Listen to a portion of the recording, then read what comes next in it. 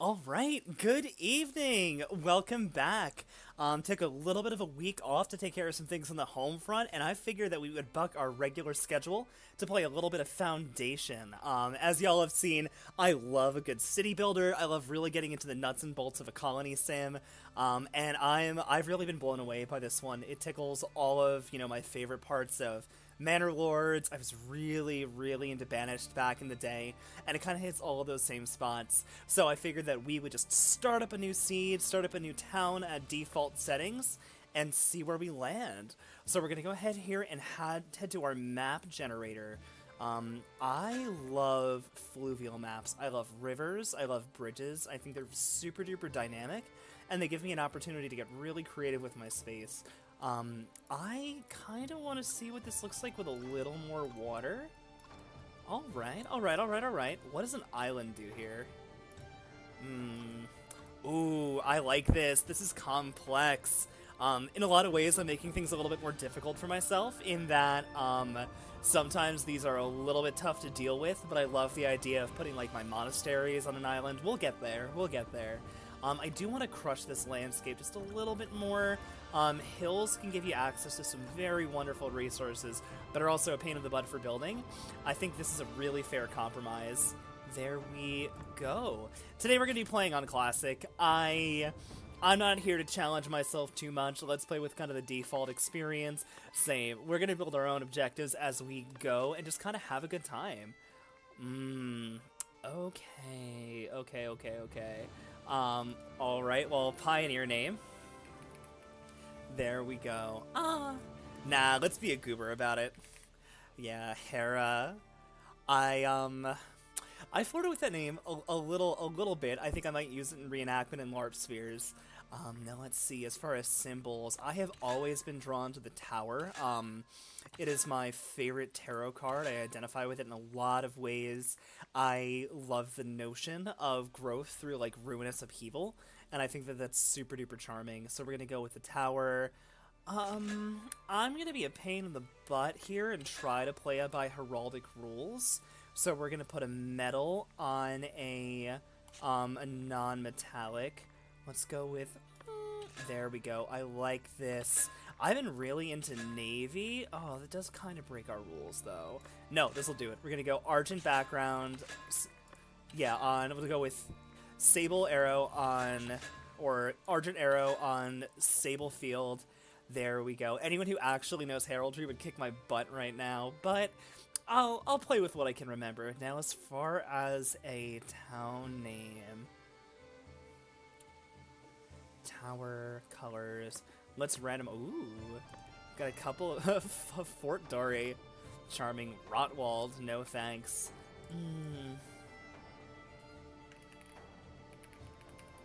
Granite Home.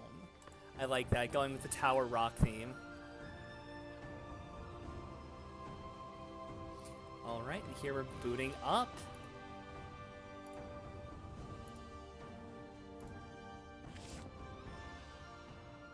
Gonna fuss with OBS a little bit. Now I've gotten far enough that I think I can skip onboarding here. So I'm gonna voice over everything I'm doing, but we're gonna kind of skip the under the hood tutorial for now. I've gotten through the basics at least in a lot of parts of this game on my own. So let's take a peek at what we're dealing with before we purchase our first territory.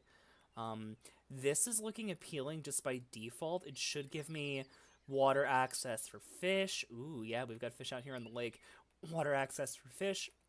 We have stone on the property. We've got ways that we can go, probably for some pretty productive hunting grounds. Yeah, I like what they're serving up. We're gonna go with it. All right. Now, I think, there we go.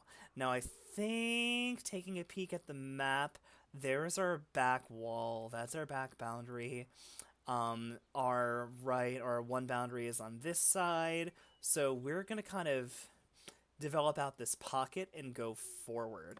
So I think I'm going to place my center of town right here.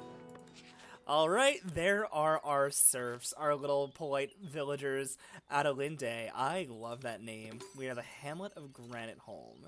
So we're going to go ahead. I'm going to voice that over myself. So let's get a couple of basics going. So we're going to need to build anything. We're going to need to build a builder's workshop. Not any huge mineral deposits, but that's the double-edged sword of not going with a mountainous region. So I'm just going to kind of place you here. I want this all to be fairly central. So if we do some foresting by the coast, yeah, I'm going to pack our little woodcutter back into the corner here. And the reason I'm doing this, for folks who haven't had the chance to play with this game yet, is several production buildings are undesirable to live next to. You don't want to live on a factory, your villagers don't want to either. So we're going to kind of separate them out from where we want folks to live. We, of course, need to eat, so I'm going to pop down right close to the center of town. I like this. As long as we don't clear-cut this region, these berry bushes should stick around. I'm going to go ahead and drop a gathering hut here, a forager's hut. Yeah, gathering hut. We're going to need a well, and I like to put this kind of central to our residential areas, just limit the travel time for folks getting their water. We will eventually need some of these rock deposits to build out our initial well and getting started. New migrants already, excellent. So I think this puts all of our essentials in place. I'm going to assign some folks to this woodcutting camp, and I'm going to designate a region for folks to live in. So here we go. Yeah, I'm kind of feeling center of town in this area. This is an excellent start. We have a lot of room to play with. You know, I'm just going to paint in there, and they're going to drop their little houses where they want. I need to designate a wood cutting zone, so I think we'll cut off in this direction. That should be enough to get us started. I'm going to go ahead and pop in a forester camp right off the bat and a sawmill just to make sure we've got a nice steady supply of some of those lumber components and that we don't end up, say, uprooting some of these native berry bushes to keep up our lumber production. So I kind of want that to be a little self-contained cell. It just does what it needs to and gets us through the early game. All right, our gathering hut is set. Last component, we're gathering the food, but we actually need to feed the people. So let's pop down a market. I love, for the early parts of this game, kind of building central around this well and really kind of thinking about that as the center of my town. So I'm going to go ahead and pre-place. I'm going to place a market stall that'll vend our berries. We're going to want a couple of different kinds of food, and I'm not all that hard up for fabric. So I'm going to go ahead and pre-place a couple of extra stalls. There we go. And that will be for some of our starting food. So we'll have fish at one, we'll have meat at the other, and that will get all of our villagers' basic needs. This costs tools, but I think we can afford it. Let's pop a little sign right here at the front. Let them know that, yes, we are coming to eat bread, or, well, not bread yet, but we're coming here to buy food that's going to increase our villagers' enjoyment of the area and earn us renown with the labor estate. We'll be spending that later for some interesting upgrades. Advice, needs, and happiness. Yep, exactly. So, oh, look at him go. Yeah, so the system determining your villagers' happiness, and at higher levels, once they start to progress and become commoners and citizens, they have these needs. If these aren't fulfilled, your villagers are at risk of leaving, and that is very not good. For our serfs, which is just our basic starting level, ooh, we can assign people to our stonecutter camp. Excellent. But for our serfs, we're going to pick on Belcalore. Ooh. We're going to pick on our builder for a little bit, is to get by, she needs water. She needs, which just comes from a well. It's unlimited. It's a pretty easy resource. You just have to do your due diligence of building wells in your residential area. Rustic food. So she needs access to any of berries, vegetables, or fish. Here, we're going to do berries and fish. Vegetables are grown in a monastery, and we're not quite there yet. And finally, we need some kind of housing. We get that by designating these areas that we want housing to be developed in. You don't place housing, and I think it's really creative, it's really charming and unique to the Foundation experience, is you designate the zones in which they will build housing, and your villagers will go ahead and do it. Just set them where they want, and you get these beautiful, really organic-looking builds. But yeah, with those three, she'll have everything she needs to hang out. Beyond that, to really push happiness, We need some refined food, any of meat, bread, or cheese. They're kind of more intense to gather in that order. So to begin with, once we get our footing in and really kind of get our little camp set up, we're going to focus on getting some meat. Later, we'll branch out into bread and cheese at end level. You really want all three, but for now, meat is fine. And finally, they need access to a church, as they need somewhere to pray.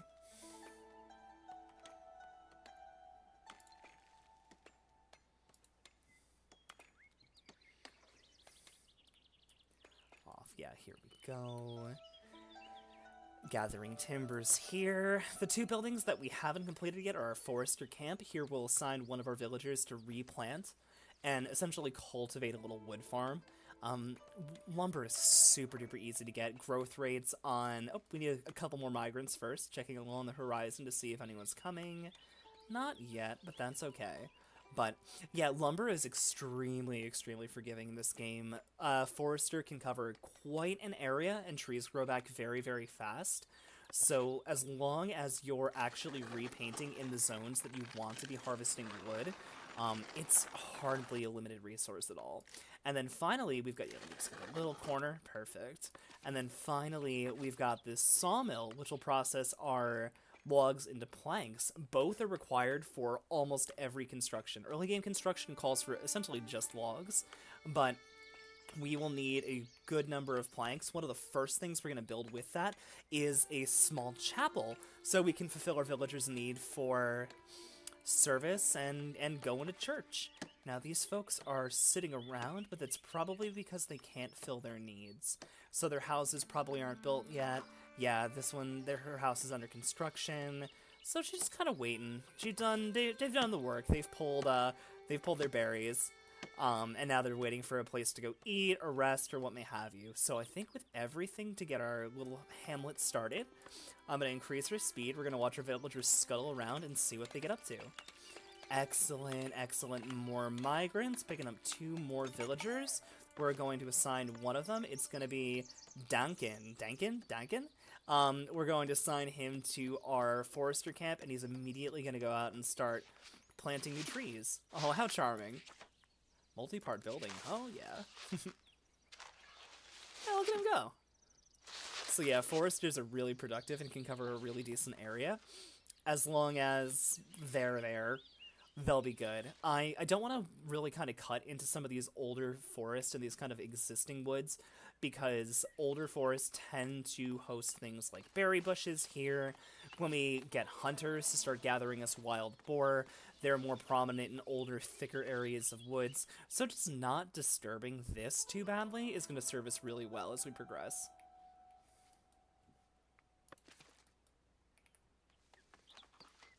Love the soundtrack. It's so relaxed. I remember that being one of my favorite parts of Banished, too.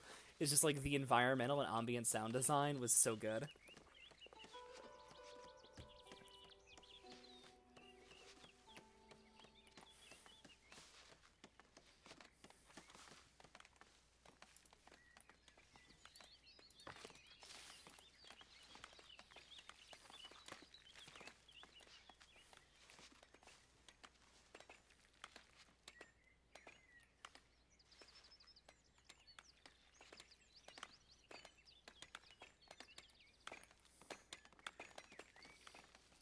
We're not going to see a ton of activity because with all of our villagers moving in for the first time, a lot of housing is going to go up at once, and that occupies a lot of their time. We're not necessarily hard up on resources. It's the early game. We're going to kind of scratch what we can get.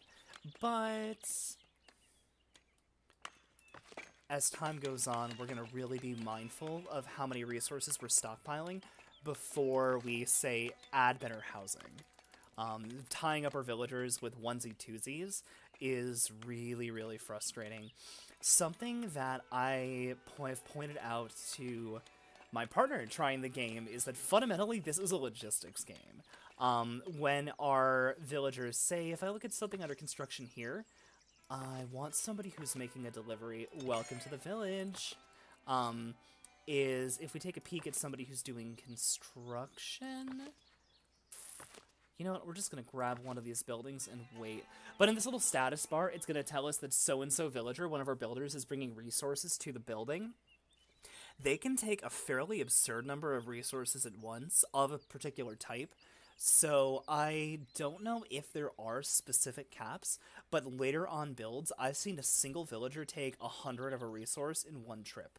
What that means is if your resource is stockpiled and you can essentially pay for the entire construction cost out of the gate, your villager's only going to make, say there are 4 resources and you have everything you need to build those, your villager's going to make 4 trips.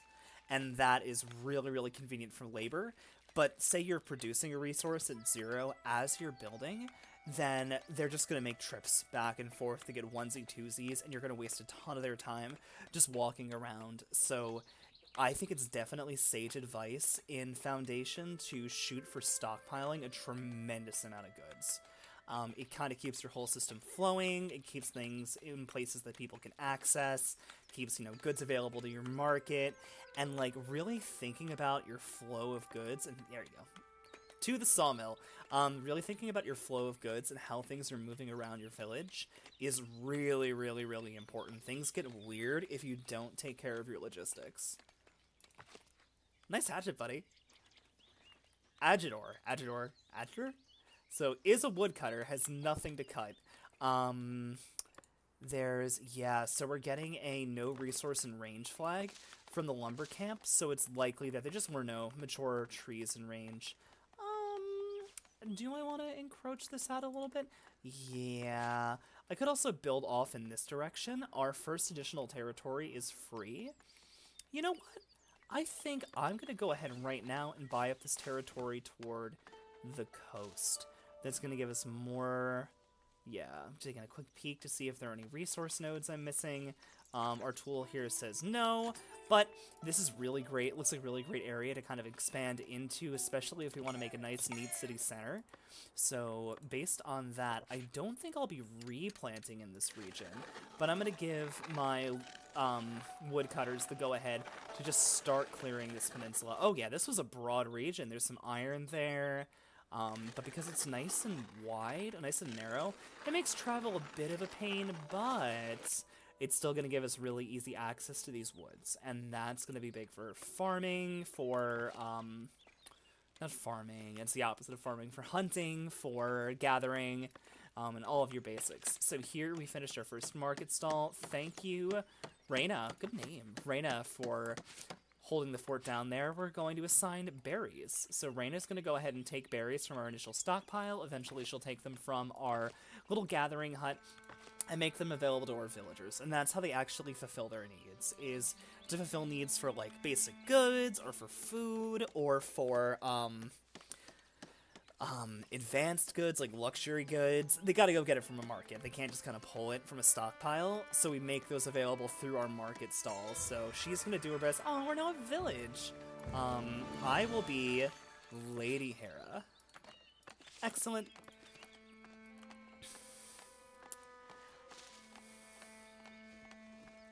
Yeah, so to make our goods available to our villagers to fill their needs, it's gotta be in a market.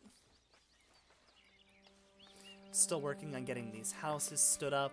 So villagers, to be satisfied, need housing next to their place of work, or relatively close. It's a pretty forgiving range, but as we kind of designate a wide area that we're comfortable with those folks building in, then they'll gradually kind of populate out. They'll choose spots and natively build houses close to where their jobs are. And that's really, really handy. For these starter villages, having these, like, the little huts, these little surf shacks with thatched roof, little houses, it's fine. It's pretty low density. We're going to deal with that later. For areas where we have, like, all of these work sites that are kind of attached to natural resources, and we're kind of spread out by how we have to build, it's not the worst, but having that amount of sprawl makes traveling to central locations like your markets and your depots really challenging. So eventually, once we start to build more dense jobs like production jobs or service jobs, we're going to focus on getting a little more housing into our city center. Yeah, still working hard on that market. Yeah, 60 lumber, which is quite the investment out of the gate. But early on, we've got a couple of other dependencies we're working on. We're actually overstocked on stone, which is great. How can we advance? So here's our progression menu, the way that Foundation is set up. You have kind of common upgrades. These become accessible by just, in general, improving your town to increase its prosperity, and these cost gold. So we'll buy these with money. One of kind of the central features of this game is esteeming yourself to the 3 estates. The labor estate, the royal estate, and the clerical estate. That will give you access to their particular goods. Those are unlocked by having splendor with that particular estate, which also comes from having nice monuments dedicated to them. And you spend that with influence, which you get by doing them favors, building nice stuff. So, you know, in the spirit of solidarity, I usually start down the labor estate first. In general, labor is going to improve our housing, it's going to improve our living conditions for our villagers, it's going to make our town operate better. Kingdom is the one that I'm the least familiar with. We send our folks out on military expeditions, we get access to some interesting resources, yeah, being able to produce things like war rations to feed our troops, and there's no military game in Foundation, it's just not that kind of play, but your military goes on campaigns and does stuff. I know the least about that section of the game. I have not explored it much. Then you get the clerical estate. Build yourself a monastery, and that produces rare resources, such as herbs and wine, and is just, funny enough, not unlike in the medieval period, it's an excellent source of cash flow for your kingdom, because these folks will just cloister themselves away and produce some fantastic resources. So typically, I'll bounce between labor and clergy, but depending on the resources we've got, we're going to play around a little bit. But first things first, we want to unlock storage that enables warehousing of our goods, and fishing, our second primary food source. So here, I want to think a little bit about where to put a fishing dock. So of course it has to be on the water. Interesting. We don't have access to really any fishing points on this river. There's some out in this, like, small, I guess you could call this a delta? And then this lake has plenty. So I'm gonna kind of take a chance and see if I can nudge a fishing dock. Yeah, fisher's hut. Right toward the edge, hoping they can get a ship out to, or a little sailing boat out, or rowboat, excuse me, out to, these fishing points and gather that. But if they can't, we might want to think about buying that territory or trying on this side too. Alright, second market stall is complete. We just talked about it. We're going to put fish at that one. Alright, woodcutters are cutting. Forester is foresting. I think we're going to expand. Considering we bought that territory, we're going to give him a little more space. I haven't quite figured out the trick of balancing how many foresters for how much space for how many woodcutters. But the thing we want to do is make sure that essentially our forester is fully utilized, planting everywhere he can, but we still allowed ample enough space so those trees have time to grow. So there is some magic number around space. I haven't found it. Nothing on the UI really tells us that. So we're just going to kind of navigate by vibes and see how we do. Second stall going up. New villager has arrived. Welcome to our town. Welcome to Granite Home. Yeah, we're a little constrained on lumber. That's okay. What I could do is I could temporarily pause production here and let them stockpile just a little bit of wood to make sure that we have enough for some of our initial projects. I'm going to put our first warehouse... I'm going to put our first warehouse here. This will stockpile logs and planks. So like I had said a moment ago, it really helps for construction to have your goods for building stockpiled in advance. When you've got that, then your villagers might only take 2 or 3 trips to set up a new building instead of running back and forth. That's going to make our lives significantly easier. So by just having a stockpile of our real basic goods, we're going to do ourselves a huge favor. I don't know if I love the placement here for stoneworks. Eventually we want to make a stone, not just the stonecutter's camp, but we want a what is the name of the building? Because I keep wanting to call this a stonecutter, a stonemason, who will process those into polished stones, which are necessary for more advanced builds. But that's a undesirable building. People don't like to live next to it, so I don't really want to stick it in the middle of the city or the middle of the town. So up here by this stone node feels right.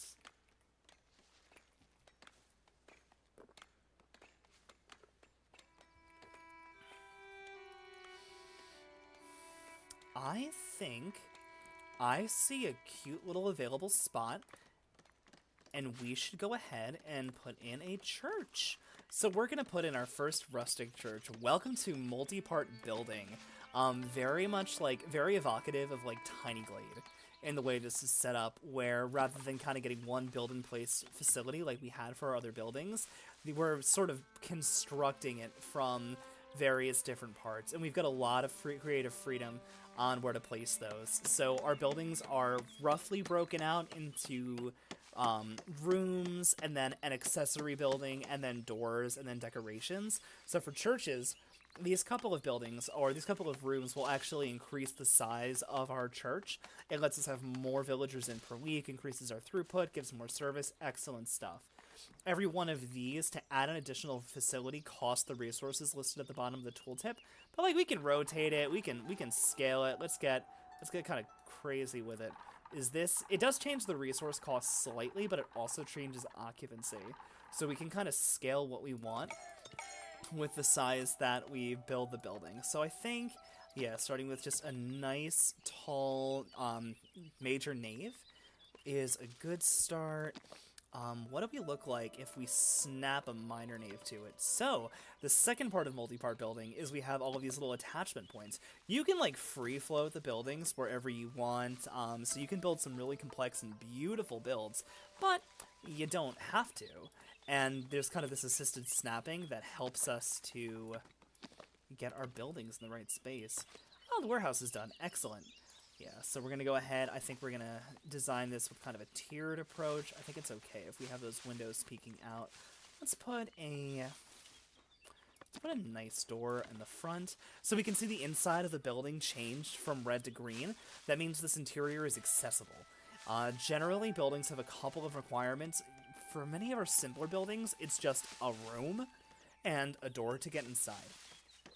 Because it's a church, we need a bell tower. That's a little out of sorts. Yeah, that feels better. Yeah, I think that's a nice start, and once we advance a little bit more, we can possibly build onto this, build more occupancy, put on a second church, put a different church somewhere else.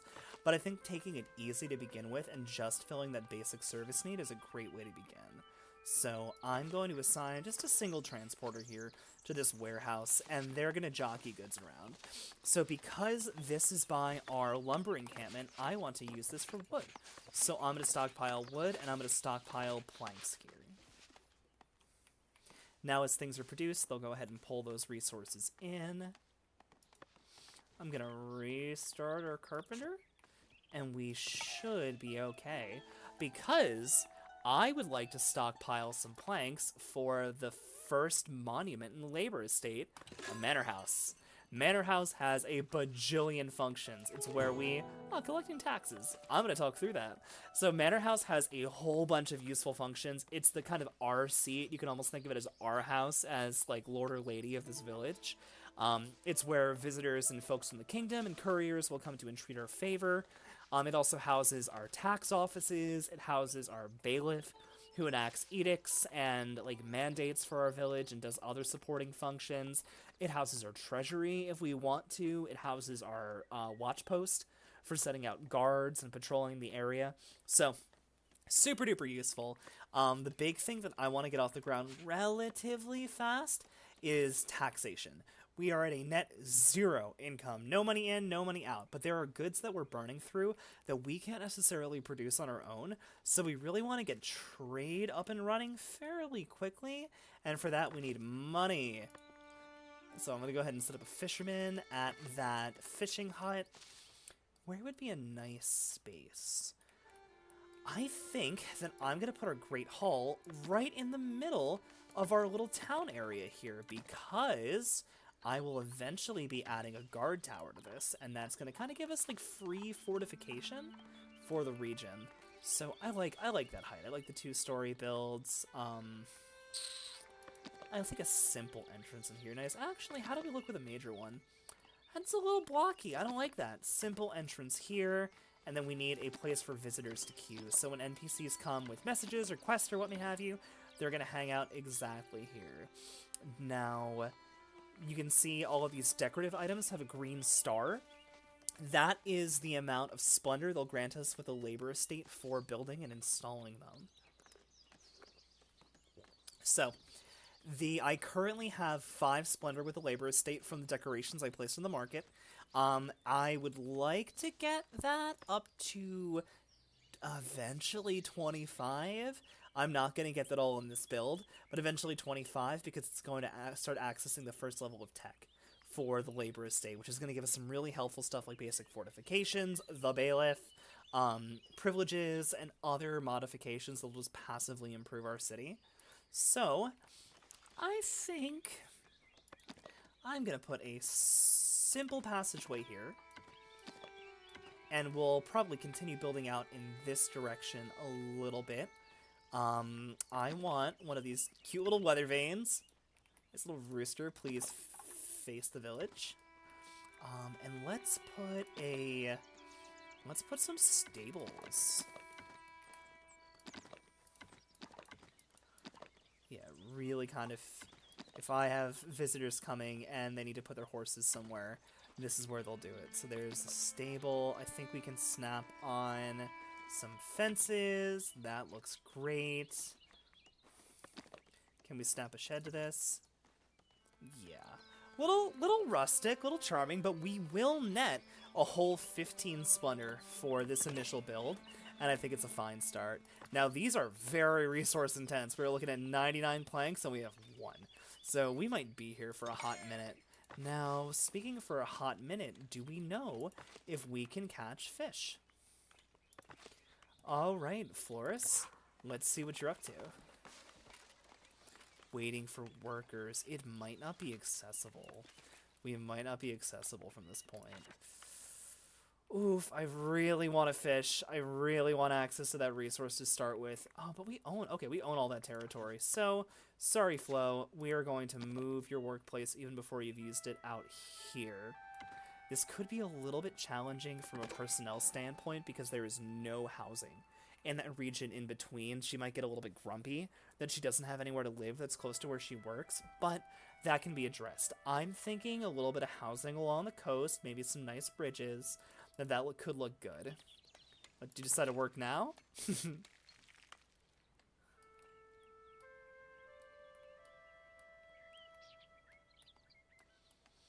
How are we doing on our church? That's actually much closer than I expected.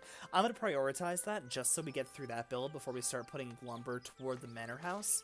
And I'm going to go ahead and pre-assign a village priest. She's not going to be able to work until the church completes, but because she's assigned here, she can pick a house. She's kind of out of my, my unemployed queue, which is going to improve our immigration rate. And speaking of, 2 more. Excellent. Same here. Is eventually we're going to put meat at this stall. Did we have fish? Did we have fish before? Were we working? Yeah, I think I might have goofed. I think that hut was working. All right, I'm going to put it back there. I'm only losing a little bit of lumber for my trouble.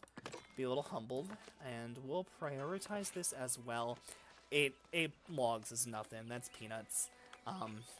So we'll go ahead and place that back. You can move buildings, you can reconfigure all of your buildings, you can deconstruct buildings, reconstruct buildings. There is a nominal cost to move those things.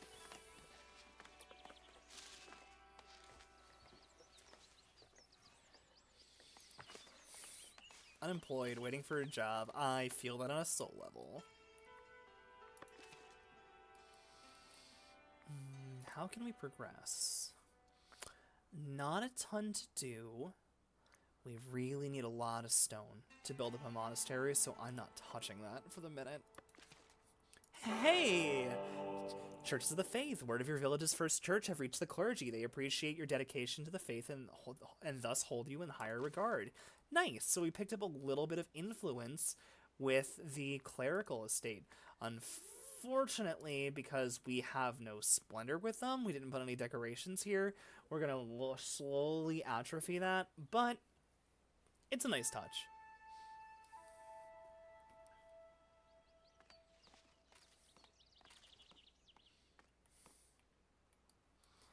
Let's see, let's explore. Yeah, I might have over-flattened this a little bit, but I think we can make do.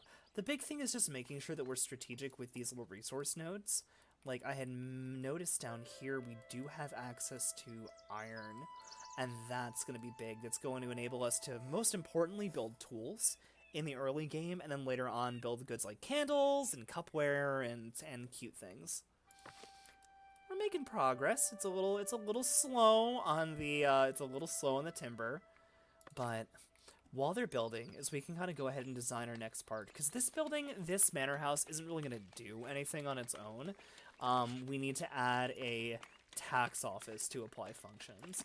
So the size of the manor house determines how many tax collectors we employ. So see, we can kind of link that through that little side building. I like that being walkway height. We could have made it passable so that we could actually put a door on the inside, but I think that's okay. We'll evoke a little bit of symmetry in this build. So here we are. Isn't that charming? You know what? How does that look stepped down a little bit?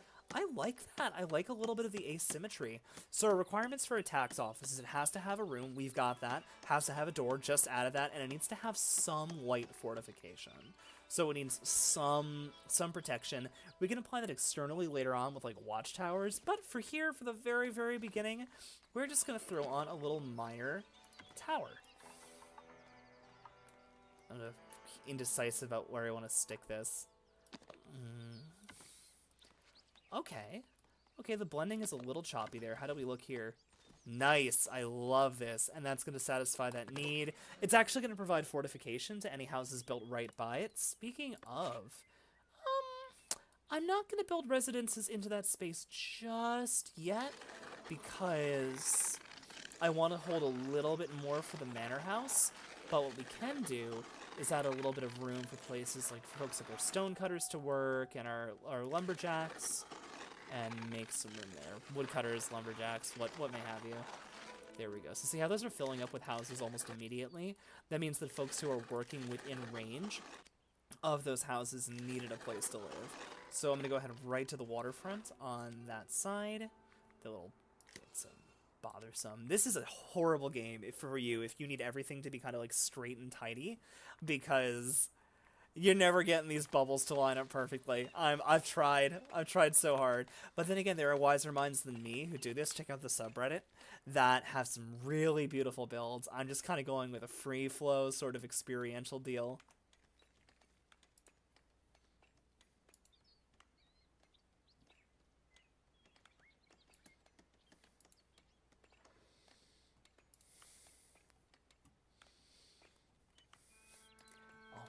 Check on a few things. There we go. Oh, cool! Our church is up and running. Our villagers are getting the service they need. Ah, yes, a message from the kingdom. The kingdom acknowledges your hard work in establishing your settlement. I am but your humble servant. Give me the money! Let's see. An isolated community of fishermen is looking for a kind-hearted builder. They need help constructing a bridge to connect their village to the rest of the realm. They don't have much to offer, but they promise to spread word about your generosity amongst the laborers. Okay, so we can cash in for a little bit of labor influence by drafting a blueprint. We have some pretty skilled villagers to start out, or builders to start with, so we're going to do that. That actually brings us up to 20 labor influence. That's great. Considering our cap is 10, I want to spend that stuff. And how I'd like to spend it is by opening up a trade route. We're going to open a trade route to Trotburn, and that's going to give us access to some exotic resources we wouldn't be able to make otherwise at this phase of the game. Importantly, it's going to let us sell goods. Every one of our buildings, every one of our advanced buildings, every one of our territories, except the first two, incur an upkeep cost. We can view that here. It's actually what's kind of dragging my balance, even though I'm not really spending anything. Excuse me. We can offset that by taxation, trade, like many things in this game. The best way to go about it in general is a mixture of all three. Taxation, trade, and like in-services. I guess fourth would be one-off quests, but I don't really consider that the most stable support.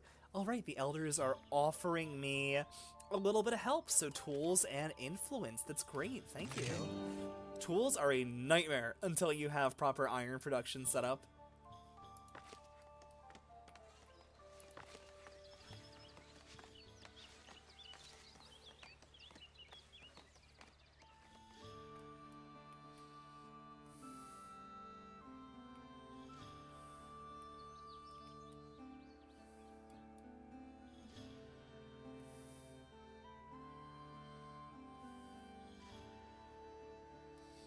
Look at us humming along. It feels great.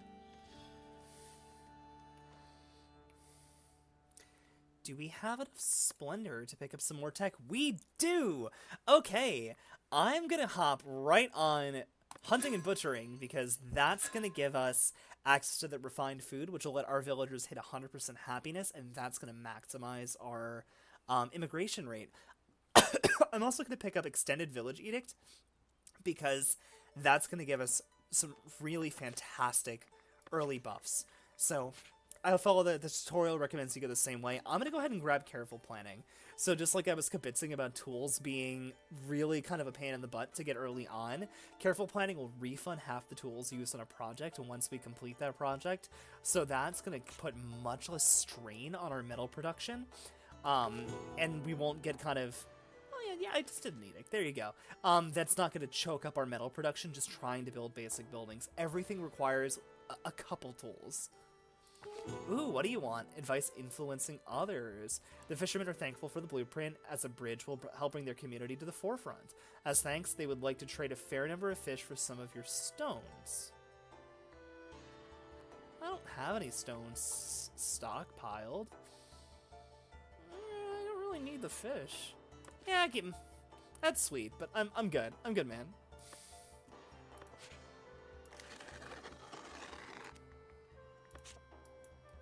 Why is that still displaying? Do I have a tooltip lit up? Nope, there we go. Ooh, food diversity. We're talking about that, improving the lumber camps. I should do that. So we are cutting planks faster than we are harvesting them, and that is not great. So I went ahead and bought an expansion to our lumber camp, and here we're going to put in a couple more workstations. So now that Humble Lumber Camp is now a multi-part building, and we can put in all of these cute little accessories that let us house a few more lumberjacks. So let's see, we've got these limbing post, which is very punny. I'm going to go ahead and put one of these here. This is going to add one more open laborer. This is going to add another one.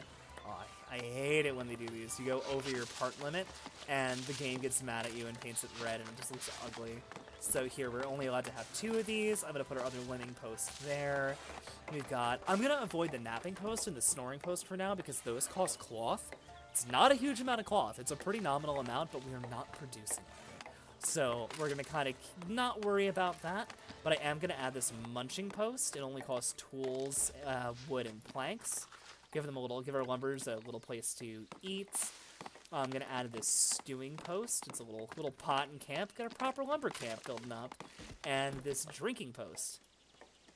There we go. These white arrows indicate the direction of movement that villagers will use to access these locations. If any of these are covered and turn red, it'll render the building non-functional and throw off pathing errors. We don't want that. So I'm making sure here for all of our little spots we're deconflicted, we have access on each side, and I'm going to go ahead and drop that in. Eventually we will get some more folks to build up our lumber camp, and we can take in much, much more wood. Where did you get those first 4 fish? If you're not fishing, you're producing resources. You might just be consuming them faster than we're getting them out? I'm confused. Fishing is a very interesting part of this game, but we'll get there. All right, let's see you at work. I need to see how this goes. Nah, just back and forth. I am so confused. Well, she can sort herself while we think about where we're going to place some hunting grounds. So I was kind of holding on to this wooded region here, hoping that there would be a good density of wild animals, and there is. Oh, okay, excellent. Yeah, there's actually a really good density of wild animals here too. So I think instead of cutting down that region, we are going to do some hunting here. Yeah, let's get a good barrier.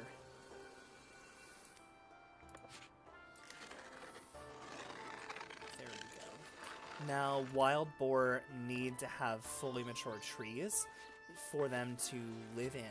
So clear cutting the space or leaving just, oh, I don't want to do that. Clear cutting the space or trying to like hunt in young forests is kind of a waste of time. So what I'm going to do here is this kind of overstretches a single forester by a little bit, but I'm going to paint in a little bit of extra reforesting area. That's going to help kind of densify this region, get a little more game to spawn, which is great for us. Speaking of, let's get this process going. So I think, yeah, we don't have any residences in here yet. I think tucking our hunting lodge up in this direction, a little bit closer to our hunting grounds, will be perfect. Let me see where I painted that. Oh yeah, right on the boundary. I don't want to build too far in because I don't want to get the wild animals to leave. But I'm going to place our hunter's hut here. Now, villagers can't eat just boar. It has to be prepared, so for that we need a butchery. And we'll sit that pretty close. We don't want it close enough that it causes this area to become undesirable, but we want it accessible. Like I said, the kind of our biggest time killer in Foundation is travel time, and by limiting that, we're going to be way ahead of the game. And I'm going to place here a granary. And this is something I got into the habit of relatively recently, is placing resource storage by our producers, or kind of in the middle of that production chain, and that lets us have a little bit more slack. So say we're like under-consuming boar, or under-consuming meat, but we have a lot of boar, it gives us a place to kind of stockpile and smooth out our total availability. It also lets us run kind of logistics. We can kind of think about them as pickup points and drop-off points. So I'm kind of treating it in that respect. Now, our available living area, it looks like it's starting to fill out nicely. I like this. Now I want to take a quick peek at where that mine is creating an undesirable space. And I'm going to paint right up to the boundary there. I can paint up to it, or I can block it out. Now, technically, if we overpaint into one of these undesirable zones, it'll be fine, because our villagers, like, the entire house plot isn't affected by this. It's just where the house itself is. There we go. So no one's moving in immediately, despite the amount of excess labor we have. We're up to 10 additional laborers, so we're going to kind of want to get the lead out on getting these folks jobs. But, aha, take more woodcutters. Perfect! I want this camp fully populated. That's going to really kind of push more lumber through our supply chain, get us into more planks, and get us ready for some bigger builds. Tax office is starting to look good. I'm going to pre-assign a tax collector. They'll find a place to live, probably right here. Got it, yep. Called it. Yeah, and they'll go ahead and select a place close to their workplace to live at. Everyone here is going to have really easy access to this market. Nice shirt. It always seems a little bit ostentatious that the look at him go, Isambart. The little villagers in this game are just something else. It's so fun. But yeah, it seems a little ostentatious that our tax collectors have specific uniforms, and despite our town having 104 coins and dropping, that he's got these gold chains. But like, whatever, man, you do you. Now, I do hope we finish this tax office soon, because our revenue stream scares me.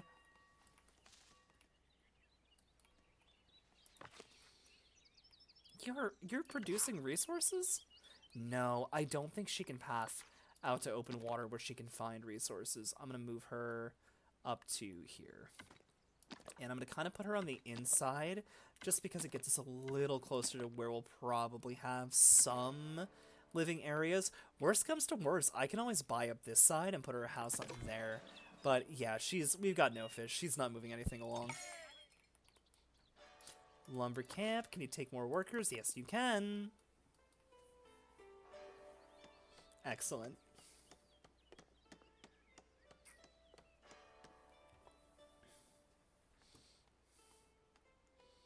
Trader is here. I'm going to take a quick pause just to see what they actually exchange. Oh, it's a shame. Trotbury buys fish. Ah, if you have your fish set up well, you can drive tons and tons of excess fish without even thinking about it. So I think I'm going to want to get us, in the spirit of making some money, I'm going to want to get our fishing operations running a little bit sooner than later. So I'm seeing 2 fishing nodes available. I do not know if they are one-to-one. We're celebrating something. I don't know if they're one-to-one, like one fisher hut per one node. I'm no idea. But I'm going to use it as a guide and see how we do. First tax office. I'm shocked they're celebrating that. Happy almost April, by the way. File your taxes. Levy funds. I'll continue on my own. So we can, through the mandates page, levy coins from our villagers, essentially do a forced collection. They hate that a lot. It's a fair way to get money in the early game, especially because there's really not a huge penalty for our serfs being unhappy. But, like, I do not want to stack this on top of the complication of, like, more advanced villager needs. So, we're gonna leave this alone until we need it, and use it sparingly. Alright, fishing hut's going up. Yes, to see, like, the reconstruction cost here is 8, the reconstruction cost here is 20.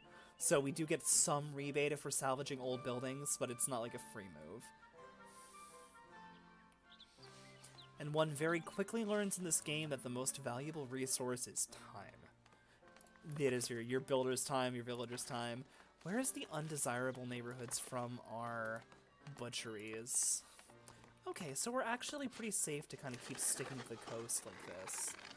And I ultimately do want to kind of open up this whole coastline, get some living... Ah, there's the undesirable zone. Perfect. Yeah, I do want to kind of open up this coastline a little bit. You can have folks living amongst trees. They'll cut down the trees for where their physical house is, but it can look nice to have a kind of an almost natural forest growing through a village like that. I think looks really, really swell.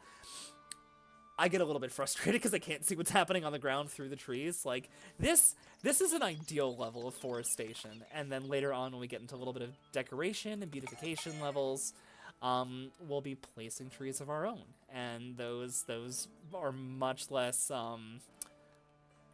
intrusive on the build. You know, just for the sake of keeping that boar population up, I'm gonna fill in that little area there. I mean, essentially, once our forester completely populates out this region, they won't path here anymore. There won't be available room to place saplings, and it's kind of what we want. Is we want like the densest, oldest possible forest to encourage these animals to live here.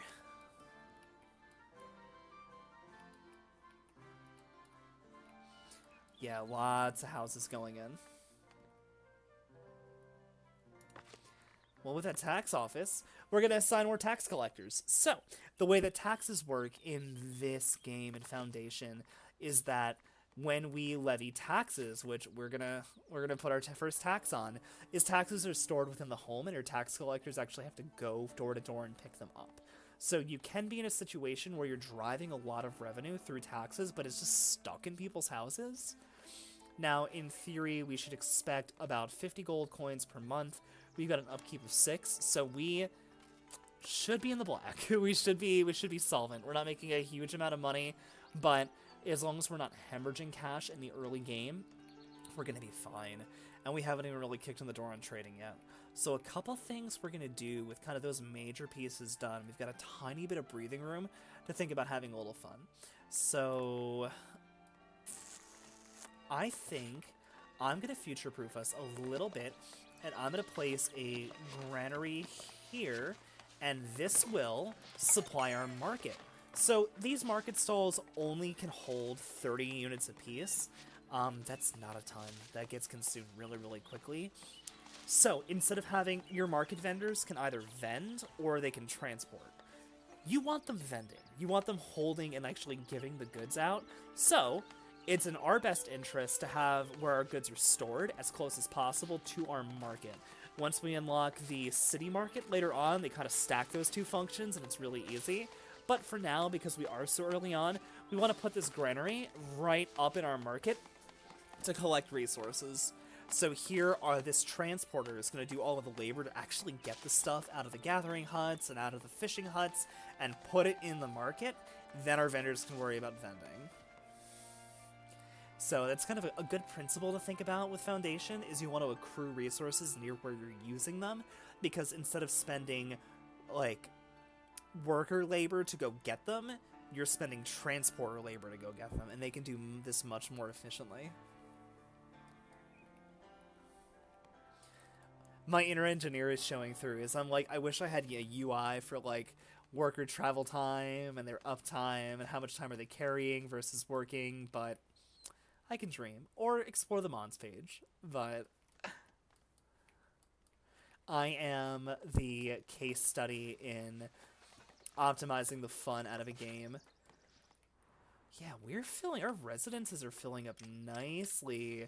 So I'm going to leave, similar to the manor house, I'm going to leave some available space around our chapel, just so we have a touch of breathing room, but I am going to expand out in this direction. Just a little bit. We can't access that stone node now, it's not in our territory, so if I do anything with this, it's probably going to be up in this direction.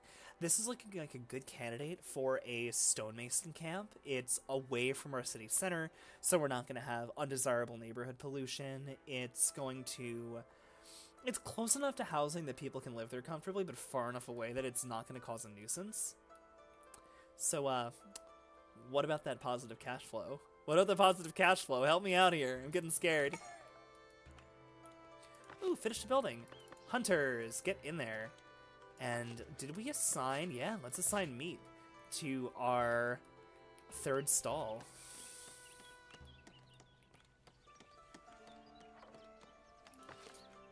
Butchers, do your thing. Okay, we have technically everything we need for the meat supply chain. And our last couple of woodcutters. That's excellent. Ooh, a quest. Profiting from trade. Already did it, bud. Good stuff. Ah, you know what? But thank you for the reminder. I have 20 planks. I can open a trade route with Northbury. They buy meat and they sell tools, and that is going to be critically important if we find ourselves strapped on tools before we get our metalworks up and running.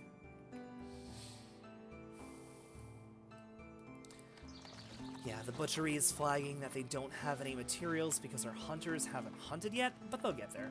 We're patient. This game really rewards you kind of putting your feet up and taking your time. It's one of the, I mean, any of us who play a ton of Colony Sims know growing too fast, too recklessly is a great way to ruin any city or town or fortress. But, like, this game really lets you appreciate what's going on and take a look at the cute little scenery. Profiting from taxation. I don't want to increase taxes. Yeah, we have some happiness to spare. We're definitely hurting on that lack of refined food and a tiny, tiny bit of a housing shortage. Let's see if there's anyone who's got some complaints about their housing. Fishermen can't use their workplace. Yeah, because we haven't finished building it yet.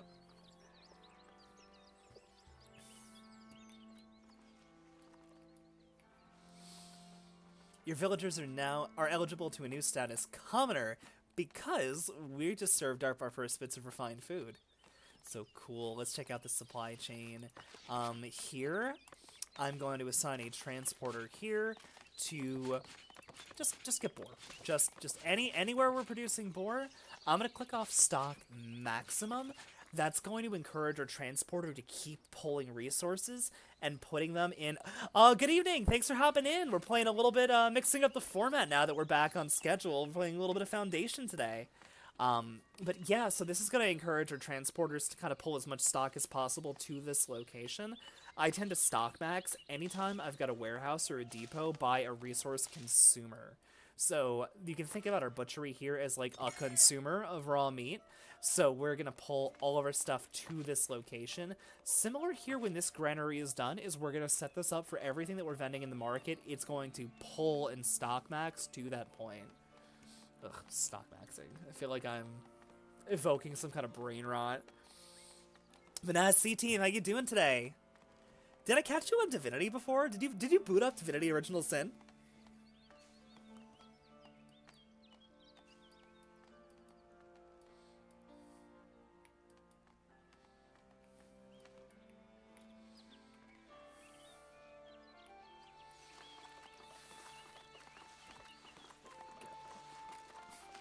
Oh, excellent. Good luck.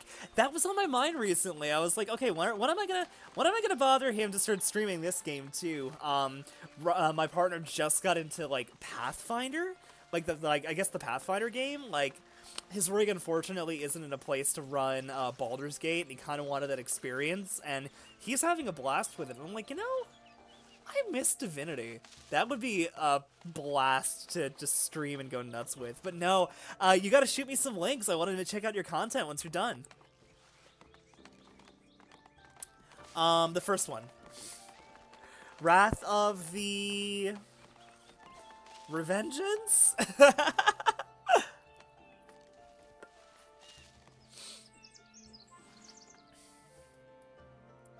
Wrath of the Righteous, thank you.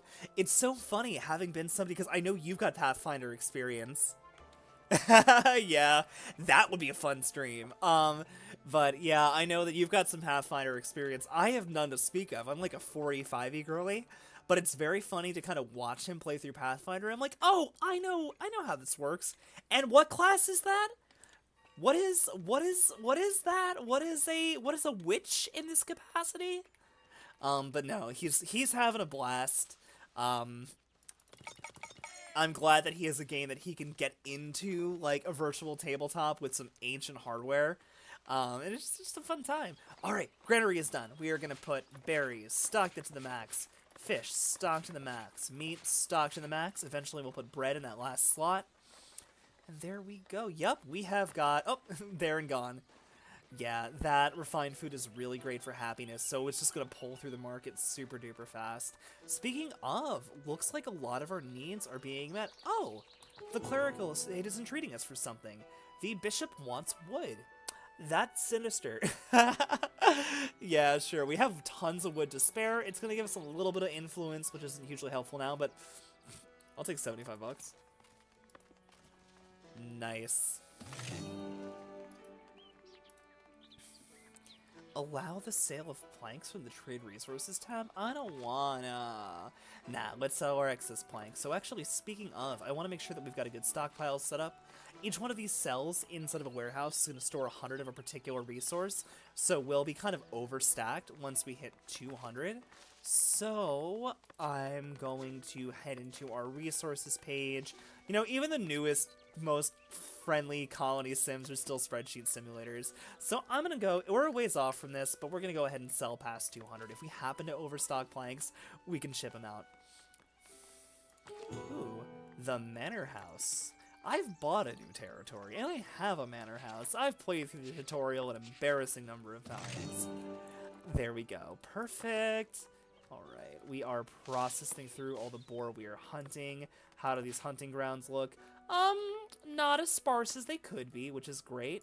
Alright, and now we can hopefully actually do some fishing. I do not know if the depth of water on this side of the lake is... Yeah, I'd call this a lake. On this side of the lake is affecting whether or not I can get out to travel, but let's give him a little peek and see if we can get out. You're into the hut. You vanished. You are looping vanishing. What are you doing? Hello? You're fishing?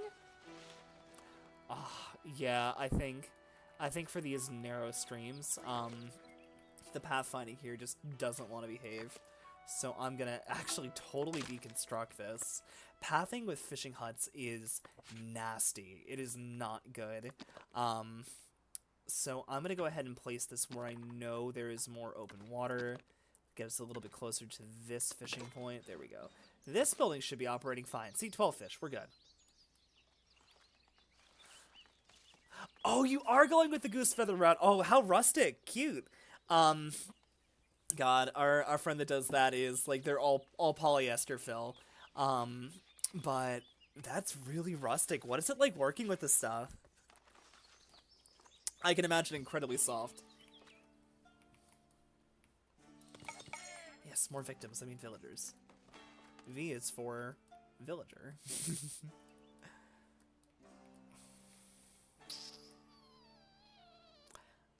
I'm in a catch-22 because I was thinking about putting some iron industry here, but I also want housing for our fisher folks, and I don't want to trample all over this space.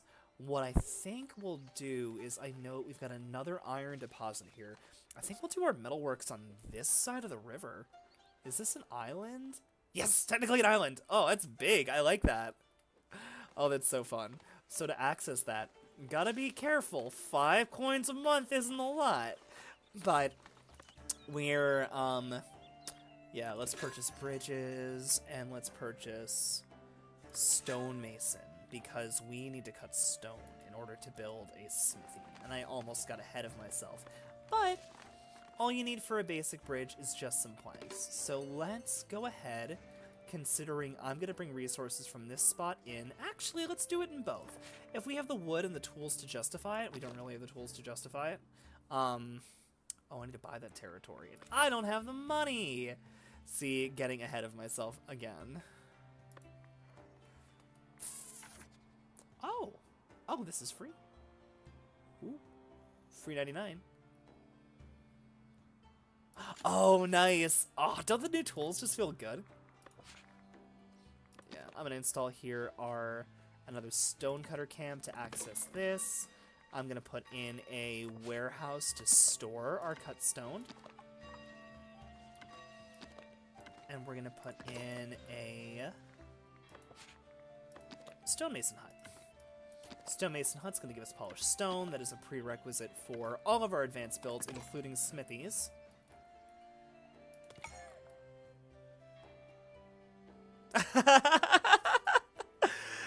God, the environmental interaction is genius in that game, but it just leads to the most insane nonsense. Like, I love it. Food store's looking good. Haha, we got fish at the market, babes. Excellent.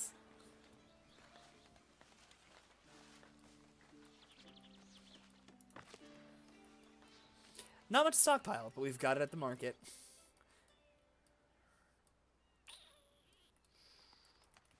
How much this should be cost? This should cost more. Yep, yeah. Our first 2 territories are free, and then the second one doesn't have an upfront cost. Oh my god, wow.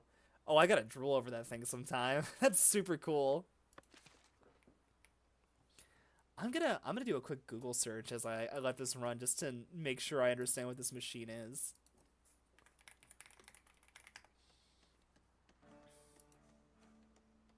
Oh, that's charming. Oh, wow. It almost reminds me of like a pencil. Well, the ones I'm seeing here, examples of pinking machines, they almost remind me of pencil sharpeners. Like, very much like that old school crank style of operation, which is really cool. Buying resources. I got this. I got this. We're out of tools. That's not good.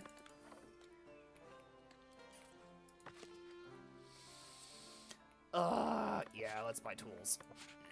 I was trying to avoid this, but alas, we need a little bit. 10. 10 tools! Not more than that, because we're broke. Ooh, the courier says... Common and clutch labor estate. I like your language. That's excellent, I love that. Oh my god, that's very her, too. It's so good. Labor estate, common and clutch with a long-term loan. They're not gonna break my kneecaps for it. See, no delivery date. Just get it in when I get it in. No, those last couple of tools should kind of carry us through. So here, similar to what we did with the wood cutting area, we're going to throw in a transporter. I'm going to get this out of here because we don't have it yet. I'm going to throw some stone here. I'm going to throw some polished stone here. Turn that back to accept all. I'm going to... do I want to encourage him to gather it here? Nah, not really, because it's not terrible to have some basic construction resources spread throughout our territory. So I'm going to kind of leave that be. But what I will do, how are we doing on housing? No housing issues. Still having issues with refined food supply, but we are having issues with refined food supply because we are having issues with input supply. We have no raw animals. Where are we hunting? We did not hunt these grounds clean yet, so we should be fine. Eventually, these will repopulate as well. Like, as long as we're, you know, reforesting and that the forest is dense and old, the boar will come back. So it definitely benefits us to, even if we're super duper urbanized by the end of the stream, we'll see if that happens, is it definitely benefits us to kind of cordon off, almost like a queen's hunting ground, and, like, leave that intact and well forested, and it'll keep supplying us with meat.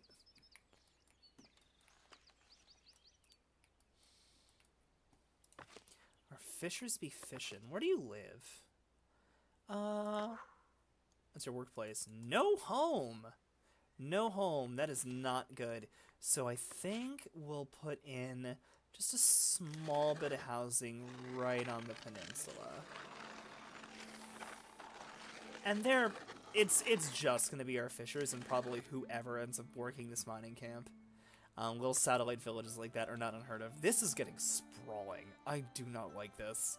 Is it higher density values? We can fit, like, these... The way that these density increases work is that by default, a basic, just level 1 density housing can hold 2 residents, and then every upgrade past that can hold 4 more.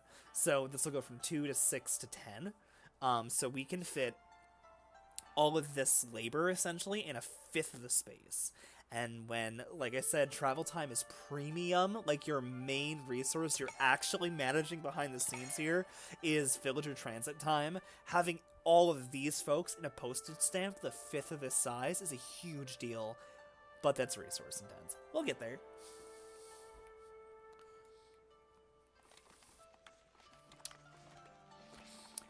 So we're kind of cash neutral, which is cool.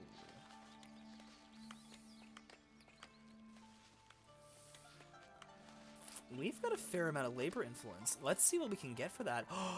Labor privilege! Oh, yeah! So privileges are like edicts. They're passive buffs. You earn them with the estates instead of just kind of buying them for your town. This is going to give us some bonuses.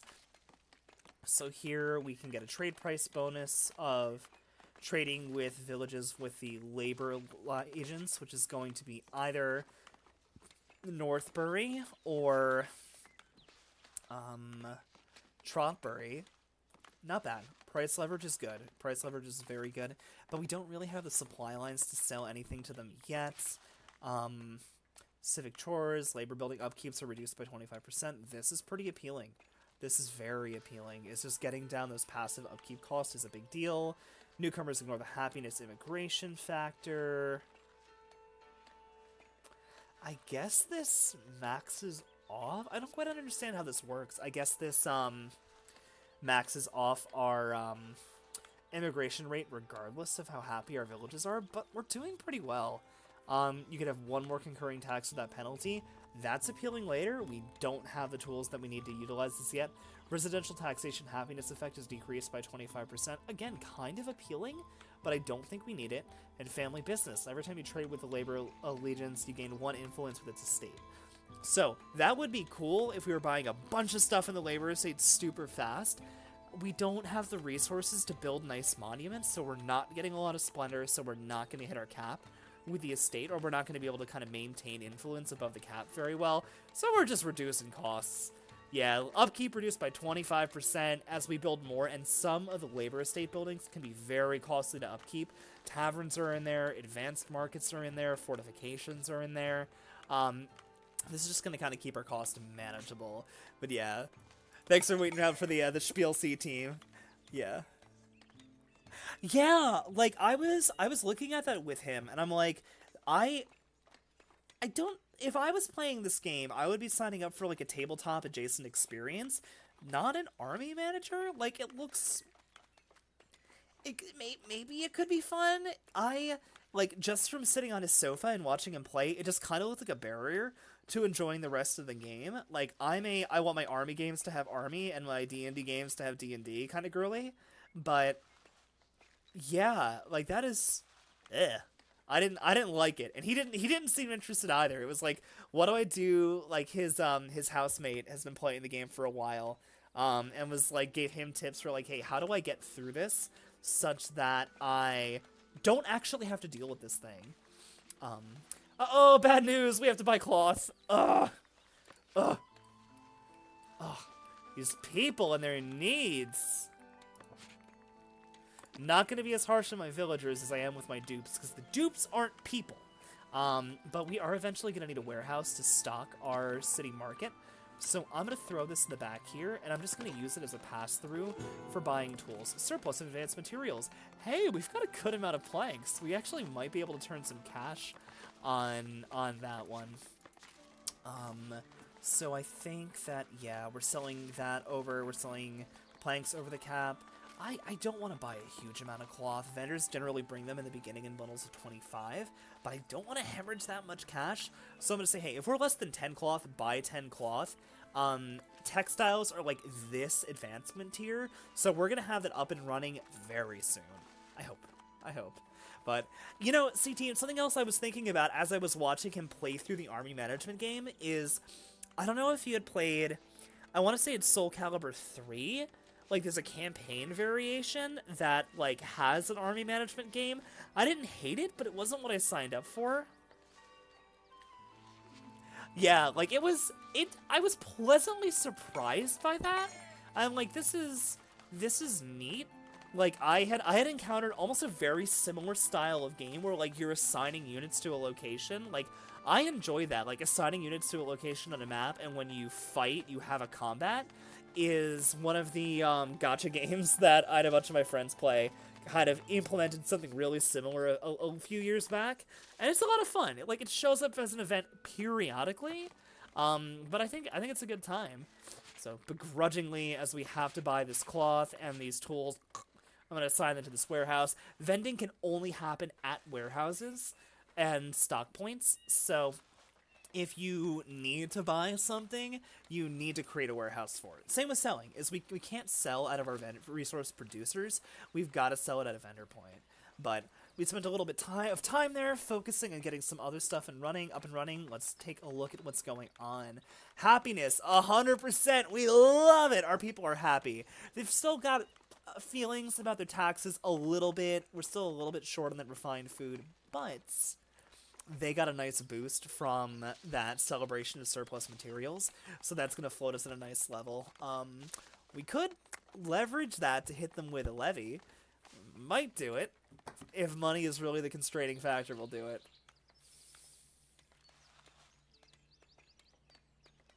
Yeah, it was like, let's get into an interesting way to go about a fighting game. It was a nice, like, I was raised on arcade mode on SC2, and like I found that to be so pleasant with SC3. It's just having like another, like, it wasn't required for me to do anything, but like it's a game mode where it's like I get to play the fighting game, but the stakes matter because I'm on a board. Like, that was a blast.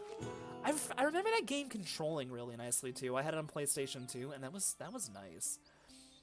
They want us to promote a villager. We're not gonna do that yet, because like many of us in real life in Meat Space, the more you work, the more you need to consume alcohol. And we're not making any. So we're going to hold off on any promotions until now, or until we have a tavern up and running. That's in our kind of our near future, but we're still kind of building the essentials here. We're like building the base. Alright, ouch my bottom line, but we've got cloth, which means we can finish the stonemason, which means we have the stones to build the metal works. That's just how the treadmill in this game works. It's just circles and circles. Alright, we've got a lot of available labor once we actually get this stick out of our behinds and get this stuff going. I'm gonna assign a second transporter to the market because we really want this thing stocked. I'm a little bit concerned with our meat intake. Do we own any other valuable hunting grounds?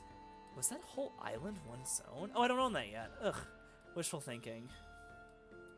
There's like some hunting outside of our territory here, but there really isn't anything of value. Oh, it was so good. It was so good.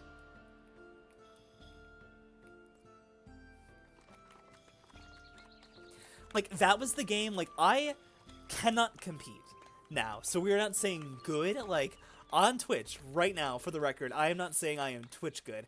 I am saying my friends picking up controllers and sitting on a couch, I was decent.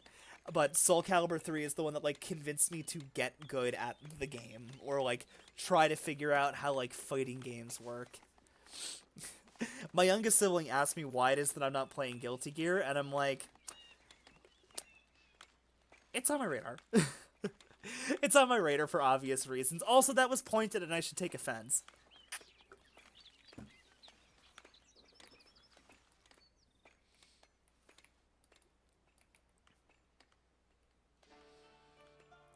But nah, it was always a special treat in college when we got to play Soul Calibur, because my crew was all like, they were, like a lot of games, they were purists. And these guys just love Street Fighter. And I'm like, okay, my understanding from the outside, from a 50,000 foot view, is like, if you're gonna pick a fighter to get good at, and like have to pick a real, like, legit one, there's a whole smorgasbord. But Street Fighter is up there, but it was a treat when I'd wear them down and be like, hey guys, we're doing cocktails in Soul Calibur, right? Please?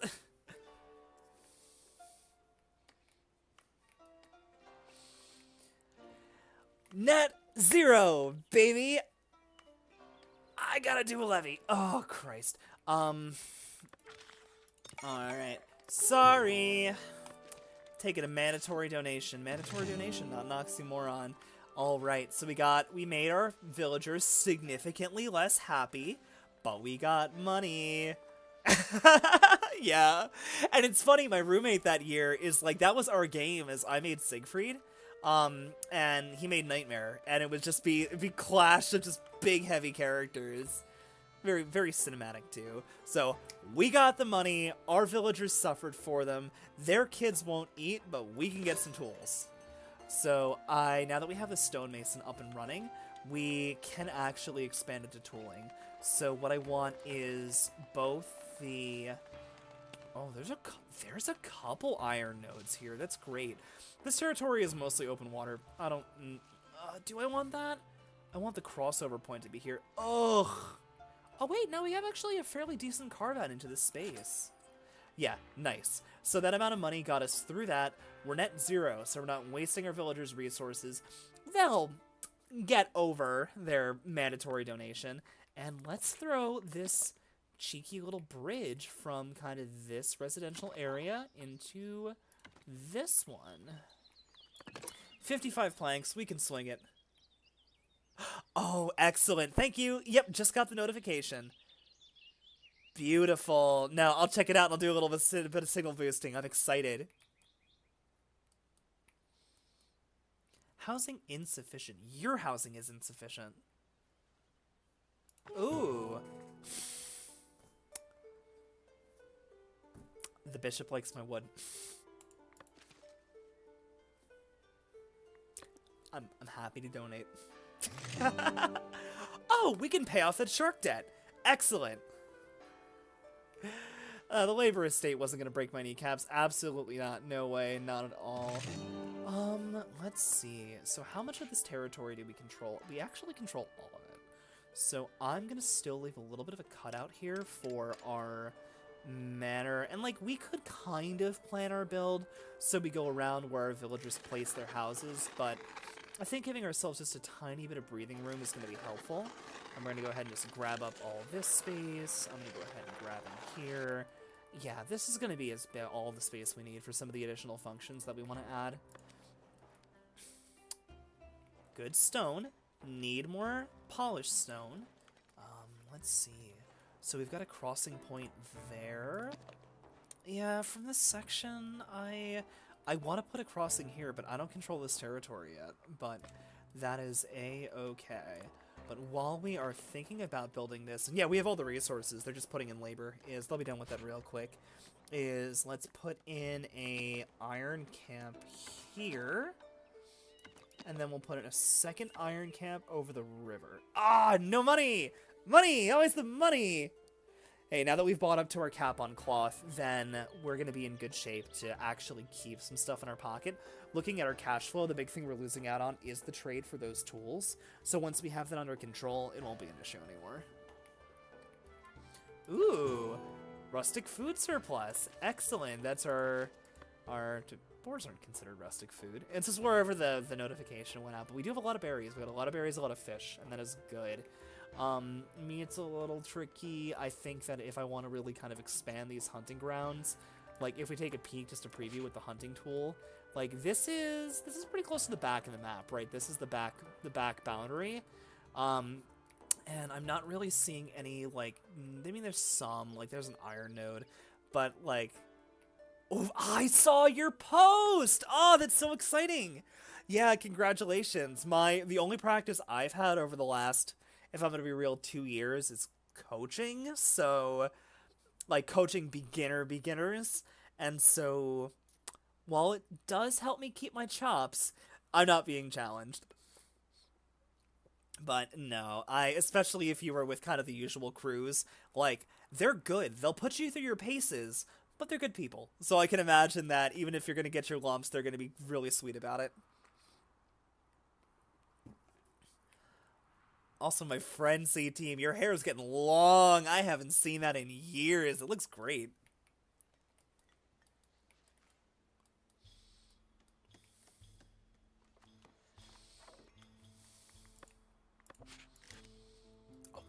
Build there.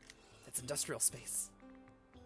Oh, good. I was joking with that. Is I at a local like queer crafting event that I went out to on Sunday. I met up with a girl who does 18th century reenactments, and we were having a laugh about like all of that stuff. And I was joking. I'm like, I do not know if I'm in a place to get my butt handed to me at like legit practice.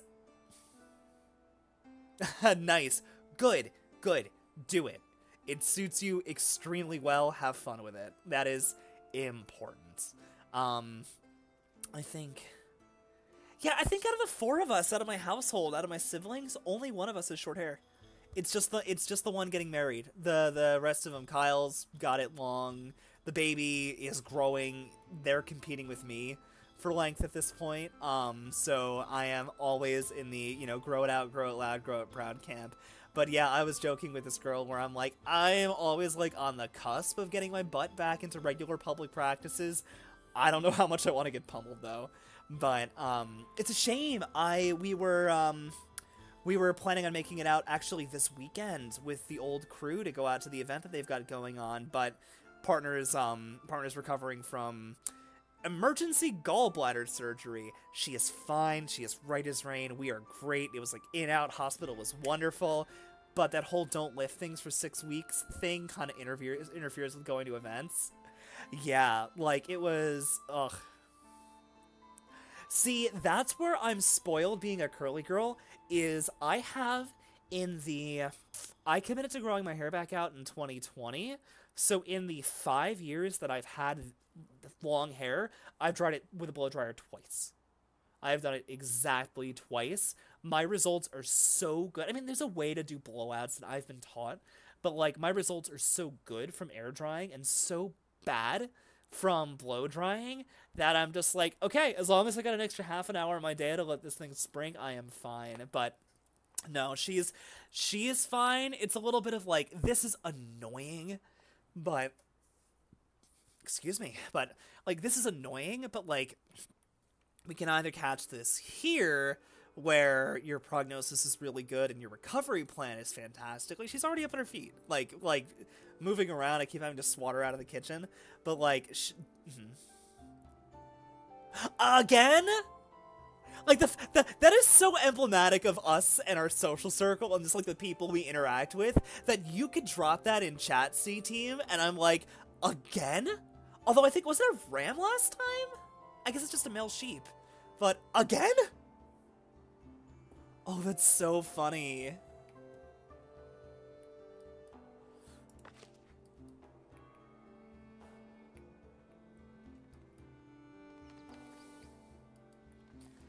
Oh, we crossed the river.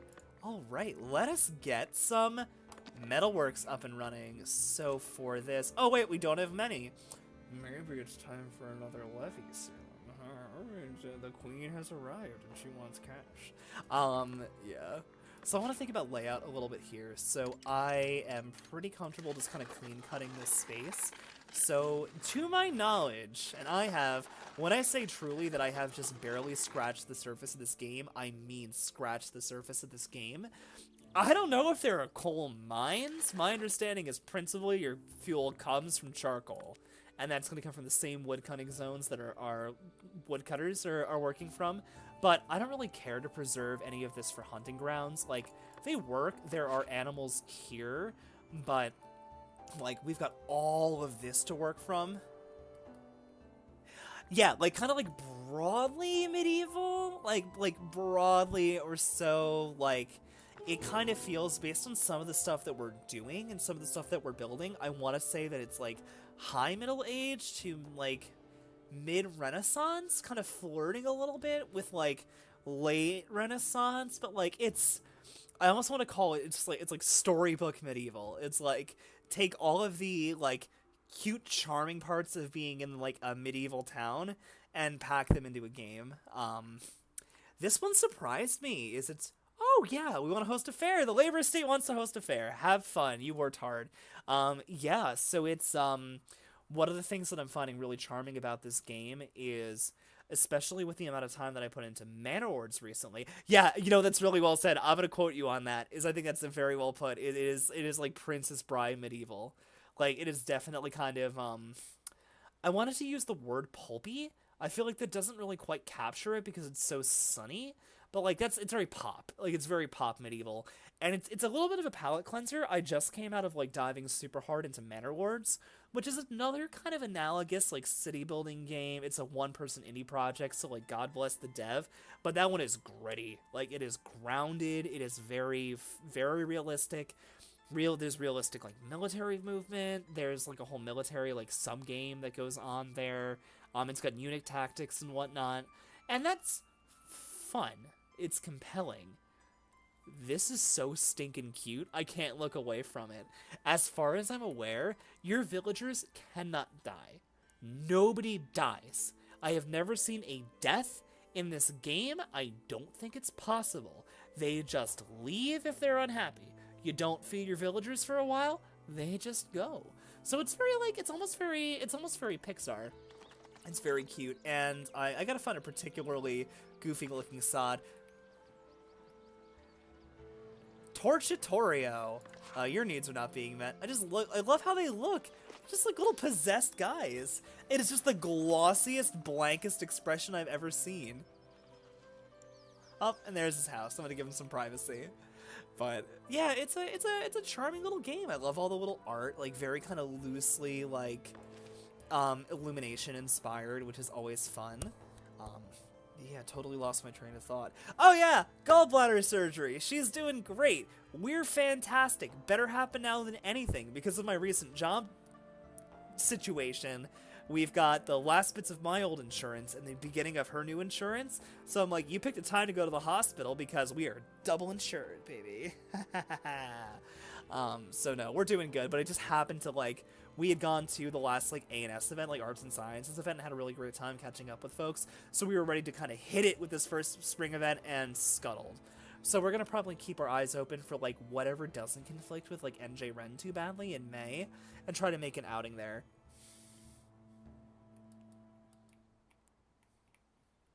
Ooh, surplus of construction materials. So this is kind of cool. We're actually gaining a lot of bonus happiness just from having a lot of stuff lying around. I am having problems with keeping enough meat on the table to keep folks happy. Delighted visitors. Excellent. Good. Oh, nice. Oh, you're showing again. That's fantastic. Oh, it's so much fun.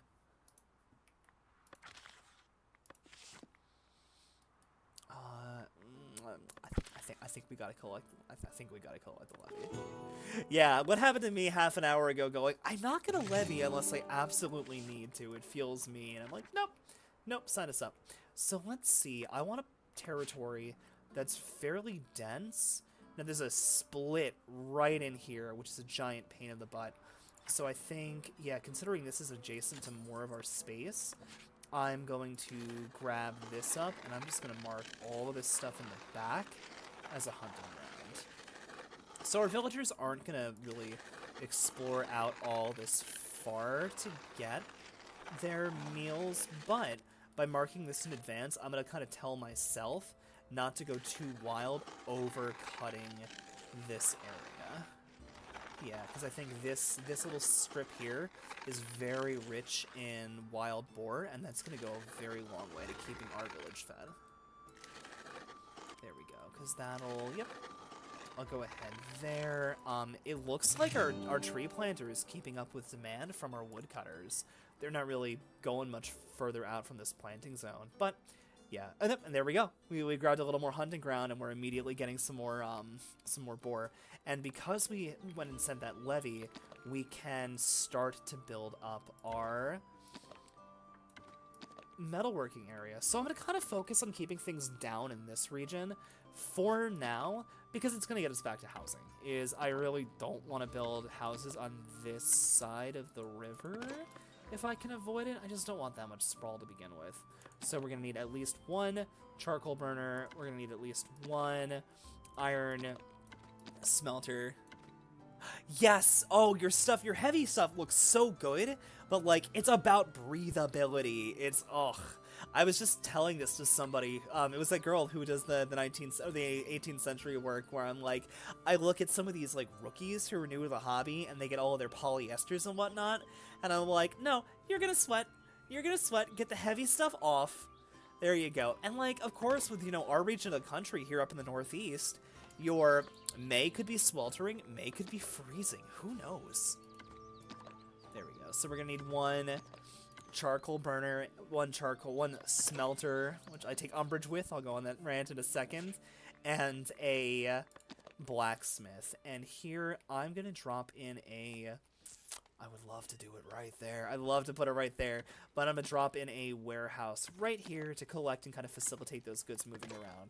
So it bothers me that this is a smelter because you don't smelt iron. You bloom it. This should be a bloomery. Iron at the period was made it a bloomery. I remember you talking about that. That sounded miserable. I'm gonna fact check myself right now. Here's the internet in my pocket. I'm gonna look this up.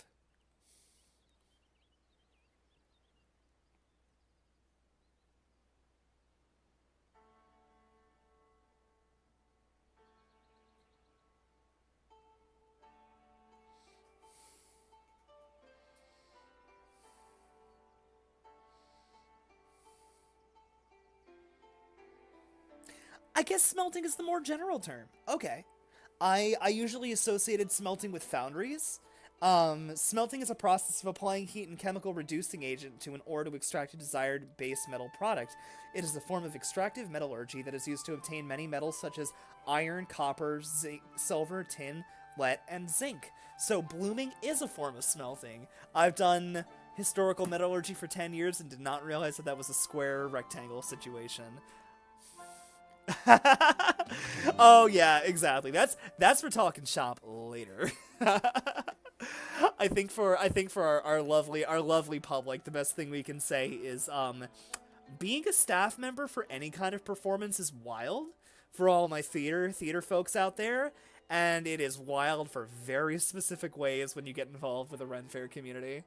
Love them to pieces, but you have all the downsides of putting on a theatrical production and all of the downsides of having to deal with the facilities work of putting on a field fair.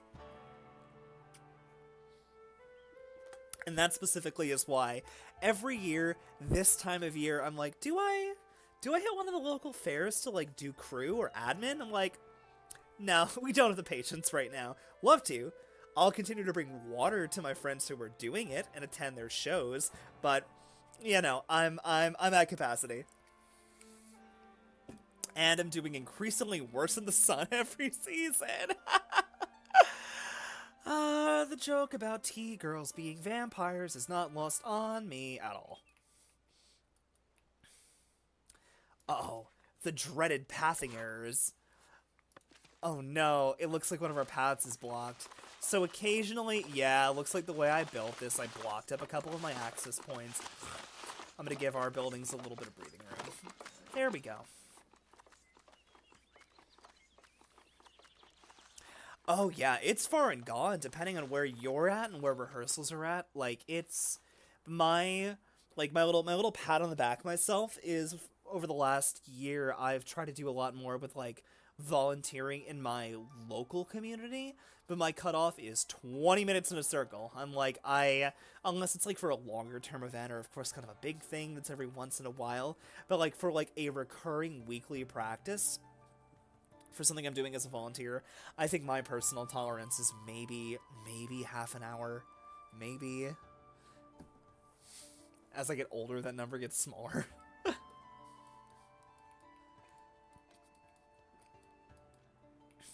But yeah, I mean, we all know it from experience. The worst thing you could possibly do is burn yourself out on one of your hobbies, and just sometimes adjusting that is the best thing you can do for your relationship with your hobby and with your friends.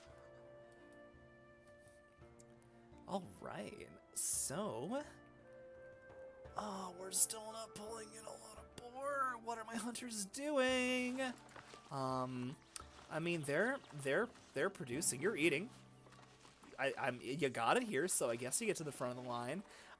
We're producing. Ooh, we are very cash positive. Good. I'm really proud to hear that. Me too, in more ways than one. Oh goodness, but no, that's fantastic. This is why I tell people like 30 is the new 20. Because I'm like, I know what, I'm sure you experienced a lot of the same thing. It's like, I know who I am, I know what I'm about, I know what I want, I know how to get it. My radar for cringe is gone, nor do I care to have it. So I'm just gonna go out there and have a good time. We're still not stocking the meat. We are having the problems with the meat. I think we probably are short on hunters, too. Just looking and seeing how we're more restricted on the boars themselves than the actual finished product. So, considering we just bought up all this wonderful land, and this is probably, this is probably a fair distance to lodging. You know what I'm going to do is I'm going to put this hunting built lodge right up here. Now, it's a fair distance away from our butchery, which I could locate a little more centrally too, but also we can kind of rely on this transporter to pull all of the resources from that top hunting lodge down to the bottom one. And that's going to get it where it needs to be. These folks are also not going to work the most efficiently because some jobs have higher outputs for higher skills. So many jobs that we're doing right now, such as basic woodcutting, is best suited to surf. So see, I've got my 11 woodcutters assigned here. They're working at 100% productivity. We love that. They don't need training. They're going to rock and roll. These folks, as long as they stick around, are going to be serfs for as long as they're at the woodcutter. There is no need to promote. The butcher is best suited for commoners. So because I'm working it with 2 serfs instead of 2 commoners, I'm at 50% productivity. And that, I mean, they're not consuming the resources that a commoner would, which is nice to start, but I can essentially double the production of this building by giving these 2 a promotion. I'll do that eventually. Yeah, I love it. Be somebody, like, I got this advice from somebody else, but like on the eve of like my 30th birthday, somebody had suggested to me, be the person that 12-year-old you wanted to. I'm like, damn Skippy, we're doing this.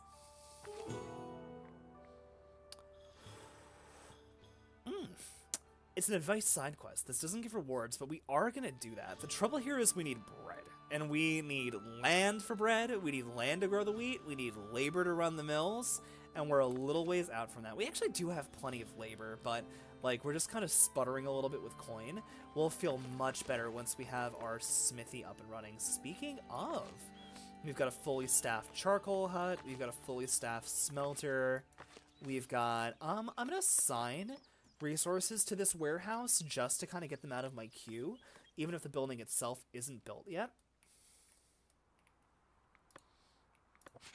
I'm going to really try to encourage them to move on to this side of the river. Come on.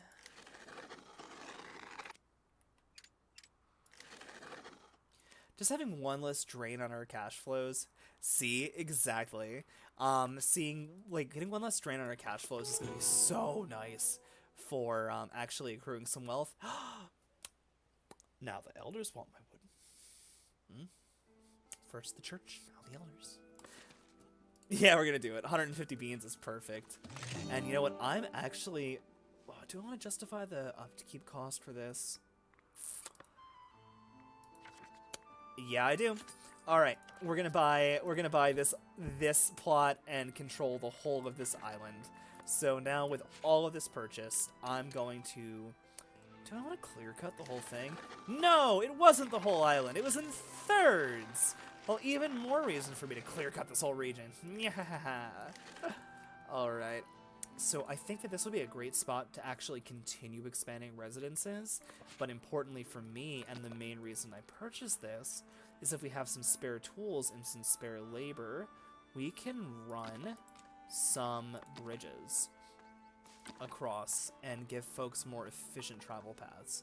Now, bridge snapping is a little tricky in this game. Getting this into a spot where I feel good about where the bridge is without negating previous construction is always a little bit hard. Yeah, I don't love the downslope, but it does all need to be at the same grade. Good! Oh, that's so funny. That is so funny. That's good. I was so disappointed.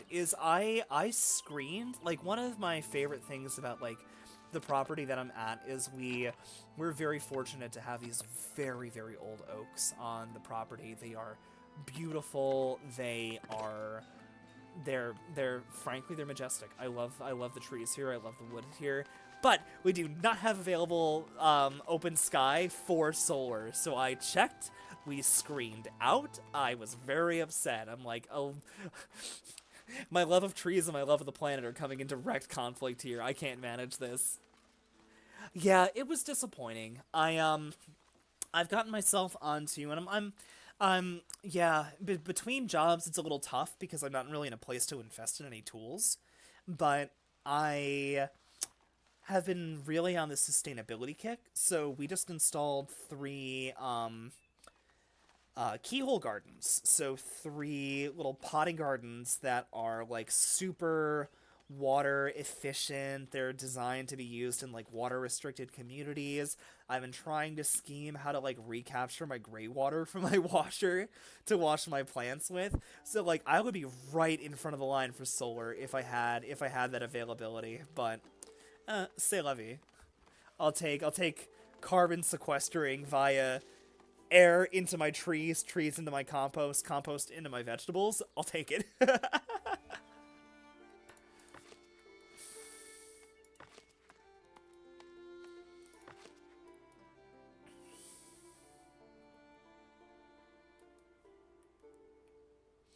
God, it's so funny. My one partner is getting really into gardening for the first time and like put himself down a big like 72 square foot like plot of land to garden on. Like it is a small farm plot rather than a garden, and I'm gonna yes, exactly. Good. Get that cash.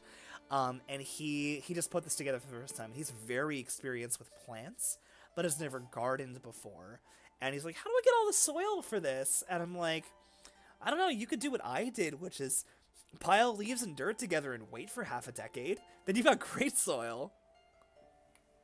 He has been going up and down with all of his friends with connection to farms, trying to get as much manure. I think half of his fill is like llama dung at this point. I'm like, great, it's all grass. Your corn's gonna grow excellently. Are we actually producing metal bars? No! What are we missing? Ore! Why don't we have ore? Because I didn't build this camp yet, because I didn't have the money. That's okay. So we have all the labor in place, we have the facilities in place, because I bought the central section. Ew, yes, we get access to these camps. So I'm going to go ahead, especially while I've got the gold to snatch these up. Maybe we can form a trade route with somebody who will buy our excess iron ore too. Sometimes I get super duper lucky on my playthroughs and I get access to something like gold or marble really early on and basically just build up my whole village around the mining industry. But yeah, we'll tap those mines. Looks like we're solving the food issue.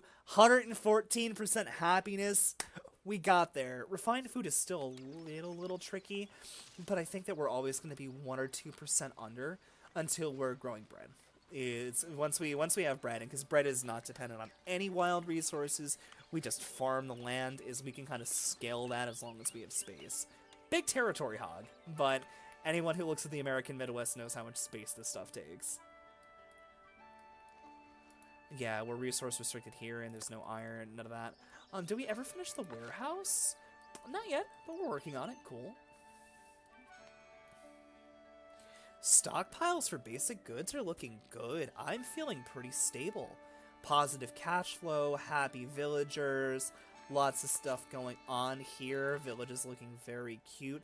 I do not quite have the gold to justify doing some pretty big decorations, but I think with 9:15 or about 9:12 Eastern time on the clock, I think it's time for me to go take a break.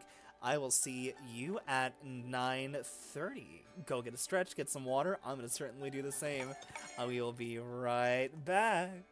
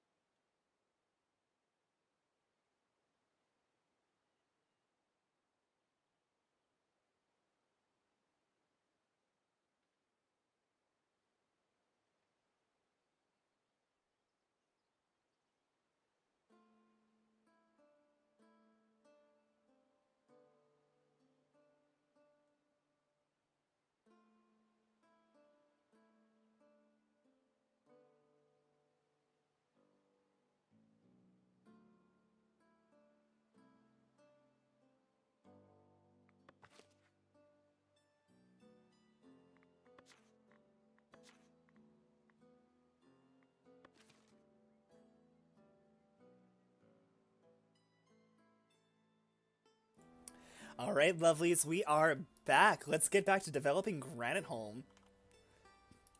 Sorry that break went a little bit long. Had a little bit of a work call to field up. It's a very strange part of my life where I'm fielding up work calls at 9:30 at night, but I'll take it. There we go. So where we left off, we were doing a little bit of development on our metalworking region. So we need iron. That was it. We have everything for the metalworking except the metal. Here we go. And I think we have all the resources we need there. We're a little strained on builder capacity, but I don't want to go just throwing people at the problem. I think a lot of it is because we've only got one builder's hut, and we're doing a lot of house installation, and I think, hopefully, these are the folks from our metalworks who are moving in. Let's do a quick check. Hoth. Excellent. Where do you live, Hoth? Yep, right across the river. Perfect. Perfect. But I do want to get that tool production spinning up a little bit sooner than later, so I'm going to up-prioritize this mining camp and this mining camp. And because we're in a relatively flat region, we're probably going to get most of our resources from these little small nodes.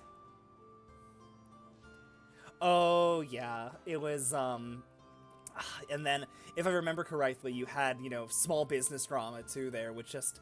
Things just bleed over. Like, that is... It's funny to me that I'm saying this in a post-COVID society, but I'm actually kind of looking for an in-office job again, because my work ends when it ends, for the most part. That wasn't always true in my previous gig, but, like, it was a little more sound than what I've got going on.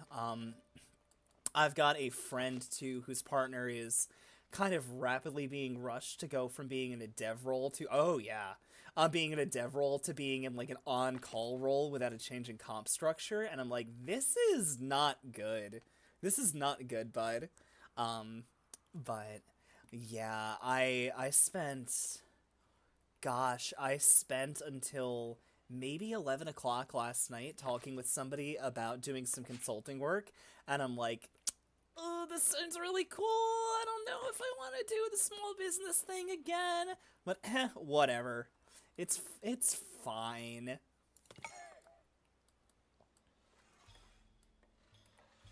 I had a nice joke in an interview today about how I can't help but to treat every aspect of my life like a logistics game, which is why I love this stuff so much. But I'm like, yeah, I don't have reorder points post-it noted on the things in my cabinet. Don't accuse me of that. It's fine. As far as my spouse knows, groceries just show up magically in our kitchen, and that's just how it works. Yeah.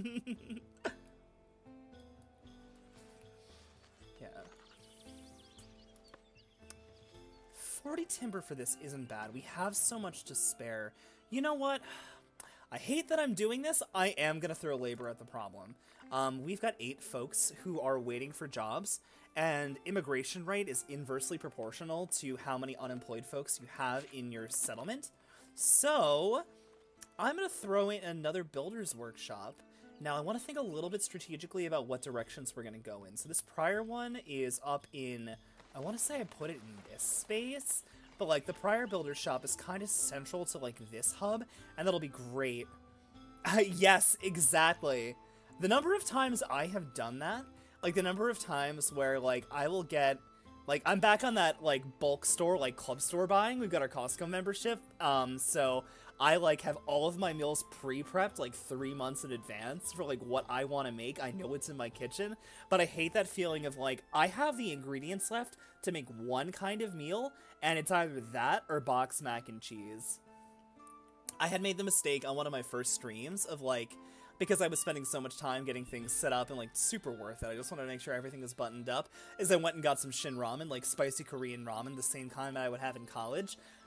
I don't have the same stomach that I had in college, so I was in a little bit of pain. We're not making that mistake again.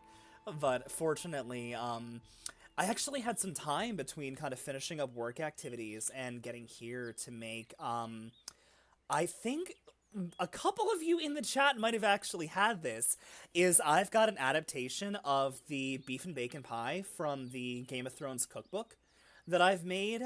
It's well, beef and bacon, but also like dates, figs, dried plums, onion, carrot, um, clove, allspice, and nutmeg in a meat pie, and like it gives it like my big thing there is I caved and put potatoes in it this time because I was curious. But like my big thing when I'm bringing at that to like reenactment events is I'm like no new world ingredients, none. We are gonna season this like they did back in the day, which is whatever you could find, and if you were wealthy enough to have the spices, clove, allspice, nutmeg. Although I want to say nutmeg comes up from the Near East. Let me look this up. Gotten a couple fact checks today, as we've gotten, what is the difference between smelting and blooming? Let me not lose sight though. I don't have housing out there. You know what? We're gonna smash this other builder's hut right here at this edge of the territory because I'm gonna be doing some industry out here. Or at the very least, I might put like some dairy farms. So if I place this here, these workers are going to want to move into this region, and they'll have really good access to their homes. Yeah, rustic food surplus. They are happy. All right. Okay, so the question, teach me about nutmeg.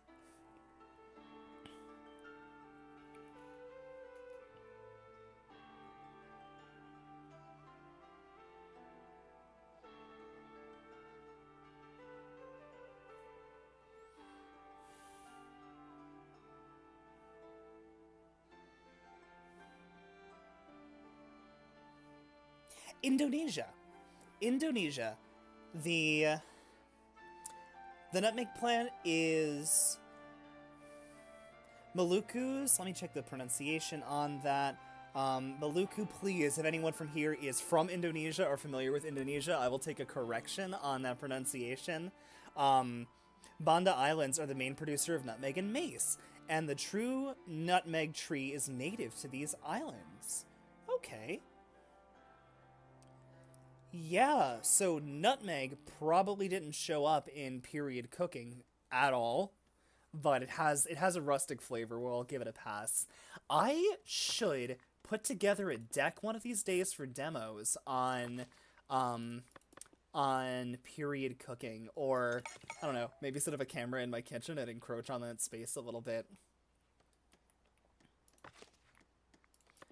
Cool, we finished this other hunter lodge, nice. So with any luck, these folks are going to move into some available space in here. They won't have to travel very far, and they'll be able to supply more raw pork to my butcher. Okay, we're mining. We've got the metals moving. We are overstocked on the charcoal hut, but that is okay. So at this warehouse, I'm going to have them pull charcoal to it. I'm going to have them pull iron to it. I'm gonna have them pull or iron ore to it. I'm gonna have them pull iron to it, and then I'm gonna have them just hold on to tools. They're just gonna sit on these tools. Anything they manufacture, they're gonna put on this spot, and that's gonna put us in really good shape. But yeah, we're doing great on fuel. There is a magic formula for how many of these you need. I want to say that it's like 3 charcoal huts for a smelter and a blacksmith. I do not recall off the top of my head, but it's probably important too, especially now that we're doing some pretty heavy industry here, to throw in a forester's hut and just to make sure we're replacing the trees that we cut. Just like the woodcutters on the other side of the stream, is we're by planting and harvesting in the same space like we are here, we're just kind of creating a self-sustaining little farm for trees. It's too easy. More mining. Housing for them is going to be weird. Hopefully, with access across the river, they can just settle on this side. I want to think a little bit about densification, and I think that we have what we need for that. So, to densify buildings in Foundation, we need to fill their checklist criterion. So to get to Tier 2 density, which is going to go from housing 2 people on this plot to 6, big deal. It's a 200% increase. Is we need light fortification, so we have to build some structure to guard these facilities, and we also need a patrol. Patrols come from watchtowers. So, let me see if I've upgraded that. Watchtower is a subcomponent of the manor. Okay, we haven't gotten that yet. That is okay. I'm gonna hop into our progression tab. We need fortification, watchpost, village watchtower, village fortifications. Perfect. Ship it. Welcome. You are probably going to be my patrollers. So because of where we put the Great House, we are probably in a good spot to splash some fortifications onto these buildings. Now, we'll see when I bring up the UI. So I'm going to go ahead and open up our manor house / tax office. I'm going to add a sub-building. It's going to be a watch post. So just using this tower as a guide, this counts as a light fortification. So like these houses are considered fortified. You know, looking at this position, I kind of like this. Although there is a bonus to the building if I have it all attached to the same complex.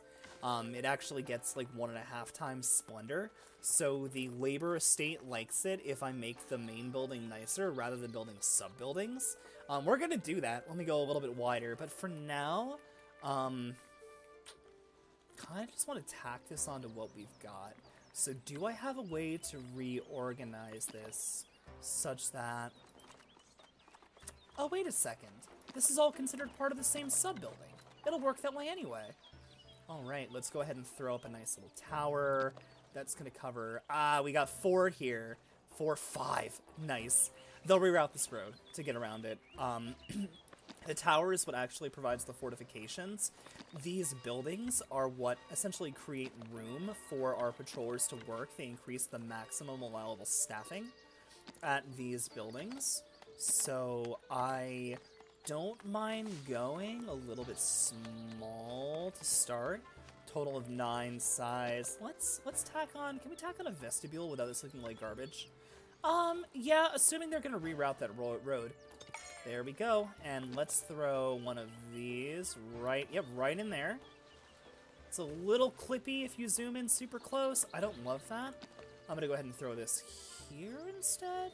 Now we want them to access toward the market. Yeah, much better. And we don't have much in terms of decoration, but I'm gonna throw on what we got. Little rooster weather vane. Cool. So with that in place, once our builders finish completing this patrol tower, we can start our first level of densification and get a little more labor right into our city core. Yep. Hey, look! That thing I just voiced over. This game has fantastic pop-up tutorials. Like, even if you are brand new to like city builders or colony games, the in-game tooltips will walk you through everything. It's really great.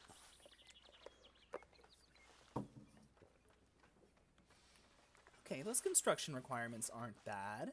While they kick that off, ooh, our other bridges are done. We've got room for our forester. Yeah, I think we needed that second builder hut. They really kind of kicked it into high gear. So here, I'm gonna just work on reforesting. You know what? I'm not gonna do this region down here because, frankly, I want to be able to see my smithy. So we're going to reforest kind of all up into this range. Here we're really kind of spreading the maximum extent of how far they can go. Oh, I want it. Yeah, I got it. All right, cute enough. So, yep, there she goes, just replanting trees. I think I have, yeah, I do have the funds to put in a little more charcoal burning.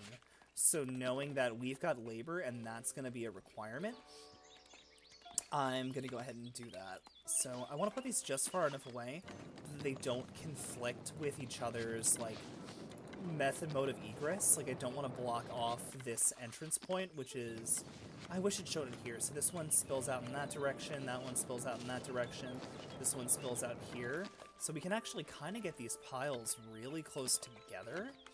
And by keeping everything close, it's going to, like I said about 1,000 times on the stream, it's going to limit our travel distances. It's going to make it easier to get to our warehouses. Oh, we love those stockpiles. We're looking good. Yeah, we're a little short on material. What are we short on? Iron. That's fine. We don't we don't have a ton of ore either, but we kind of need to get our supply chain flush with resources. And yeah, now we have a couple crossing points. So villager pathing strongly prefers existing bridges to new ones, but if the new route is much more efficient, they will take the change. Ooh, surplus of construction materials. Oh, we got a happy crew. Nice. Still a little challenged on refined food, but I don't think we're gonna make it until we can start to farm. Which, speaking of, not a lot of cash, but we have enough for that unlock. Let's unlock farming. Maybe I should have unlocked clothing as well. Do we still have a negative penalty from a levy? Nope. Well, sorry, team. It's time for paying up. Thank you. I have a suspicion that something, I don't remember for sure, but I have a feeling things like windmills are probably going to call for cloth, so we are going to want to farm clothing. And we get to play with sheep, which is always cute. Keep C-Team's spouse away. It's, apparently the hair is too appetizing. We got space. We got space back here. Ooh, you know what? This looks like it's probably a really great direction for farming. That upkeep cost is pretty prohibitive, so I'm gonna hold off on that until we get through a couple more of our objectives. Like, hey, here's a watch post! Alright, I'm gonna throw in a bunch of patrollers, and I'm gonna designate all of the spots in these fortified areas as part of our patrol. That way, as our patrol teams, and I'll kind of keep the camera trained on all this, as they go, they're going to fill up that patrol meter. As that fills up, it's going to increase their eligibility for housing density. And if we stay hovering over this team for a little bit... Oh no, so soft! Yep, nope, now we're upgrading to high density. Or medium density, that's great. Oh, that's so sweet. My partner has a friend that they recently kind of reconnected with who has, like, a family farm, and they have... I think they said they just had 27 lambs, and I'm like, no, that is enough for a ball pit of lambs. Like, let me call it out all of them simultaneously. I will cry, but it's good.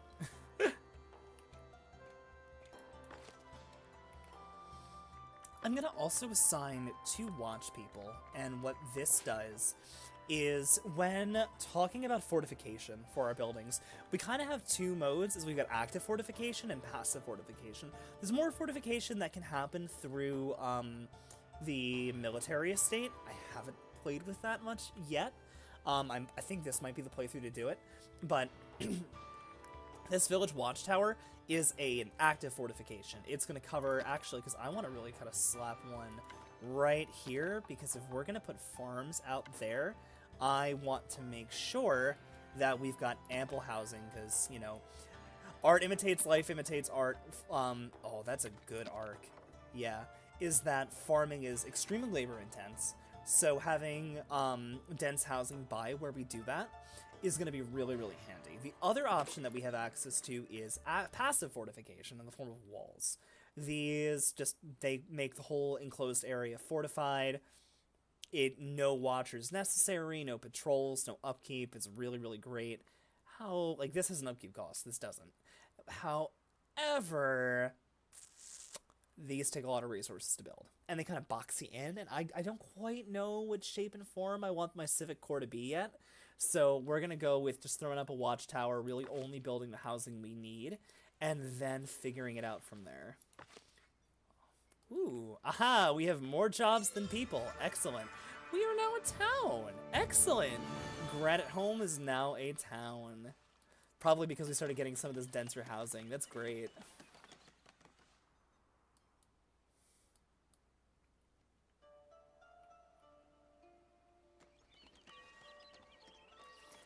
I don't like how tight that alley is. I'll probably put decoration there eventually.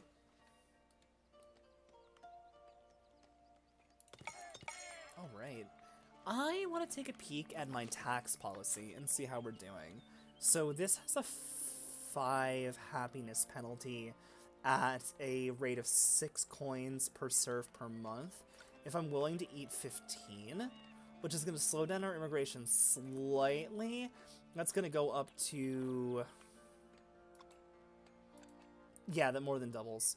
Or almost doubles. We're going to leave it at the higher level and make sure we can manage around that.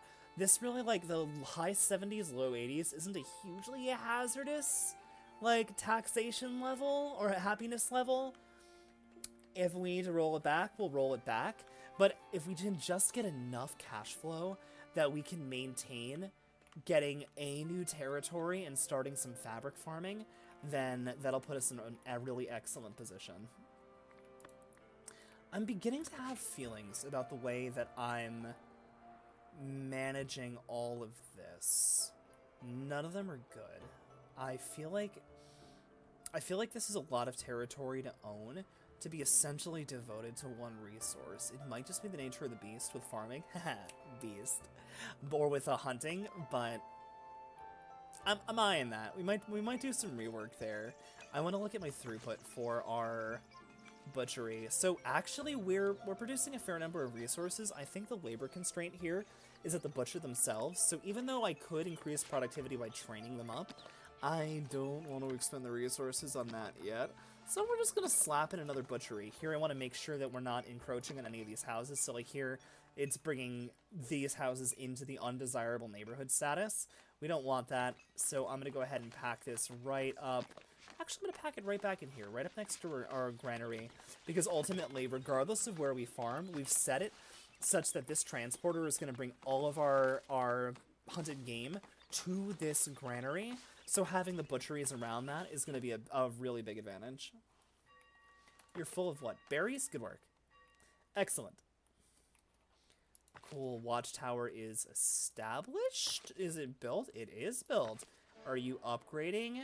No, because you're not under a patrol. Well, we can fix that.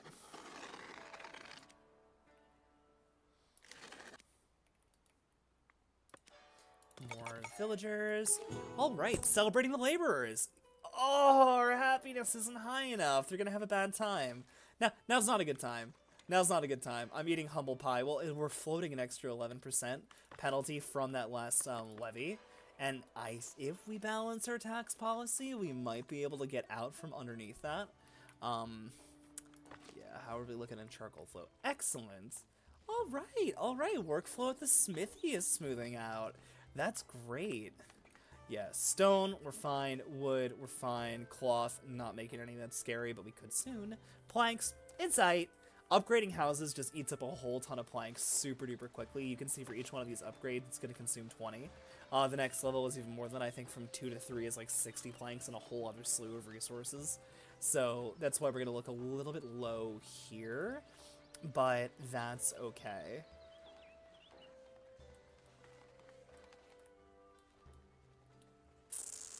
Love to be in a place where I'm vending my extra tools, where I'm offering those up for trade, but I don't know if we're gonna get that far that fast. I'm kind of light on resources that I can sell.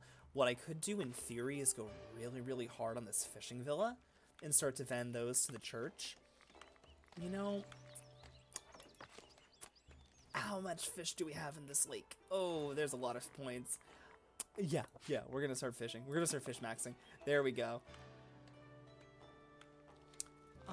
We'll put you, actually, we want the granary that's gonna hold our fish to be a little bit closer to the market. So the only purpose on this one, so this fishery is gonna stop production because it is full. It is carrying 50 out of 50 in there. I would guess that this one is probably pretty close to full.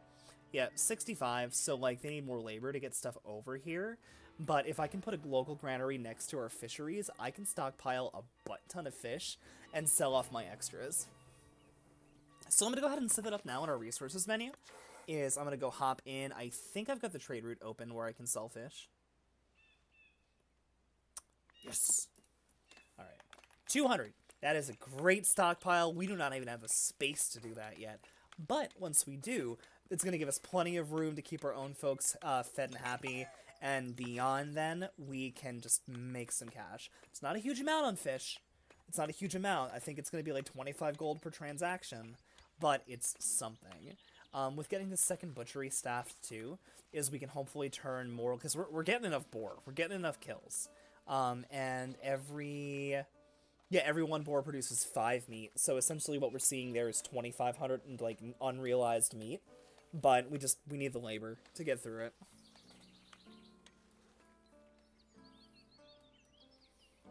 Upgrades, people, upgrades.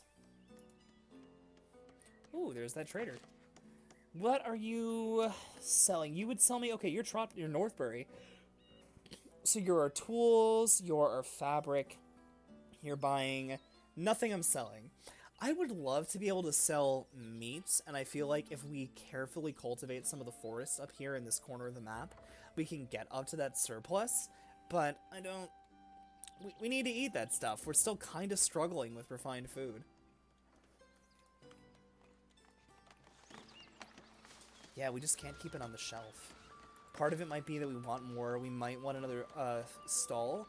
I'd rather, if I'm going to expand the market, I would rather have access to bread. But that might be a little bit of a pipe dream. But being able to go net positive on tools is a huge deal. And these folks are all happily working away. Yeah, that's what it looks like exactly. The focus. God, I'd kill for a nice little forge like this. Oh.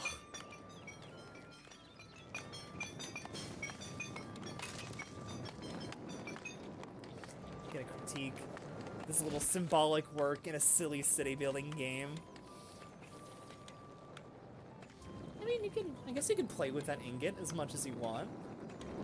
I don't know, it looks so loosely designed on a blast furnace, so I gotta give it that. Super not a medieval tech, but like, it's fine. God, those chimneys get loud when you get close. More people!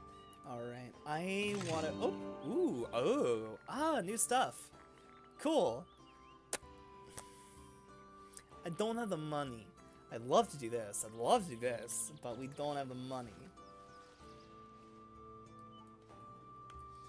But our fish house is ready. So you are literally just going to take overflow fish. That is it. That is your purpose in life. You stockpile fish. That is what you do. But that being said, so if I take a peek at where our fishers are actually going, you there, I don't control this territory. We've got access to some nodes out here. I think I'm gonna need a cave and eventually put housing up here. Depends on what we do with the space.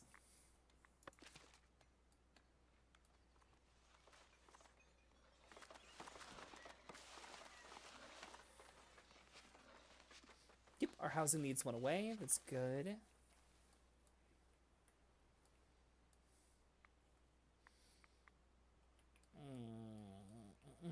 What natural resources do we have out here?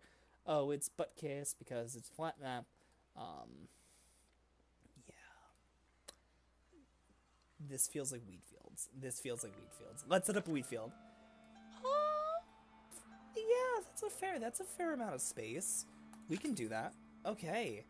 So, wheat and bread production. We're going to need essentially 3 buildings for this.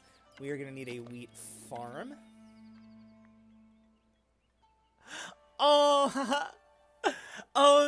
socially atypical. Thanks for the raid. Welcome, everyone. We're playing some Foundation this evening. Thanks for stopping by. We are in our early phases of building the town of Granite Home, and we are pushing on getting our first loaves of bread sold up. So here we're going to start with getting our wheat farm in place. We are going to throw our windmill here. And similar to all the other buildings we've done, we're going to want to keep all of that production super close together. It's going to move along real nicely. Aw. Oh, thank you. Sticks, socially atypical. Spider-Man, hi. You're all so sweet. Thank you. But yeah, so we're going to throw our windmill here. Oh, we're too broke. Oh, that's great. I have loved city building games. As long as I've been gaming, period, and I have fallen in love with this game so much. I must have just put, maybe over the last couple of months, I must have put like 150 hours into Manor Lords. Charming, really charming. Different experiences. This tickles the part of my brain that's like, I want a challenging city building game. I want to play with logistics, but I also want it to be cute. It also kind of scratches that itch that I think like Tiny Glade and some of those other, like, I feel a little bit when I'm getting into the details like I'm kind of doing model building, and it makes me so happy. But no, I'm glad you're enjoying. That's fantastic. I'm kind of using this a little bit for my friends who are like, how do you spend so much time playing these logistics games? I'm kind of using this as an on-ramp because it's so cute. Like, it is so cute. It was adorable. So like info for the chat is like, I think it's the funniest thing playing logistics games because I'm a logistics engineer by trade. This is kind of what I do. I think of like I think it is like it's civil engineering on YouTube who plays like city, like bridge building games. I'm like, I feel a little bit about that way myself, but it's so funny when I was getting my spouse into this game who does not do any of this stuff. She is a writer. Oh no, oh that's rough. I'm sorry. Connection looks good on my side, but oh, that's the worst. I'm sorry. I'm also still kind of a baby to the Twitch ecosystem, so if anyone else in chat can kind of sound off with some more sage advice, that would be so appreciated. But yeah, my spouse, who doesn't play logistic games at all, it scares her, she hates numbers, is really falling in love with this game by just getting into how like cute the minutia is.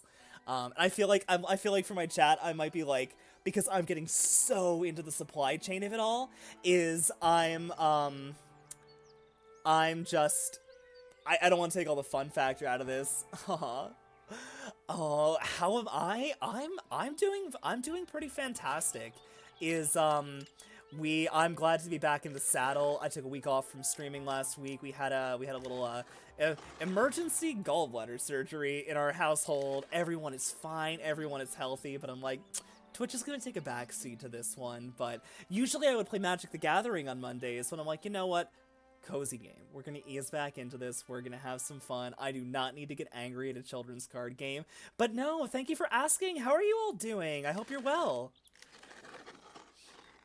Depending on what part of the world, what part of the country you're in, spring is springing, and that always helps.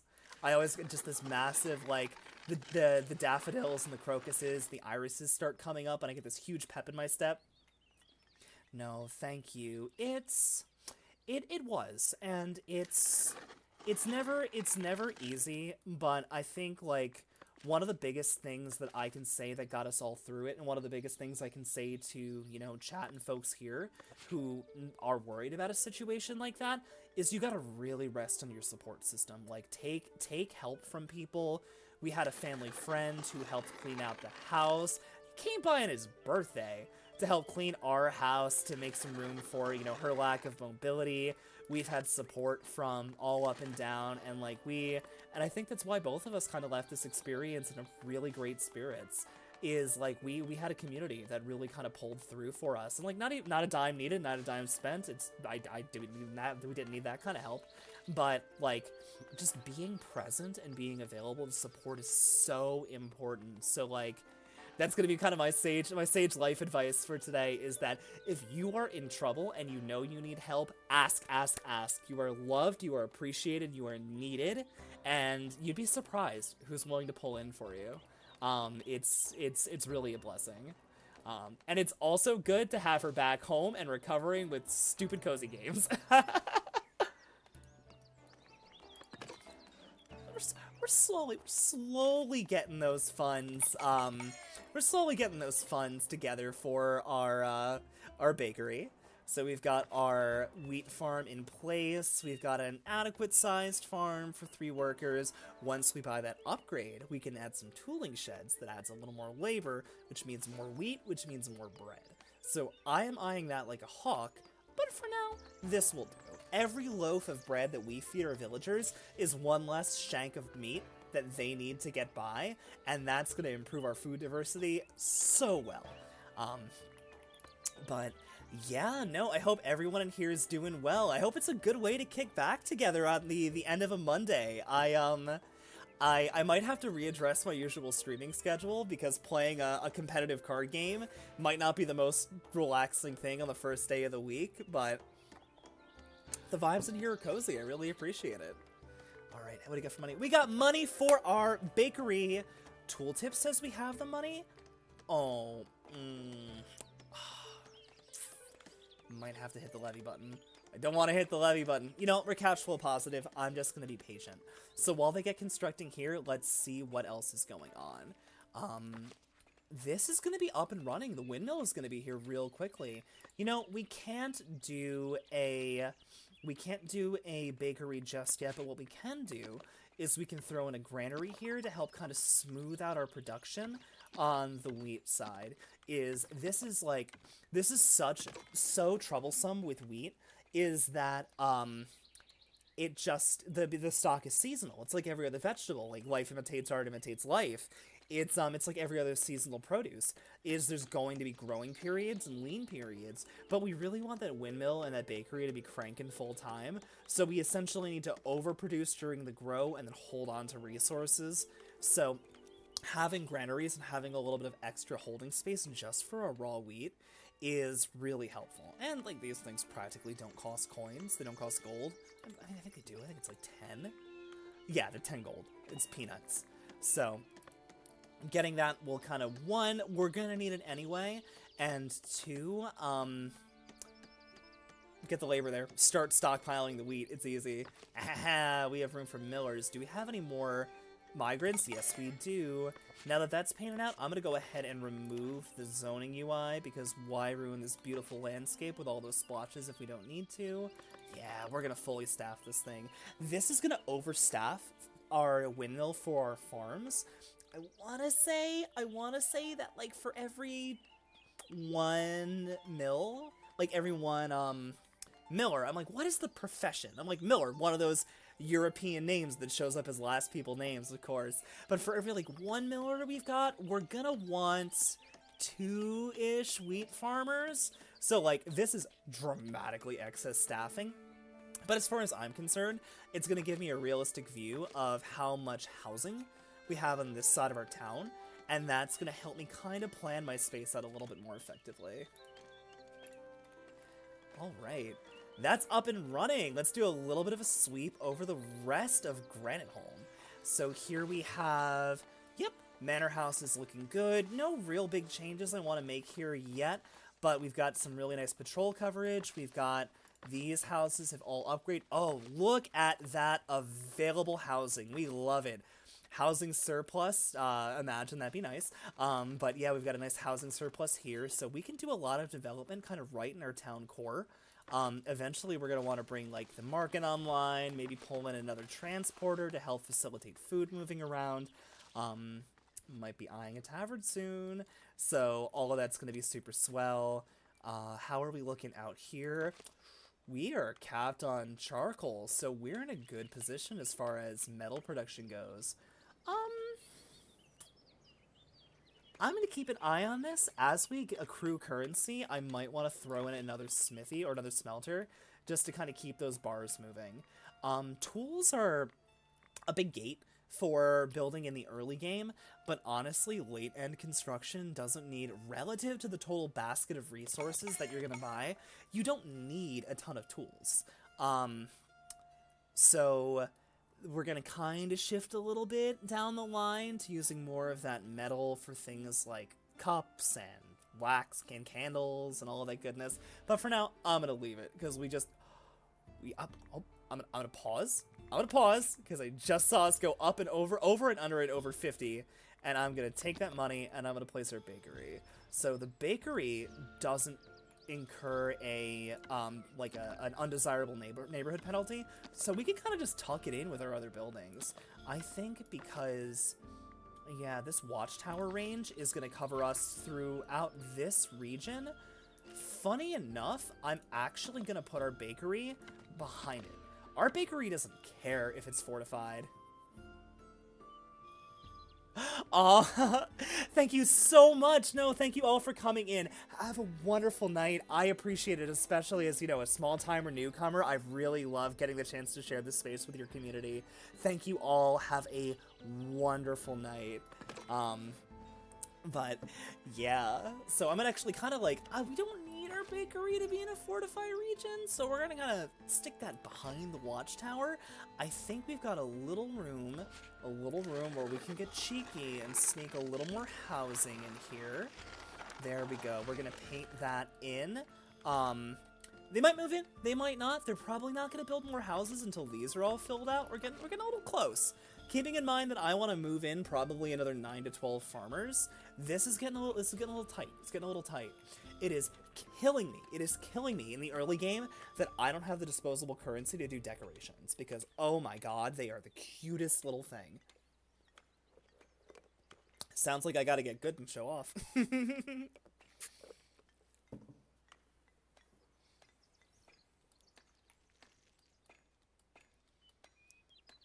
Trader, trader, trader, trader, what are you buying? What are you selling? Ooh, they're the one buying fish. Yes, yes, Trotbury, buy my fish. Buy one of my 25 of my 152 spare fish.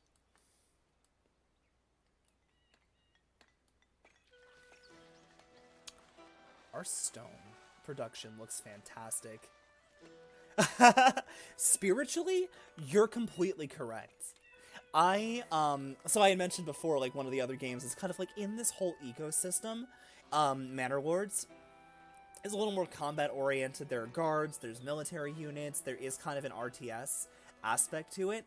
But as a random event, you can have resources get stolen by bandits, and I always take it particularly personally when they take my bread. I'm like, listen, I literally have children here. What are you doing? This is horrible. But, no, eventually there is going to be a point, maybe not on this evening stream, but there is going to be a point in this town where I am going to start wanting to encase this stuff in walls. Like, sparing an extra person to man this watchtower isn't a huge penalty for one, but it's upkeep, it's active, it's, like, if I can get that person back as a patroller, I'll do it. So, when we have a ton of resources and we're short on person power, then I'm going to go ahead and start putting up walls. For now, we're going to kind of play it by ear. We're going to kind of do a little bit of a modular setup. But, yeah, still a little bit weak on the coinage front. Let's see, are there any trade routes that we can kind of exploit? So there's a lot of stuff on our tech tree, so I'm going to unlock the monastery, and I think we're going to start putting down some roots there because monasteries give us some very interesting goods. So we're going to go ahead and put some roots down there. Oh, I can't afford the extended edict. Oh, what a shame. Here we go. I'm going to unlock we have got so much influence with the labor estate. That is fantastic. I'm going to buy up everything in this region. Treasury, bailiff office. I'm going to buy the tavern, and I'm going to buy manor house architecture. That is great. We should build a tavern. Mineral deposits were discovered nearby. Ooh, that is exciting. That's where we find... So essentially, for those of you who are, like, familiar with the genre but unfamiliar with the game, our earth, like, resources, so raw stone, quartz crystal, which becomes glass, marble, and iron, can be found in either kind of these, like, free-floating deposits. Yes, celebrate tavern, is these free-floating deposits like this, or they can be found in large nodes in the sides of mountains. We specifically picked kind of a flat map. Oh, there we go. Yep, I see it.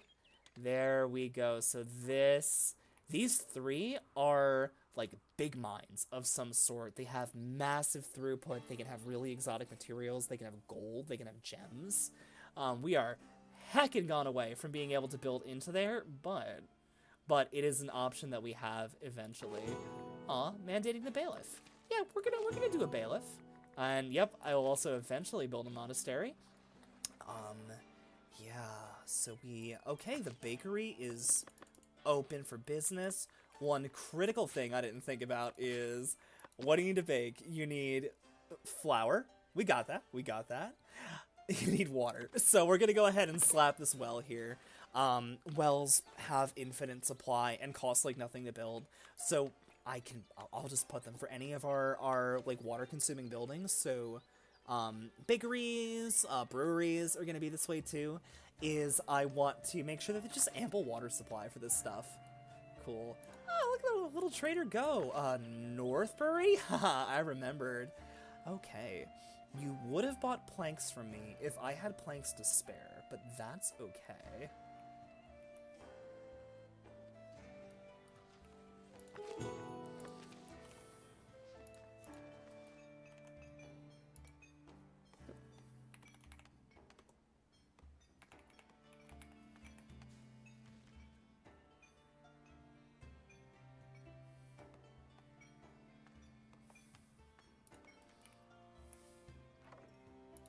Yeah, not enough wheat like I thought. Oh, we've got migrants, we've got a celebration. Surplus of refined food. Yeah, so that's wild. Just from having that second bakery available and smoothing out our supplies by creating this central granary to just hold all of these boar, we went from being severely choked. I was gonna say choked on meat. Oops. But being restrained on meat. That's not better. We didn't have enough meat. And now we have plenty. Celebrate. Population hits 100. Awesome. The highest I've gotten this to without losing my mind on like solo playthroughs off stream is about 600. I have heard a legend on Reddit of towns getting up to 1500, which is exciting and intimidating. So let's see, what can we do with ourselves? I want to make money. And to make money, I need skilled artisans. And to need skilled artisans, I need booze. Okay, we're doing tavern time.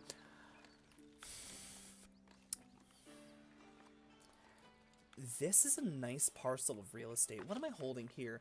Oh, you're just like a random whatever workshop. Okay. Yeah, let's get the tools out of here. Oh, there's not...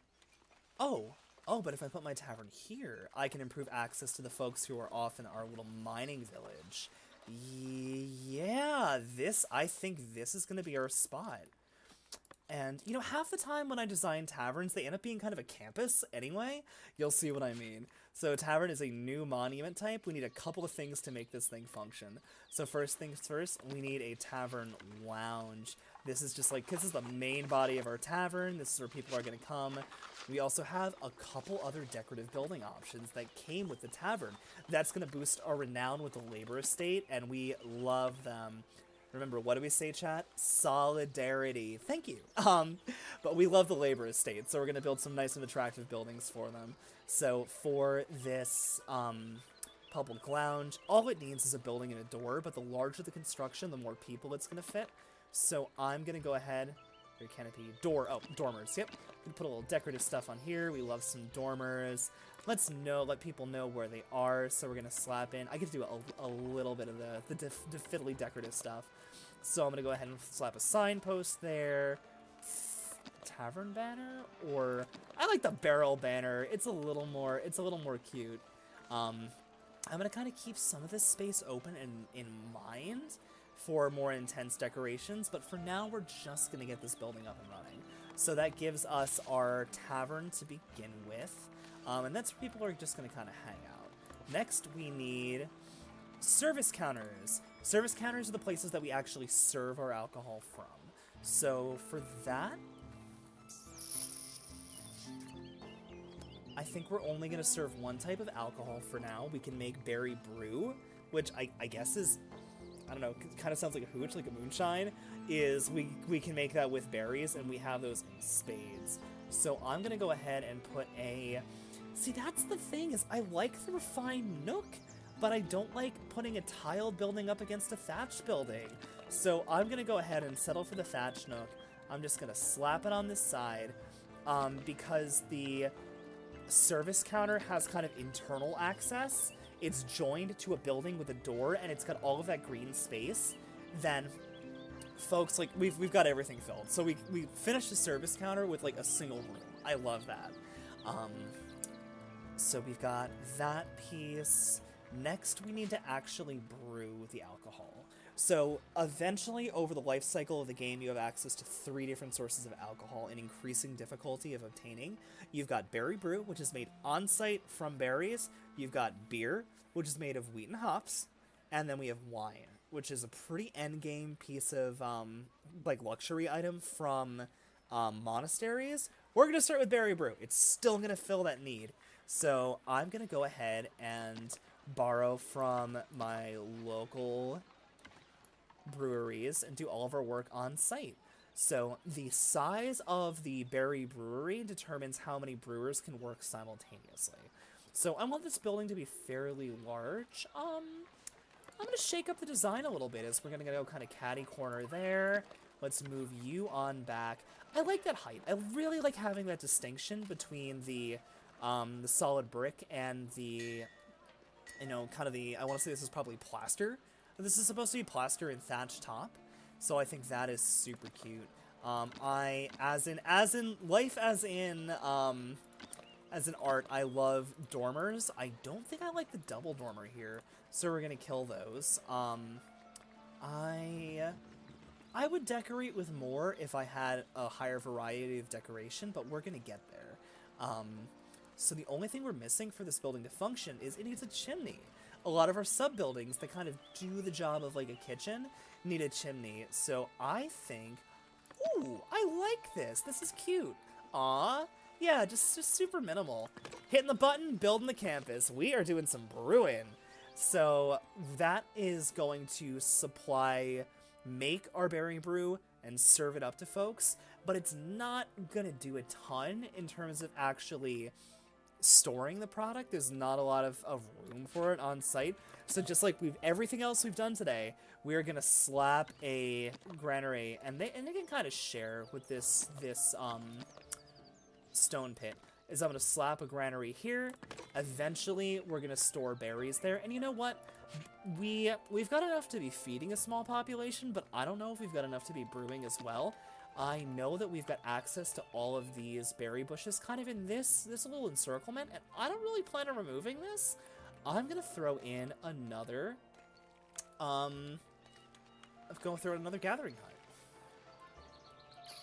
How do I make this look good? You know what? We're just gonna sneak this kind of in the burgage between your two properties. Yeah. And yep, and the fence will automatically update. That is fantastic. Very cool. Alright, so they're gonna get to work. What else is happening here? Happy day, we are overstocked on bread. Excellent. Okay, so let's get bread at our market supply granary, and let's add another stall. So we're gonna use the food stall for this. It's another food item. I like it in alignment with that plot. I was considering kind of going catty corner like this, but I didn't like the flow around the corner. So I'm going to go ahead and place it along this plot. I'm going to go ahead and throw in, what says bread? Bread, red. Done! Yeah, I'm going to go ahead and throw a red canopy on that, and we're going to chill. We're a little bit close to town center, but like folks have enough room to move through, and they'll just modify their travel paths if they don't. I love the organic nature of all of the footpaths here. It just makes everything feel like it flows right. Now that we've got those builders available, they are cruising. So I'm gonna get our foragers assigned. I'm gonna get just a single transporter here. And just like the other stuff is right, we're consuming berries at this location, so I'm gonna stock max, and we're overflowing berry brew, so I'm gonna let them just kind of pick up the spare.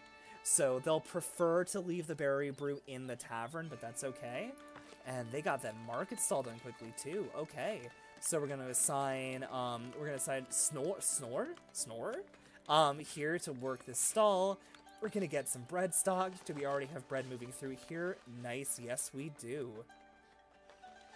I feel like after struggling for a while, we're finally taking off, chat. This is great. Yeah, so we're gonna have this stall covered shortly. Oh, please, for all that is good, tell me you've got room to let me buy decorations. Yeah, we do. Yeah, we do. Yeah, we do. Alright. That's important too, because if we're building a brewery, then we're beginning to build the resources to promote folks from a serf to a commoner. I'm gonna go ahead and pick someone to bully here. Let's pick someone to bully. Let's pick Alvdir,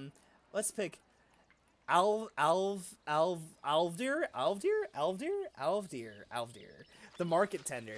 And we'll go ahead and look at his pain of needs. So like we talked about right at the top, he needs water, he needs rustic food, he needs housing, to stay. And then to be happy, he needs a source of refined food and access to a church. Serfs are easy. This is all they need. If I were to say upgrade him to a commoner, he's going to need 2 different sources of refined food, is going to need to be happy, a source of alcohol, and he's going to need to be in at least a middle tier house. For that, it needs to have a commoner resident.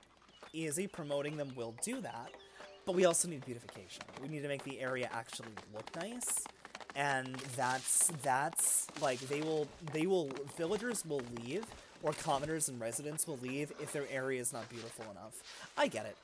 So because we unlocked that beautification package, let's make things a little bit nice. Oh, this is probably the tooltip teaching me how to do this. I've got it, but thank you. Thank you, that's very polite. So how do I want this to look and feel? How do I want this to look and feel? Our market is sad. Although if I do it through the market, I can get points with the estate. Yeah, I'm gonna try it. Alright, so did I not unlock all of that? Ooh, new decoration window. Did I do that? Did I forget to unlock it? Oh, they're different menus. Yeah, that's okay. So I'm gonna go ahead and hop into you. Do I have access to decorations from you? Yeah, I do. Look at all that niceness. But I'm gonna build these as kind of generics instead of being part of a building. If you build them as part of a building, it increases the splendor with that estate. I don't actually know if it contributes to beautification score, so that's fine. But I actually think if we've got a tavern and we're going to be employing skilled people at the tavern, let's make it look a little bit nice. So whenever I kind of come into the design view, I approach this with kind of the same attitude that I do with like miniature design, which is like, if I lived here, what would I want? How would this flow? So people coming in from the town into the tavern are going to come through to the service counter here. Ooh, a missive from the king. The king wants my wood. The clergy wants my wood. The elders want my wood. The king wants my wood. It's premium wood. Okay. Okay, your majesty. You can have my wood. And that extra money is going to pay handsomely for decoration. So here, I love having trees and spaces like this. So what I think... Ah! Nice! That's done! Excellent. So I want to actually, at the public lounge, we're going to kind of move forward with that thing I talked about before by kind of holding this space open. So I want to get some of this really cute outdoor bench seating. Is people who are, you know, participating at the tavern and imbibing will, they'll use these. They'll sit at them, they'll drink at them. It's really cute. So I'm going to pretend that this is a copy of my favorite beer hall, and we're going to place some benches outside. Great. And now that we know where those benches are going to go, let's decorate those to fit. So I'm thinking, I'm going to the tavern, I want to sit in and have a good time. Let's put in one of these nice rose pergolas right here. Make that look good. And if we've got a rose pergola, we can put in a couple of rose bushes surrounding this oak tree. You know what? Let's put in a little bit on this side too. Really kind of pad that out. Now we want flow control. We want people to know where they're going. So I think I'm gonna run this cute little rope fence up, and do I run on the inside or the outside? I think I'm gonna run on the outside. Yeah, I'm gonna take this little rope fence and run this all the way around. So you'll notice as I'm placing this, and I'm getting so into the minutia with placing this stuff because this is fun, I'm not talking about the mechanics here. So, as you place decoration, every one of them has like a localized area, and see for the bench it's very small, has a localized area of beautification. Any house that is in this zone, and you can see the ones that are glowing green, are considered beautified, and that will function for like higher level residents' happiness. the cool thing, and I love this feature about Foundation, is that if you stack more objects in a close range, you grow the size of the beautification bubble. So even though all of this stuff is on like one spot, it's got a massive bubble that's controlling a really wide area.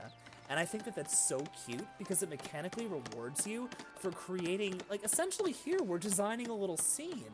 And I love that, like, it's benefiting my game to be able to do a scene like this. And, like, really just kind of get into the pieces there. So yeah, that's cute. How does this look from a symmetry standpoint? It looks pretty... good. Take a break, buddy. You earned it. It looks pretty good. We're going to kind of run that through the bench a little bit. What I think would be nice, too, on this corner is... I love the lamplight. They give us a nice little soft glow. So if I get into my villagers' heads... Yeah, that's a nice entrance. Now what I'll do here is on the inside by this tavern seating, I'll put a little bit of lighting in there. I'll put a little bit of lighting in... There are future upgrades that let us mount lights to the side of our tavern, which is really incredible. Oh, look, they're using it. Good. And what we can do is we can throw a couple of hedges in to really kind of frame out the space. Yeah. Ooh, you know what? I think, looking at this open side, I'm going to put in a little bit more. Yeah, we're going to put in some more ropes here. Really want to make this feel like I just spent $12 on a single beer. Like, if I've accomplished that feeling, I've created the scene that I'm looking for. Those posts don't match up perfectly, but you know what? In a lot of beer halls I've been to, they don't either. There we go. Now that... Oh, thank you so much, C-Team. No, I really appreciate it. Great chatting with you as always, and I'll talk with you real soon. Look at that, so cute! Look at them, they're eating their little... Well, there's nothing on the plate, but I think they're eating something. Alright, so here we've got to start to staff our tavern. So the taverner is required to kind of facilitate everything that's going on. I forget if they're the ones... No, they are the ones actually serving. And we're going to stock berry brew, and these brewers are going to get to work on that stuff. Are we pulling berries in here? Yes, we are. Now, like I just mentioned with the bakery, this is a location that's going to consume water. So I'm just going to slap a well right in front of it. Easy, easy. But after all of that work that we did to beautify that area... Oops, wrong menu. After all that work we did to beautify that area, if I click on the beautification, we've got this nice bubble now hitting all of these buildings. That's a lot of housing for commoners as we give people some upgrades. So once this supply chain starts to work itself out, and we start to get these workstations populated, like they're brewing, it's great. Once they get these workstations populated, then we can afford to start. Actually, this is built. Once we get some stock on alcohol, I think we can afford to give out some upgrades. And that's going to be great. Our butchers will benefit from upgrades, our smiths will benefit from upgrades, our bakers will certainly benefit from upgrades. We are just going up and up, team. Nice. Now, before I invest too much more, because I really kind of want to kick it on a monastery next, is I do want to maximize my wheat farming a little bit. Considering we have most of the infrastructure here to be doing farming, and we certainly have space to use, I want to get that built up. So from here, what we just unlocked are all these extra support buildings. I mean, technically I could have built a whole bunch of small farms on top of each other, but I like this better. So every one of these tooling shacks that we put on the property is going to increase the available number of laborers by 2. So we're going to have a total workforce from 3 now up to 7. That's going to more than double our productive area. We've also got these wheat barns. These are some pretty high-end storage. So exactly like I was saying back when we first established these farms, is that because the nature of the work is seasonal, you have to kind of have a place to hold on to all of your wheat. You can do that at your granary, but every one of these barns is going to add 50 outputs, so I think you can keep a total of 250 wheat on site if you've got the maximum number of barns, 50 from the farm plus 50 for each barn. That just lets us hold on to a little bit more slack in the system. Same with these little wheelbarrows. It's 10 per. They themselves don't, I don't think they even have it. They technically have an upkeep cost, but like, I also think they're cute. So we're going to go ahead and place a bunch of these around the property, make it look real nice, making sure that we're not blocking anything. Perfect. And this is going to be a very big and productive wheat farm by the time we're all said and done. So a tip that I kind of saw from around Reddit and that I kind of want to say is sort of informed historically is for each of these like farm homesteads, I like to run a little strip of managed forest right between them. So imagine, we'll see it in a little bit, imagine 2 fields side by side with like a row of trees between them. And I'm sure as all of y'all have been like traveling or been out in the countryside, you've seen farmsteads that are set up this way. I think it's cute as a button. 2, here, what it's going to do is it's going to enable, like, berry growth in between our farms and let folks, like the people who are supplying our tavern, still be able to pull in berries without having to explore all the way out to the edge of our map. So that's going to kind of get us, like, we're kind of getting a cheeky little berry farm tucked in between our wheat fields. And, like, anything... I really, really think that, like, we just got through the initial, like, base building and getting ourselves moving, and we're finally have some respectable cash flows. That's all darling. Once we get past that phase, I think the 2 biggest restrictions that exist in this game to growth are real estate and employee labor. Like, just, like, all of the people that work for all of your facilities their time is more valuable than any resource in the game, and you can only recruit so many people so fast, and every extra person consumes more food and resources. So you really want to set your city up so that every single person is being, like, able to be as effective as possible. Again, I don't know if I'm giving a slide deck for work or if we're talking strategy games, but yeah, so we've got this construction is going up. Ooh, this is going up fast. We love that. Wood production, good. Plank production, good. Stones, good. I'm going to shuffle around the resources I'm tracking a little bit because there's a couple things I want to keep an eye on and there's a couple things that I really don't care for. Like, I don't really need to see boars. Fish is good. Cloth, not so much. I will want common clothes later. I'll keep an eye on wooden planks. I really don't care for coal. I really don't care for iron. I'd like to see my iron bars. Tools are handy, and I want to track berry brew. 33! Oh, that's great! So, we got brew. We got refined food. Oh, we don't have goods! That was the thing. That was the other thing that our next level of citizen requires, is they like stuff. I like stuff. I'm a material girl. I like stuff. They like stuff. I can't blame them. So we need to do a little bit of sheep farming before we're able to upgrade some of our folks to the next level. But it looks like we just hit the upgrade on our farms. So now we can paint out the maximum kind of footprint that we want for this field. So I don't want to disturb all of this woodland. This is providing us with berries and other goodies. So I'm going to go ahead, yeah, the field. And so everything for the forestry hut doesn't do this. And I think that's because, like, the work they have available depends more on how many trees exist already.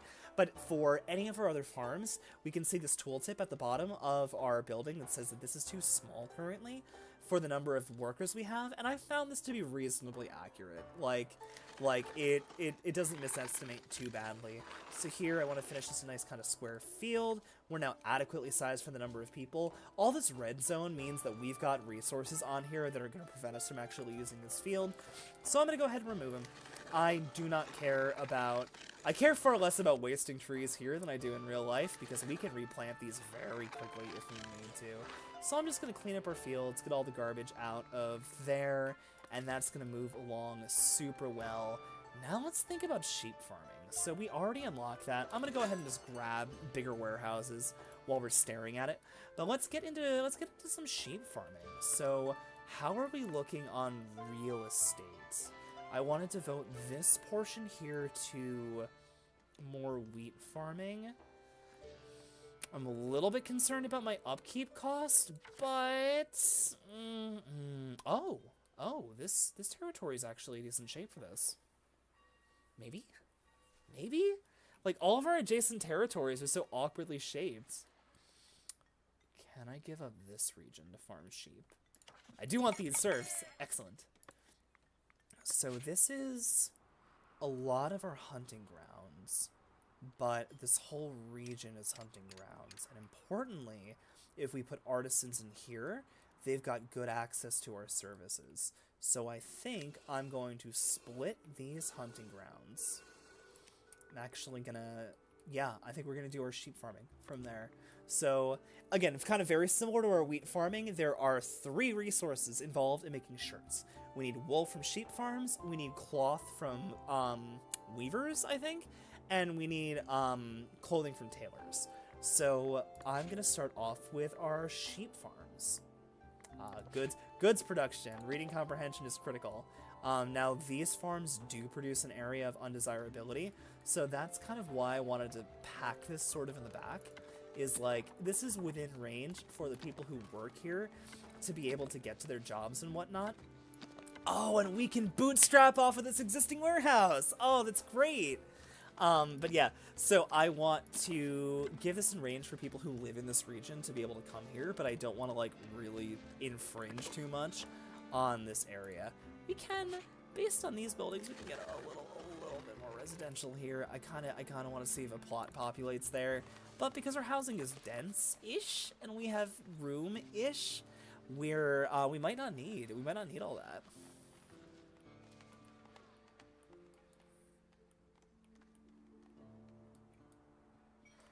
Plenty of coal, plenty of that. Not a lot of fish.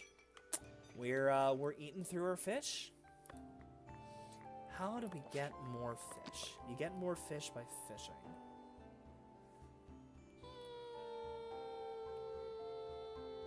Yeah, we're gonna slap a fish hut here.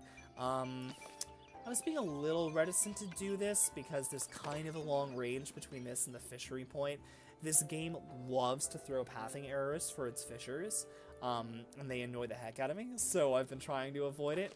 I kind of want to put them here because they can live down here, as opposed to if I put this up here, they're going to whine that they don't have access to a house.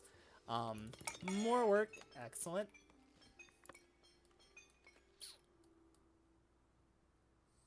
I can get more housing down here if I pivot my hunting grounds entirely up this way.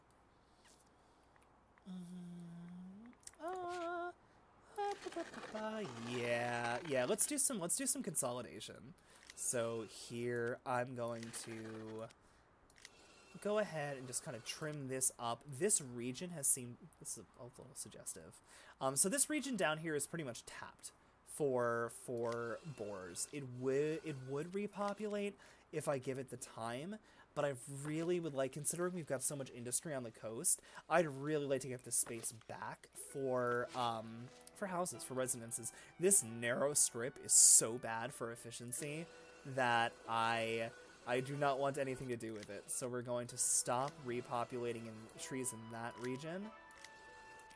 I'm going to, I mean, one forester isn't going to be able to do all of this, but we can dream. So I'm going to have them just kind of do what they can to densify the trees there, hopefully encourage, like, more wildlife to keep populating up in that direction. And I'm going to move through and send my guys to say, like, hey, if you've got labor capacity, just clear cut this section. We're going to make this into housing. In fact, I'm going to designate not on top of the butchery, but yeah, I'm going to go ahead and designate this whole strip here for housing right now.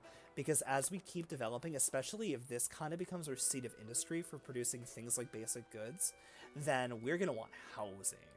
A metalworks is dense. You have a lot of people in one spot to do the work. Still kind of waiting on getting that sheep farm built.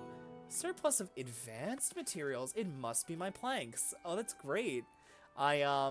Listen, if my villagers want to throw a party because I have a lot of planks, that's great. So we are actually running into a penalty for not enough available church services. We built this church at the top of this stream, and when the town was new, and never expanded it. So I think it's time to remedy that.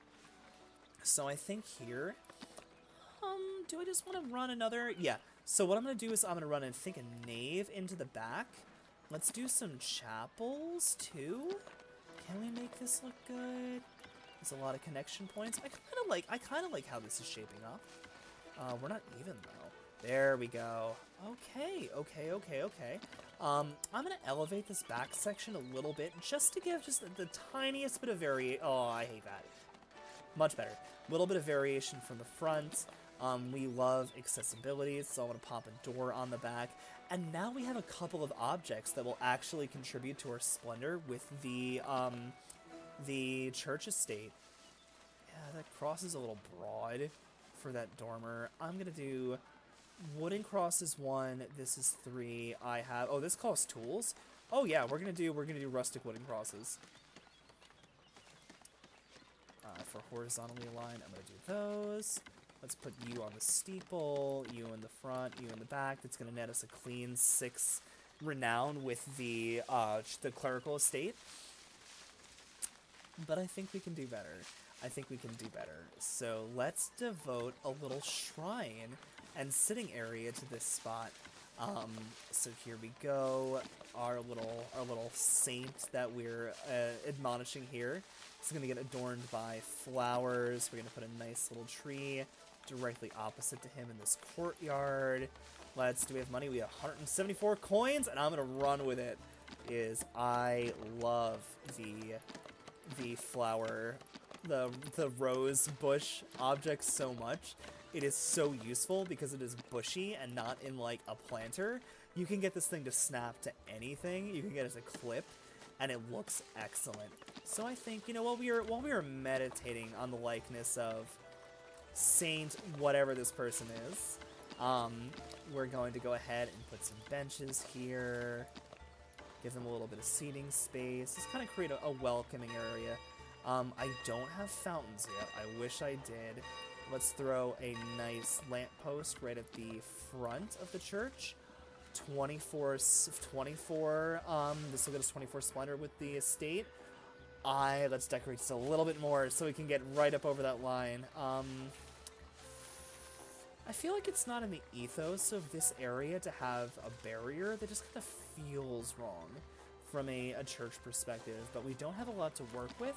You know what? Because we are creating a nice little enclosed off area, we'll run a flower arch here, and we'll decorate the front of the building with more rose bushes.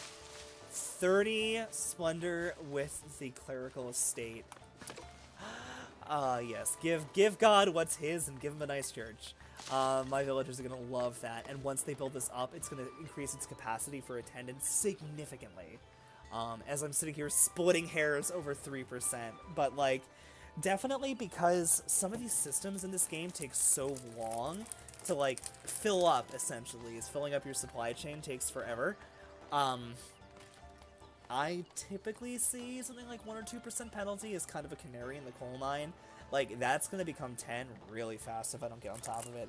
Yeah, forgive me, my spouse and I found these little packs of sour mochi friends snacks at our local Costco. They're the strangest thing I've ever had. They were teeny tiny mochi bites. That one was particularly tart. I was going to say they're not overly sour, but that one got me a little bit. I am such a baby when it comes to sour stuff, though. Ooh, what do we have? They liked it so much they had it twice. Wood for the elders. What am I gonna do? What am I gonna do? That is a lot of influence with the labor estate. Let's see what we can spend it on. Nope, we're all bought up on this tier. That's great. If I had a bailiff, I could start to kind of spend that on stuff. Actually, I might be able to do an upgrade on a trade route. I have not tried trading in a minute. Not yet. But if we get a little influence with the clerical estate, we can open up a new trade route, and that is great. It is so important to have trade facilitated. Cool. We've got that forester, and exactly like I was mentioning before, is I'm gonna basically use this forester just to run. There is a word. I would love it if somebody could tell me what the word is for the rows of hedges in between farms like this, but I'm going to use them for this exact purpose. They're just going to run a row of trees in between there. I want to put a second wheat farm here, and I'm going to do the same thing. and that's going to keep this berry supply up so that we can keep our tavern stock. Speaking of, we are sitting on 129 berry brew and growing. So once we have our goods production figured out, I think we're going to be in great shape. Speaking of, sheep farm. The sheep farm is done. These are huge. Sheep farms really want to be massive. So I'm going to leave a little bit of a cut in here to keep developing our stoneworker camp. But basically, I'm going to go and just keep on painting this out toward the boundary until we're right in the middle of that adequate size. Perfect. Need a little while for our lambs to grow up, but then we can shear them. Let's see if we can catch any of the little ones. So wheat farms and hop fields don't like... There we go! Oh. Let me take that down to 1 speed so we can take a good look at them. Camera's a little blurry. There we go. Oh, look at how triangular they are. I love that. So good. Oh. But, yeah, are any of your crop fields don't like to commingle with native trees? Animals, so livestock, sheep and cows, don't care. So I don't even have to clear this stuff. I just don't have to worry about it. I think it will displace wild animals. Maybe even not. Maybe I could be hunting out of the same space too. Doesn't matter. Got lots of game. Meat production is great. Not fussed. So that's step 1 of that supply chain. Now we need step 2 and step 3. So our sheep farm is going to provide the wool. We're going to need to bring the wool to a weaver's hut. And again, I'm not the most confident in, like, what's the ratio of farm workers to weavers to tailors. So we're just going to kind of figure it out improvisationally. So we're going to throw a weaver's hut here. They're going to go and make our wool into cloth, which has some intermediate uses. And then we're going to go ahead and make that into clothing here. And this slop warehouse that I placed in the beginning to smooth out the whole process, we're going to use as kind of our overflow. So we want to consume cloth here. We'll be making cloth here, but we're also consuming cloth here. We want to consume wool here. Where do we think we'll have extra? I'm going to leave one open, and then we'll just stockpile spare clothing here. With the clothing, welcome. With the clothing, we'll need a place to vend it. So back to our market. We're going to go ahead and include a goods stall now. They're a little more expensive, but it's how we distribute goods to our populace. There we go. Let's remove that from that poor person's stand. We have a new sign, the goods stall sign. Hedgerows! Thank you, Ditto! Aw, I was, like, at the moment I saw that, I'm like, oh, that is what it is! But no, okay, so we did, okay, lesson with teacher today. We did, what is the specific difference between smelting and blooming? We did, where is nutmeg native to, and would it have appeared in European medieval cuisine? And we did, what is a hedgerow? So, I am glad that even on not the educational stream, we're learning something. But no, thank you. So yeah, I've got my foresters putting in hedgerows between my farms, which is going to keep my berry production, wood production up. That's fantastic. Alright, let's make this a little nice. Let's make this a little fancy. I have been leaning... Ooh, we got clergy upgrades. That's great. That's going to be big in just a second. But, yeah, let's go. You know what? Let's backdrop this with a nice tree. I'm going to go ahead and put in a little bit of fencing here. I mean, we're already back to back with one of the plot fences, but I think this is just going to look tidy. Please copy for me. Oh, I clipped the wrong thing. Did I? It's all moving together? Oh, that's weird. I didn't know those snapped. Good to know. I'm going to put another rope fence here. You know what? It's a corner. Corners want lights. Just slap a light in the corner. There we go. I'm going to put another rope fence down here in a way that doesn't unbuild that house. I think a bench here would be kind of darling. And I want to keep kind of the space around the market a little bit on the open side. So, like, yeah, we're gonna put a little bit of vegetation in here. We're gonna make it look a little bit nice, but I definitely want it still to feel like an open market.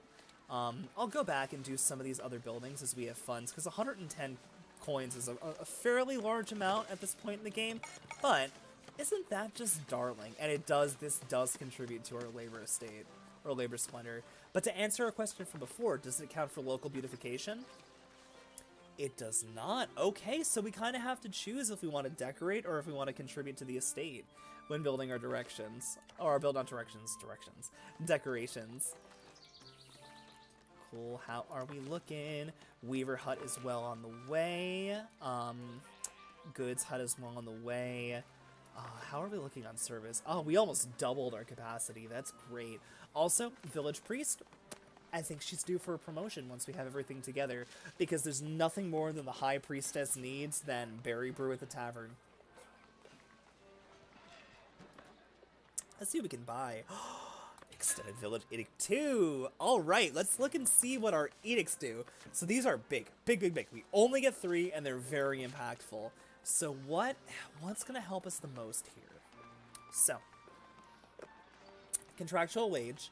It essentially gives us double efficiency, more or less, on our mandates, on our levies. We did that before. We did a lot of levying. I don't want to do it anymore. I think we've gotten to the point that we've got actual cash flows, which is fine. This one here is Stonework Promotion. Doubles the yields of stone goods and halves the yields of natural goods. We live in a flat plain, babes. I do not want to do this. Upkeep of production building parts are decreased by 50%. I think that's the pick. Because the other one is bulk trade. Trade quantity increases by 80%, but the price is 20% worse. Generally, though, that is worth it. That is worth it. I will take a 20% chip on my price of goods to be able to turn almost double the quantity. However, we're not really exporting anything. We're not, like, making money. So I'm going to reduce our costs. I'm going to go ahead and that's a whopping 50% improvement. That's a big deal. So that's going to make it much less, like, damaging to have a whole bunch of production buildings. It's going to keep our costs low. So we finished that village market. That's great. We're going to go ahead and put the common clothes there. This is close enough that I think that they can share directly without me installing a whole second warehouse there. We can get 2 weavers in place. We can get some tailors in place. We are producing, are we producing wool? Yep, we're bringing it to the warehouse. All right, once we get some clothes in the system, we can start upgrading some folks. There we go. Excellent. Things are moving. Resources are flowing. I'm still a little worried about the fish, so we're going to go ahead and populate this Fisher's Hut and see what we've got.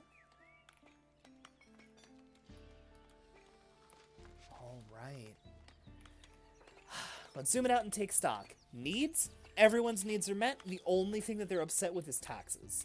And 15% dang at this point in the game isn't too bad. Once we diversify our labor pool a little bit, we can probably reduce that. Commoners pay more proportionally in tax than serfs do. So that'll increase our revenue stream there. We're producing everything we need for this phase of the game. We've got tools, we've got alcohol, we've got a tavern, we've got common clothes, we've got multiple food types. I'm a little bit shy about those fish, but we'll get there. Fish in theory are like the easiest resource to get massive quantities of in this game, because like one fisher person is going to be able to pull in a tremendous amount of them. But our map isn't playing nicely. And that happens, that's okay. So I think it's time for a monastery.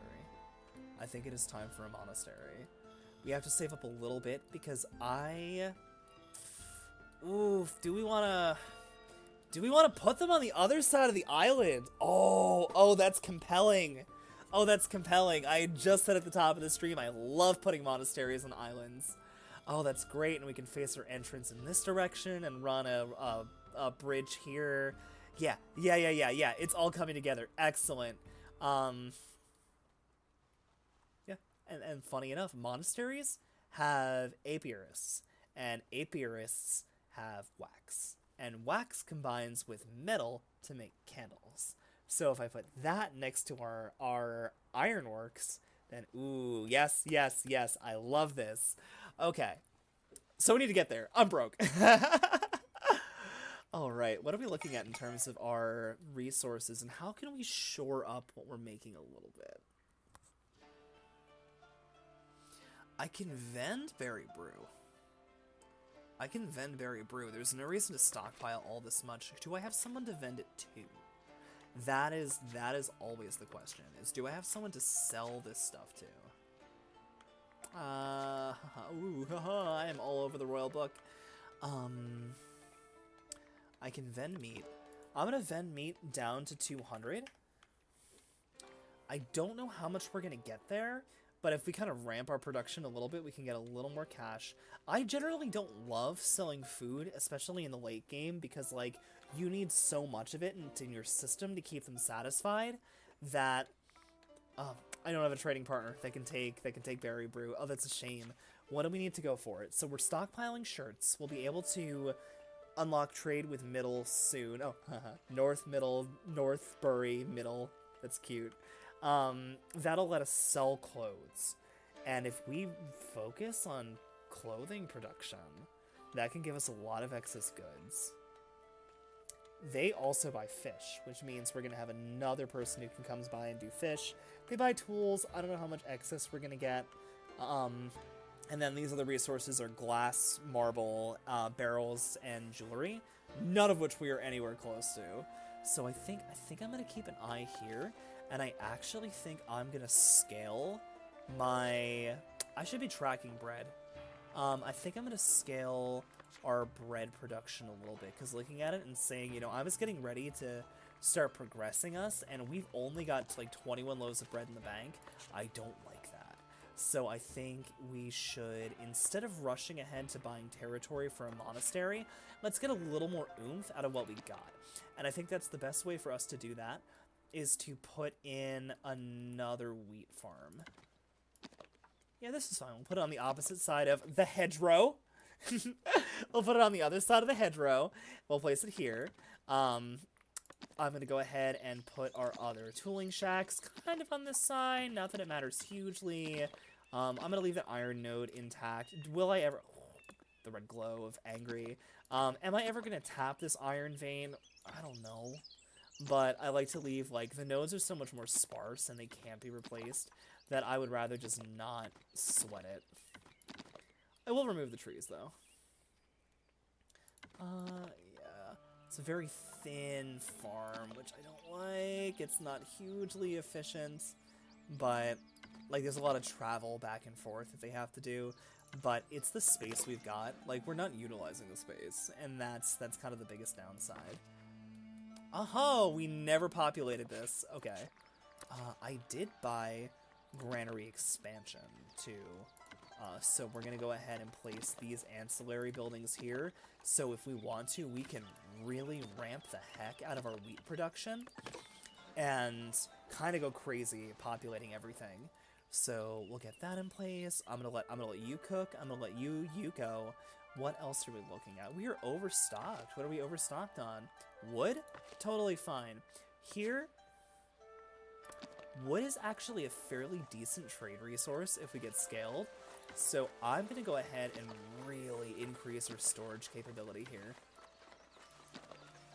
So I'm going to go ahead and maximize this single warehouse to its biggest size. I don't think I need more labor. I just want more room to stockpile this stuff. Because essentially, anytime these buildings have this storage full error, they're missing out on production. And I don't like that. You're full. Charcoal burner is full. Can I fit more room for storage for you?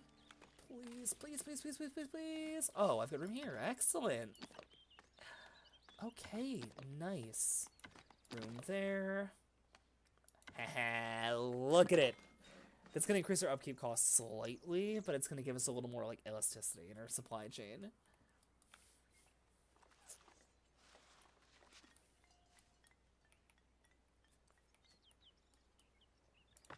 That's looking good. That's looking good. That's looking good. I think we're doing this, team. All right, we got 5 spare laborers, so that's a decent sized workforce. I definitely don't want to kick it on a monastery until we have some of this other stuff stabilized, too. It's just, there's too much. There's too much to worry about. Yeah, so I think if we really want to focus on clothing production, I should also expand storage here. I think I can get more storage space here without trampling these houses. I can get some here. Can I squeeze? There it is. Good.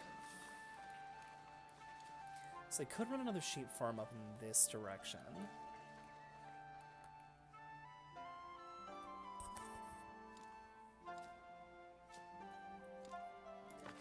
Alright, starting to get some folks on the farm. Alright, so yeah, we're in a tight squeeze here. Oh, this is so ugly. Oh, I hate it. I hate it. I think I'm gonna cave in. Yeah, I can't look at it. I can't look at it. I can't do it. Oh, this is so bad. That is so bad. I'm gonna forget that I did that.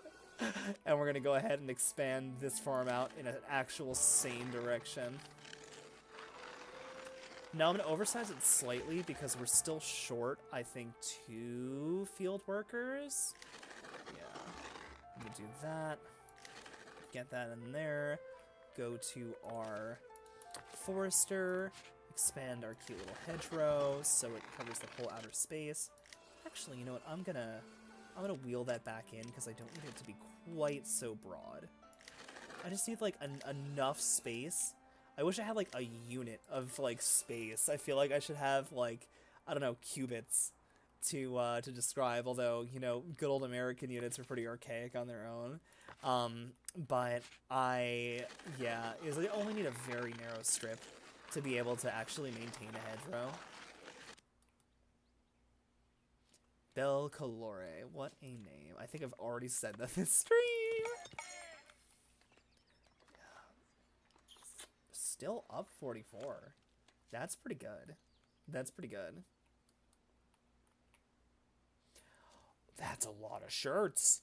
Oh, that's great. I mean, we're not vending any of them yet. No one's at a level that they're actually using goods, but, villager path blocked. Could not reach warehouse. Are we having pathing issues here? Is something blocked, or are we just finding a new path?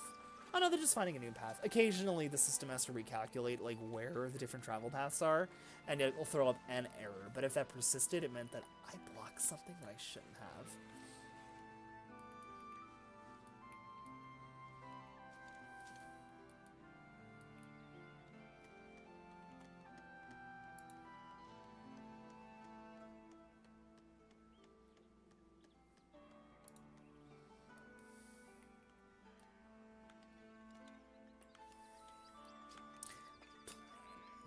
I want that monastery. I think that's especially because we've got about like if I have the stamina to go to close, we got about 45 minutes left on stream. I want this monastery started before we wrap for the evening. I think they're gorgeous. I think they're gorgeous buildings. It's so funny. I'll be hanging out with a friend of mine tomorrow who is like literally actually a priest, and she is very into like the history and the aesthetic, and I feel like I can sell her on this game just on the attention to detail on like the clerical architecture. Like, it's so cool. A part of me that wishes it wasn't as Eurocentric as it is, but like, it's on the freaking tin, man. Like, what do I expect? Cool, we control this whole space. Excellent. Just to make my life a little bit easier for being able to see what I'm actually doing, I'm gonna clear a good amount of these woods. Yeah, there's no, like, mineral nodes in here. I'm not, like, losing anything. I'm not missing anything. So it's not a huge deal. Our builder's gonna take some labor to go get that out of the way. But, celebration! Influential village! The elders value your fair influence. They've invited traders from the labor estate to allocate more resources, sweetening trade opportunities with you temporarily. trade quantity bonus of 10% for villages with the labor alliance. That's great. I'm kind of vending stuff at this point, sort of, maybe.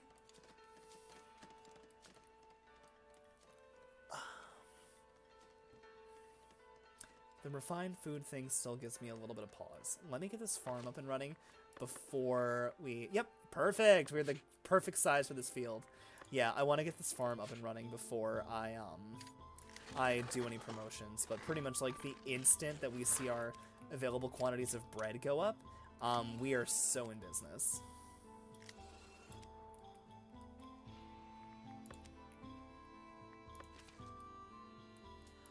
I do not like the pathing errors. Where is this coming from? Please. Please. We're having issues with... I had a feeling it was going to be this charcoal hut. I tried to get too cheeky with packing all of my production buildings in too small a space, and they're all on top of each other. Fine, I'll move it. Traders can't read storage. Villager path blocked. Blocked to what? Yeah, it's the charcoal hut. Dang. Ugh. That's fine. It'll get fixed.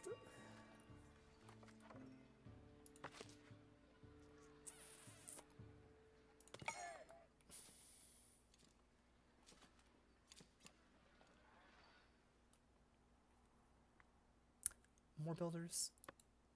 More builders. Alright, because I really want a build team to be focused. I think it's even one of like the vanilla game tooltips is like, put builders lodges close to major constructions. So I know that they'll be able to live on the other side of the river, and like builders lodges cost 5 wood and build instantly, so it's not like they're, or builders workshops, it's not like they're expensive to do. I can kind of move them around dynamically, but I think for what we're trying to pull off here, sticking a builder's workshop directly underneath the monastery is gonna help kind of move this thing along. So that being said, did we get enough of these trees out of the way for me to scope this thing out? I can't see! Nah, we'll give it a break until they have this place cleared out. Did I mark it? I marked it, yeah.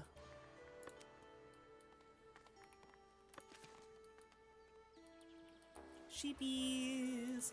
Yeah, now they're big. The eyes are a little disturbing, but also actual sheep and goats have kind of disturbing eyes, so... I guess +1 for immersion, I suppose. There we go. Are we clearing the space? Yes, we are. Good. Yeah, I'm getting restless. We're gonna do some promotions. I may live to rue the day, but I think we should consider some folks for promoting. So, I really want to hit roles that it's kind of a bottleneck on critical resources. This is gonna, by promoting them, this is gonna double their production, which is a pretty big deal. We're gonna go promote these bakers. I did a blacksmith. I don't need to do brewers yet. Oh, but that's all the money I have for anyway. Oh, cool! We got common path tier 4. We're teching up down the common stuff pretty quickly. Oh, we also unlocked a new level with the labor estate. Yeah, give me that privilege. Milling taxes. Yes, please. So, the taxes we've been looking at so far, yeah, we're going to tax our commoners a little bit more. The taxes we've been looking so far have been residential taxes. That just unlocked, like, municipal taxes or, like, utility taxes. So exciting! But, yeah, so now we're going to collect gold based on our windmill operation. Later on, we collect like, mining taxes, taverning taxes, all of that goodness. But it's just going to give us another source of income that's going to help us keep our heads above water. So, want to keep a careful eye on how people's happiness and needs are moving, just to make sure that handful of commoners that we just promoted are getting what they need. They will commoners, like serfs, you can... It's not great to say out loud, you can kind of put serfs in bad conditions, and they'll take a lot for them to leave. Commoners, and especially citizens, are very quick to go if they don't like where they leave. So that's like not beautiful housing, not the right foods, no access to alcohol. So we just want to be kind of close to that. All right. Yeah, we're having a hard time getting to this warehouse. Where I place these must not be good. Oh, I've got room right in front of the stinking thing. What am I doing? Yeah, this is so much better. Easy. Yeah, blocked up one of my own buildings doing that. Housing insufficient. So this is what I want to keep an eye on. Who are you and why is your housing insufficient? You are a commoner. You are a blacksmith. You have access to housing.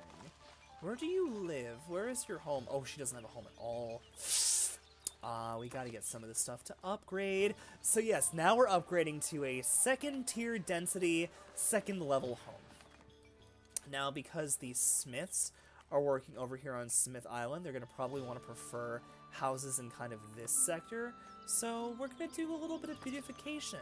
And I think one of the cutest ways to do that is to make our little dinky wooden bridge slightly more attractive. So I'm gonna put on these truss covers. There we go. We're gonna make it, if we're gonna have a dinky, rinky, dinky, stinky wooden bridge, then at the very least we can make it look a little bit nicer. So yes, now that that's extending that range of decor, and then especially on the residential side, I've got 47 gold to play with, so we might have to get a little bit creative, but I think we can afford to make this a heck of a lot nicer. So again, kind of rose arch. I'm really into the rose arches this playthrough. Place that lamppost there. Let's get, again, some more of these rose bushes in. Yeah, there, that sphere of beautification is growing. Great, great, great. Cool.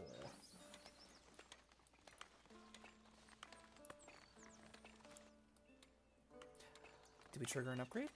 We'll know when we do. We'll know when we do. Here, I've got 15 coins to play with, so we're just gonna go 1, 2. Are we lined up? Yes. And we're gonna put the last 5 in the bank. We're done. We are good. All right. Traders again are having issues getting to whatever storage that is. It's probably for the planks, but it looks like they're actually successfully building it now. Oh, yes, give me more storage, more storage. We're hoarding. We're on hoarders. Okay, you're blocked. You're blocked to where? Oh, you know what? It might be something entirely else which is blocked. I'll let them finish doing what they're doing, and then we'll figure it out. At the very least, because they're capable of building this stuff, maybe this is the problem, child. Maybe that's the one that's giving me heartache. Because what if I instead put this section of this warehouse all the way out here? Maybe.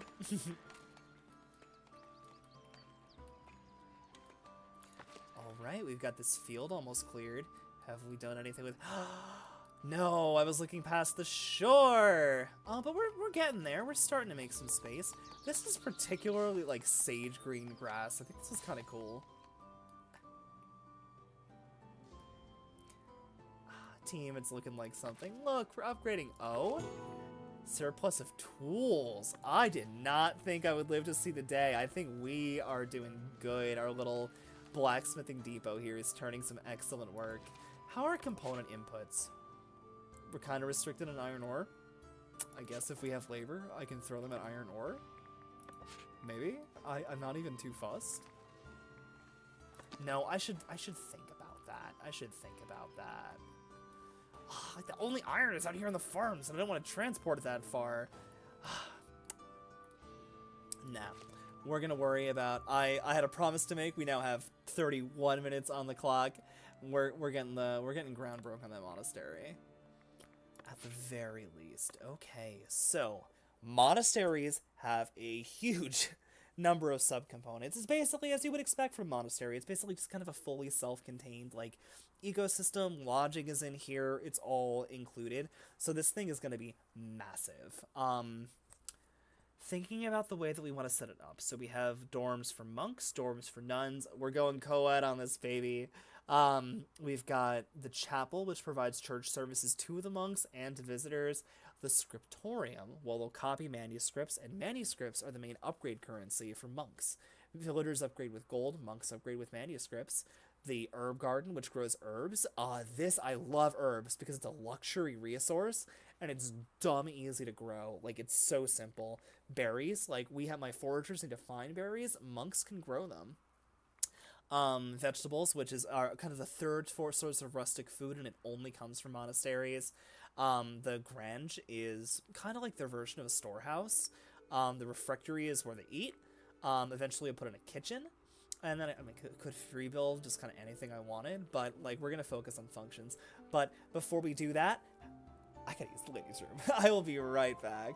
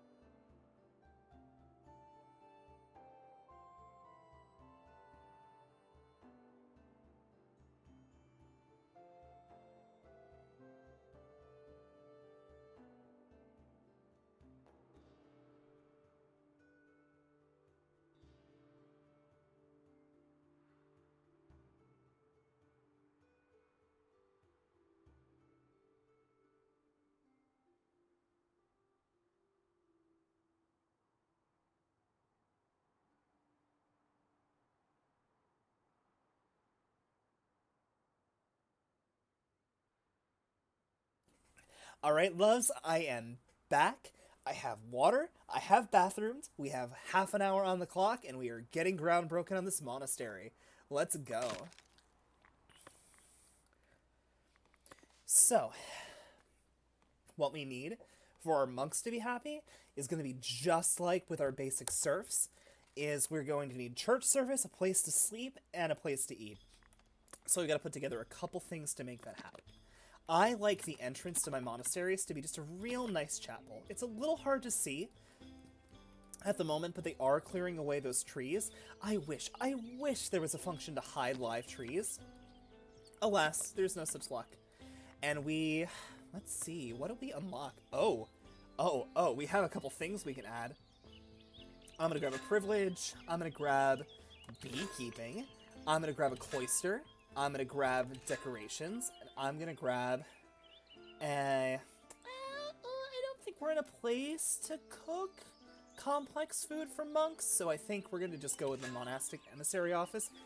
And I've got the last 5 influence. We're gonna grab the hospitium, which is like an inn for traveling monks.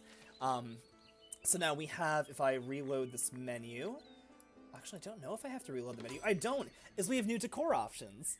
And that is a great thing to have in pocket as we start. So here we go. I love these facades so much. I'm gonna go pull this off into the available spot to show off. I think they're so pretty. And they function as a bell tower. They're great. So I'm gonna go ahead and slap that on the front of the building. I'm gonna bring up our main chapel to meet it. Is that clipping the bell? It is clipping the bell. There, that's the appropriate height. Very cool. So we've got that on our main chapel. What I can do is I can run some quarters into the front of that to kind of make a nice, I'm was thinking of making a nice kind of stepped opening, but I don't like how it clips those windows. Let's see how this looks with just this nice gate. Ooh. Ooh, I like that. I like that a lot. Okay. So similar to other clerical services, you need a bell tower for this to function. This does count, but like, this is our big monastery. We want it to have some splendor, and we want this to have a lot of available room for church services. So I'm going to slap a second chapel on the back.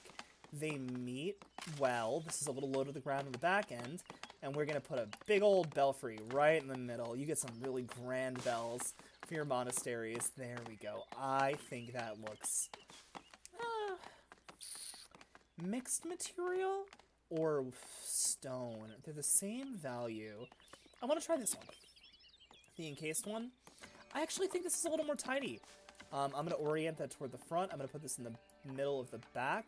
There we go. So we have got our chapel complete. Next, I want to work on our dorms. So, passage from the chapel to the dormitories. Actually, before we leave the chapel, let's add a passage. So this is such a fun little item. It's a little four-way passage. I think it looks just really neat. So I'm going to go ahead and throw a passage there, and now I'll call the chapel complete.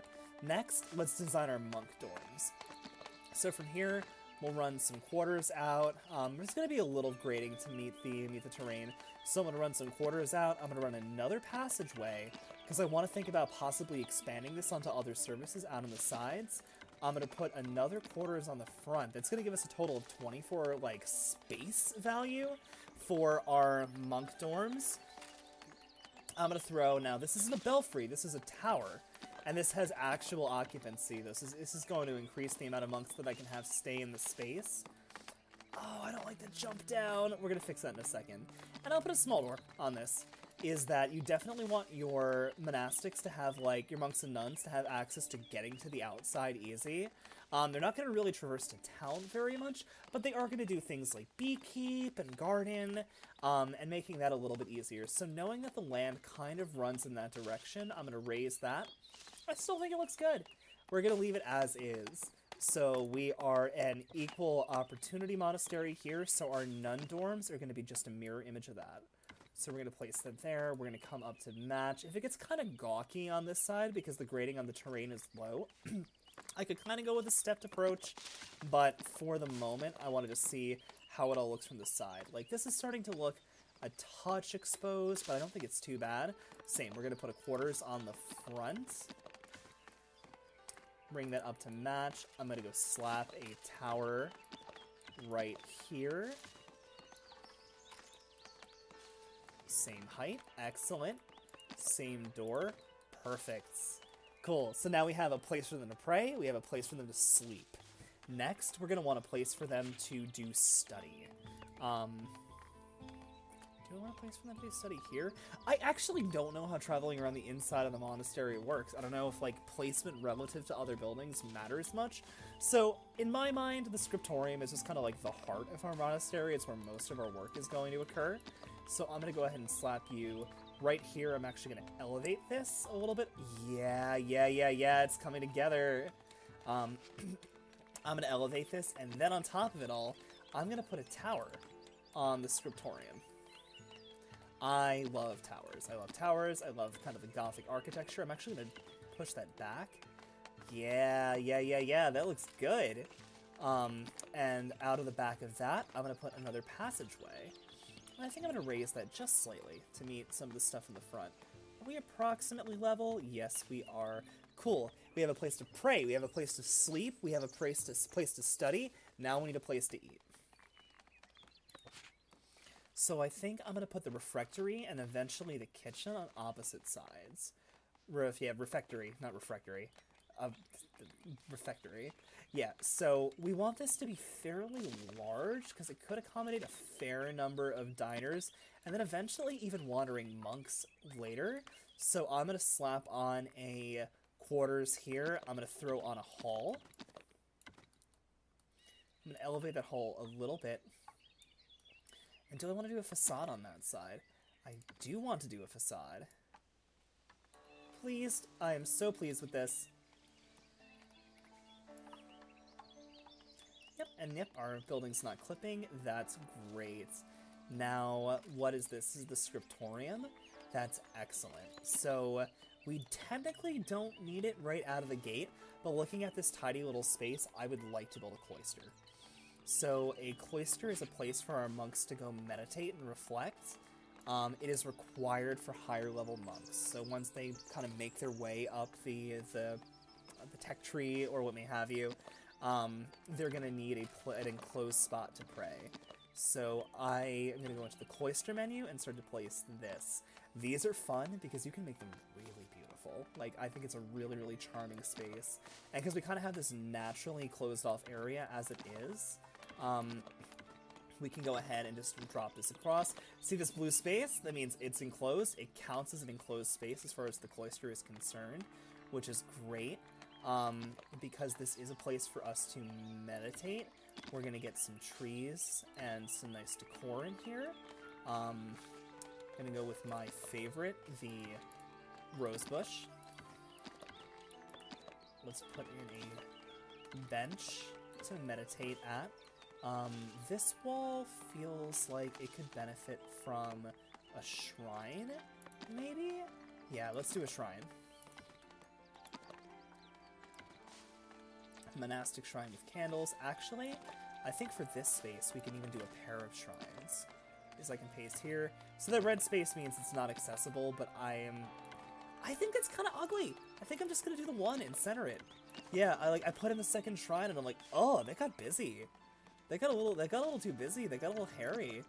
So I'm gonna go ahead and place that there.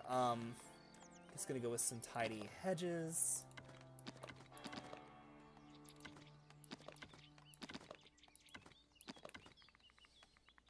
We'll go with a single lonely lamp lighting the way into the cloister. And there looks good. So we have a place for them to pray. We have a place for them to sleep. We have a place for them to study. We have a place for them to meditate. We have a place for them to eat. Now we need to make the food. So these buildings are all auxiliary to the outside of the kind of the main structure of the monastery itself. So I'm going to go ahead and slap this Grange. And this is going to store our food products that we produce. And that just sits. There's no modular parts. It's just a stand-in-place building. First, I want a berry garden. This is different from foraging in that they're not going out to collect berries. They're cultivating them on their own. And see, because I'm seeing now this is where I want to put this place. So off of the monk dorms, I'm going to put another exit onto the side so they can access this stuff more easily. So we're going to put our berry farms here. Yeah, the soundtrack changes subtly as you develop with the different estates. It's really cute. And I'm going to put in a bunch of berry planters. We'll go in 6 to start. That'll provide for their first food need. Now for the second food need, we're going to go with vegetable gardening. This is more like a farm in that I'll have to paint its area once we have like people out here working it. So I'm just going to kind of chill out there. Now on the opposite side, I'm going to do the same thing off the nun dorms. So I'm going to put a little rustic gate here. I want herbs. These are money. They are a luxury good. They are excellent for filling advanced citizen needs. They're excellent for commerce. So same hat is we're just going to go ahead and throw some little, those evenly spaced, tiny little rows of planters. What else can we do for food? That's really it, is berries and veggies. I am going to throw an apiary on the side, and these are so handy because there's no building, there is no farming, it takes up almost no space, and honey itself is a luxury. Wax can be used as a common good, and honey can be used as a component for the monk's diet, eventually. So there's so much good here. So we have food, shelter, water, we don't have water. I said at the top of stream that I would forget a well. Well, it's not central to the structure, it's ancillary, but what do you think, Chad? I think we've got a nice little monastery starting to get built up. It's gonna be expensive. Woof! There we go. And last, but absolutely not least, a well. You know what, and before I call this completely done, I don't want to make them cross across the entire structure to fill out that, there's storage, is I'm going to place a grand here as well. I could put an analogy. Oh wait, the cloister isn't off of one of the dorms. It's off of the scriptorium. Yeah, that's fine. I'm like, if we put a cloister on the monk dorms, I gotta put a cloister on the nun dorms. But I'm like, it's on the scriptorium technically. I think it's egalitarian enough. And there we are. Oh, all right. Actually, already getting to work, but I think that might just be for the chapel. So in total for this project will be 721 stone, 314 wood, 103 tools, 105 polished stone, and 90 logs. It's an investment. It's an investment, but I think it's gonna look so good. Advice: visitors to the hospitium. Yeah, I'll start that quest because it has a payoff. But we gotta go so far above and beyond to justify a hospitium. We have to have not just enough resources for our monks, we have to have spare resources for wandering monks. And that can be a little bit of a strain on our supply chain. And I think in a lot of ways we're still a little timid. Seeing that bread production come up is really reassuring, which means we can probably open another trade route. Okay, we've got Northbury. We can get Middle because we have shirts. We can get Davenport because we have bread. We can get, the ones they're missing is Kingstone Abbey, and we can't do Castle Harbor until we start to get into castles. So, I think that is a fantastic, fantastic start. Oh, look! Aw, cute. Yeah, how are we doing from... We kind of ignored our needs for a minute, but it looks like we've got all of our housing met. Oh, look! They did all these upgrades! Oh, that's great! We've got all of our housing needs met. No one is whinging about supplies, so I think it's time for another round of promotions! Alright, let's check out and see. Blacksmith, yes. Brewers, absolutely. Butchers, yes please. Iron smelters, absolutely. Patrollers, we're gonna hold off on that just because patrollers are pretty effective at low levels anyway. So I'm not gonna promote them just yet. Mason, yes. Tailors, yes. Tax collectors, not strictly essential, but it'll help. Yeah, so that's a good start. As long as we don't immediately go and just strip out all of our resources doing all of that, then we'll be in good shape. I'm a little concerned. I'm not seeing much meat at the market. Are we between stocking? I'm gonna add some more transporters here. I feel like we need to pull more goods into the market. Alright. Yeah, wheat field's full size and going. That's great. So the existence of this wheat field isn't a problem for putting in a small mine here. If I really wanted to tap these nodes, I could. But yeah, things are smooth.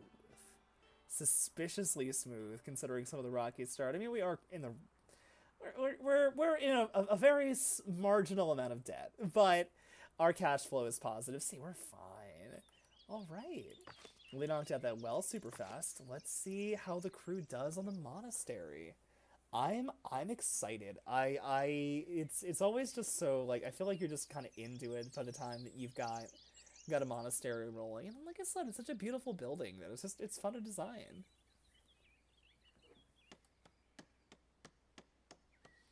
I do not think we're going to get this constructed on stream, though. That is so many resources. We can dream. House is upgrading. Nice. Yeah, it must have been one of those folks that just promoted. That's great.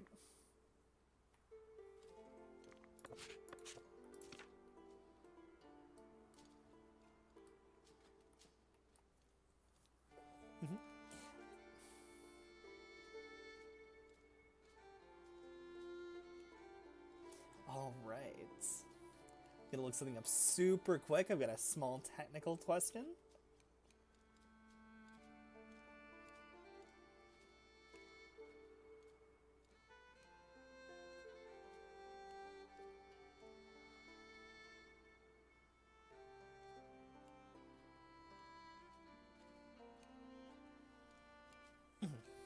All right. There we go. We're gonna zoom in there real quick.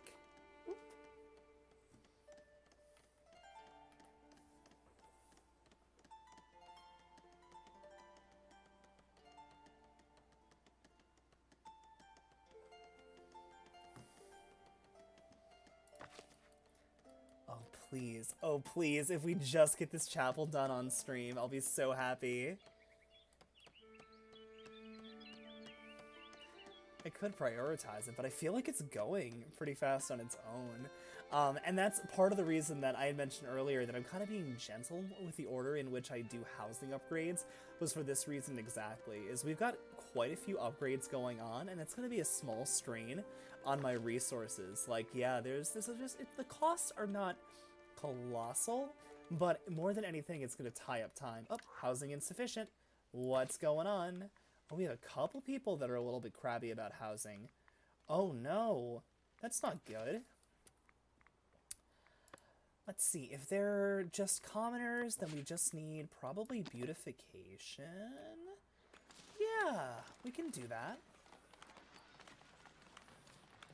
Oh yeah, this whole region is uggos. We can fix this.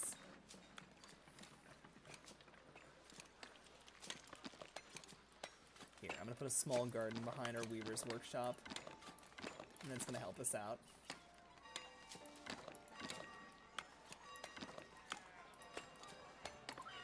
Gonna do that. Let's get, you know what, let's get this place lit up. That helps so much with getting, like, I feel like it's such a cute, immersive way to increase our housing quality scores in a pinch, is, like, just getting little bits of lighting, especially where we see roads diverging. So you can see I'm kind of down on the ground level here. I'm putting myself in the headspace of, like, if I lived here, where would I want signposts? Where would I want lighting? Where would I want things to be tidy? Ew, why are you, ew, what are you cutting through that for? Gross. Yeah, we're gonna get this place nice and lit up. Cute outhouse, you want a light for that? No, we need a shrine. This needs to be a monument.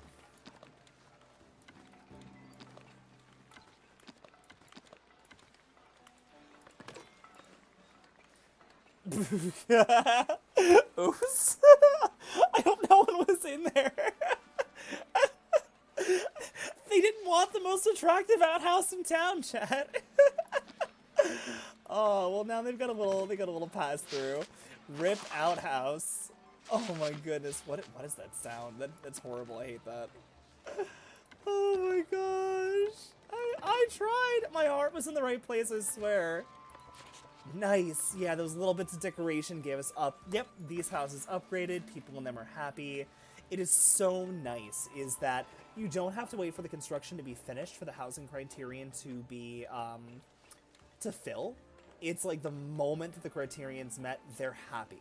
They're living in a skeleton of a house, but they're happy. It counts as a good house. Are we overstocking on bread? Oh, no, we're still... Oh, we're overstocked on flour. Really? Well, that's because I never configured this. Wheat, wheat, wheat. We're gonna use the wheat here.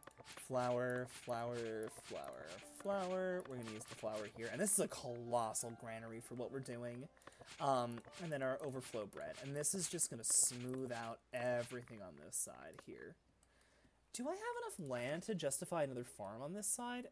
No, it's too narrow. I could purchase this eventually and do that, because I think, like, based on everything we've got set up here, focusing this area on agriculture makes a ton of sense. Surplus village goods. Yeah. Speaking of, did we sort out our whole wood stockpile debacle? I think so. And that probably is what got us through constructing some of these houses, is they were just able to apply all that surplus wood. Speaking of, oh, a bread fair. Okay, I love these. We actually haven't had enough passive happiness to really get the most of these. Is the labor estate wants to hold a bread fair. If I can keep my villagers' happiness above 75% and I have bread in the market, it's going to give me a real great happiness bonus, and also technically a trade bonus if I was selling bread. I'm not selling it. It is still a little bit precious and few, so I'm not going to worry about that, but the happiness bonus is nice. The influence with the labor estate is nice. Okay, we're actually moving along faster than I thought. Nice, please, please, please, please, please. I'm going to distract myself by browsing through the catalog of goodies. So clergy estate, I've got enough to unlock the monastic kitchen, which makes kind of like the monk equivalent of refined food. And a treasury there we can get. This is all decorative. I want the market. I'm going to unlock paving. I'm going to unlock taverns next once we have it, because taverns are really great, or not in taverns, inns. It's an add-on for the tavern, and like is a really good source of cash flow. If you've got the spare resources to host visitors, I've driven up a couple hundred off of a single tavern, like a couple hundred of gold per month. They're really handy. Oh, please. You know what? We're gonna... Do I want to all hands on deck this? No, we're gonna see how far we get. We're gonna see how far we get, chat.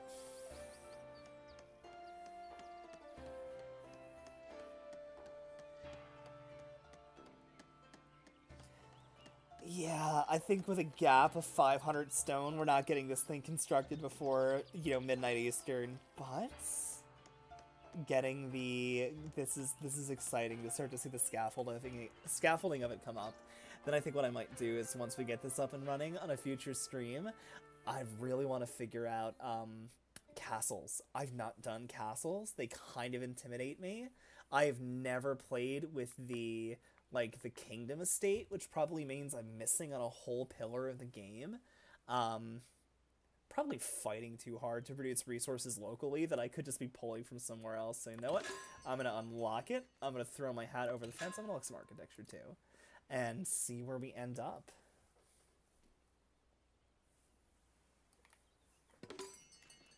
Oh, gimme. Stone churches. I love them.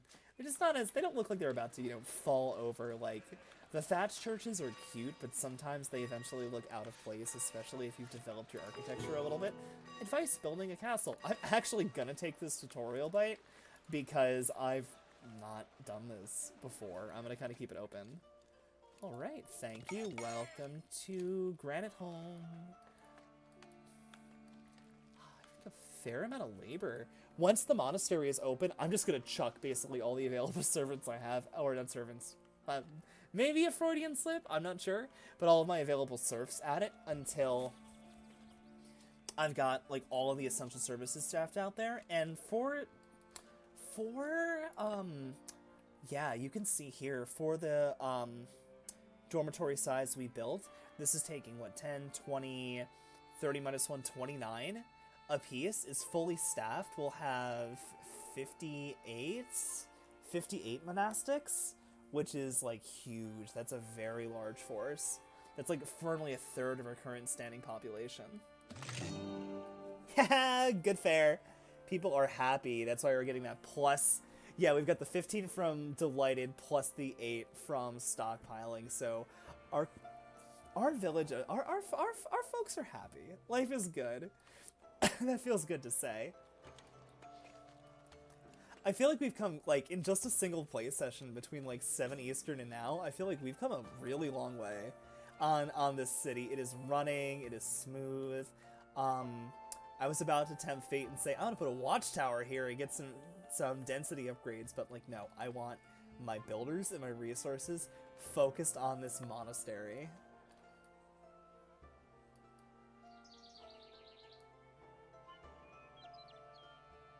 This is gonna be so nice once it's done. Yeah, and I'm thinking of running just a big old grand stone bridge eventually off into this space. Let's explore around. We've got a minute. Let's explore around the rest of the terrain and really kind of see what we can find. So here's another kind of like big island. This might be a fun spot to put a castle town in. I think having the monastery on this island and the castle town here is really charming, especially because this could be some goodies. This could be some goodies. This could be gold. We're going to want to probably prospect that at some point, but this could be some gold. This could be some quartz. There's a couple hills this way. So I see here we've got 1, 2, 3 nodes. We have 3 nodes there, so 6. We've got 9 nodes. Yeah, within like only a couple territories. We've got like 9 nodes. So this spot right here wants to be like a big mining town. So I think that'll be our objective, is like kind of our flow of play for, you know, Granite Home, is to finish off our monastery, start thinking about expanding in this direction for our castle estate, and then up here to get some industry done. But no, I'm going to kind of give us a little bit of a zoom out and an overhead on this one as we say goodnight to Granite Home for the evening. And yeah, midnight Eastern, this is where we're going to call it for tonight. Thank you for joining in. Thank you so much for everyone who came in from Socially Atypical's chat. It is wonderful to have you here. I hope you had a great time. If you want to see more, we typically play, this is a little bit unusual, we typically play Magic the Gathering and other card games on Mondays, Fortress games like this, Dwarf Fortress, and others on Fridays, and we do live arts and crafts on Saturday, or on Sunday nights. Last time we got together, we worked on a historic doublet, and we'll be doing the same and finishing that out on our next session. So if you want to stick around or see a little bit more, please give me a follow. I'd love to see you. This has been Miss Mars Bars, and have an excellent night. Love you.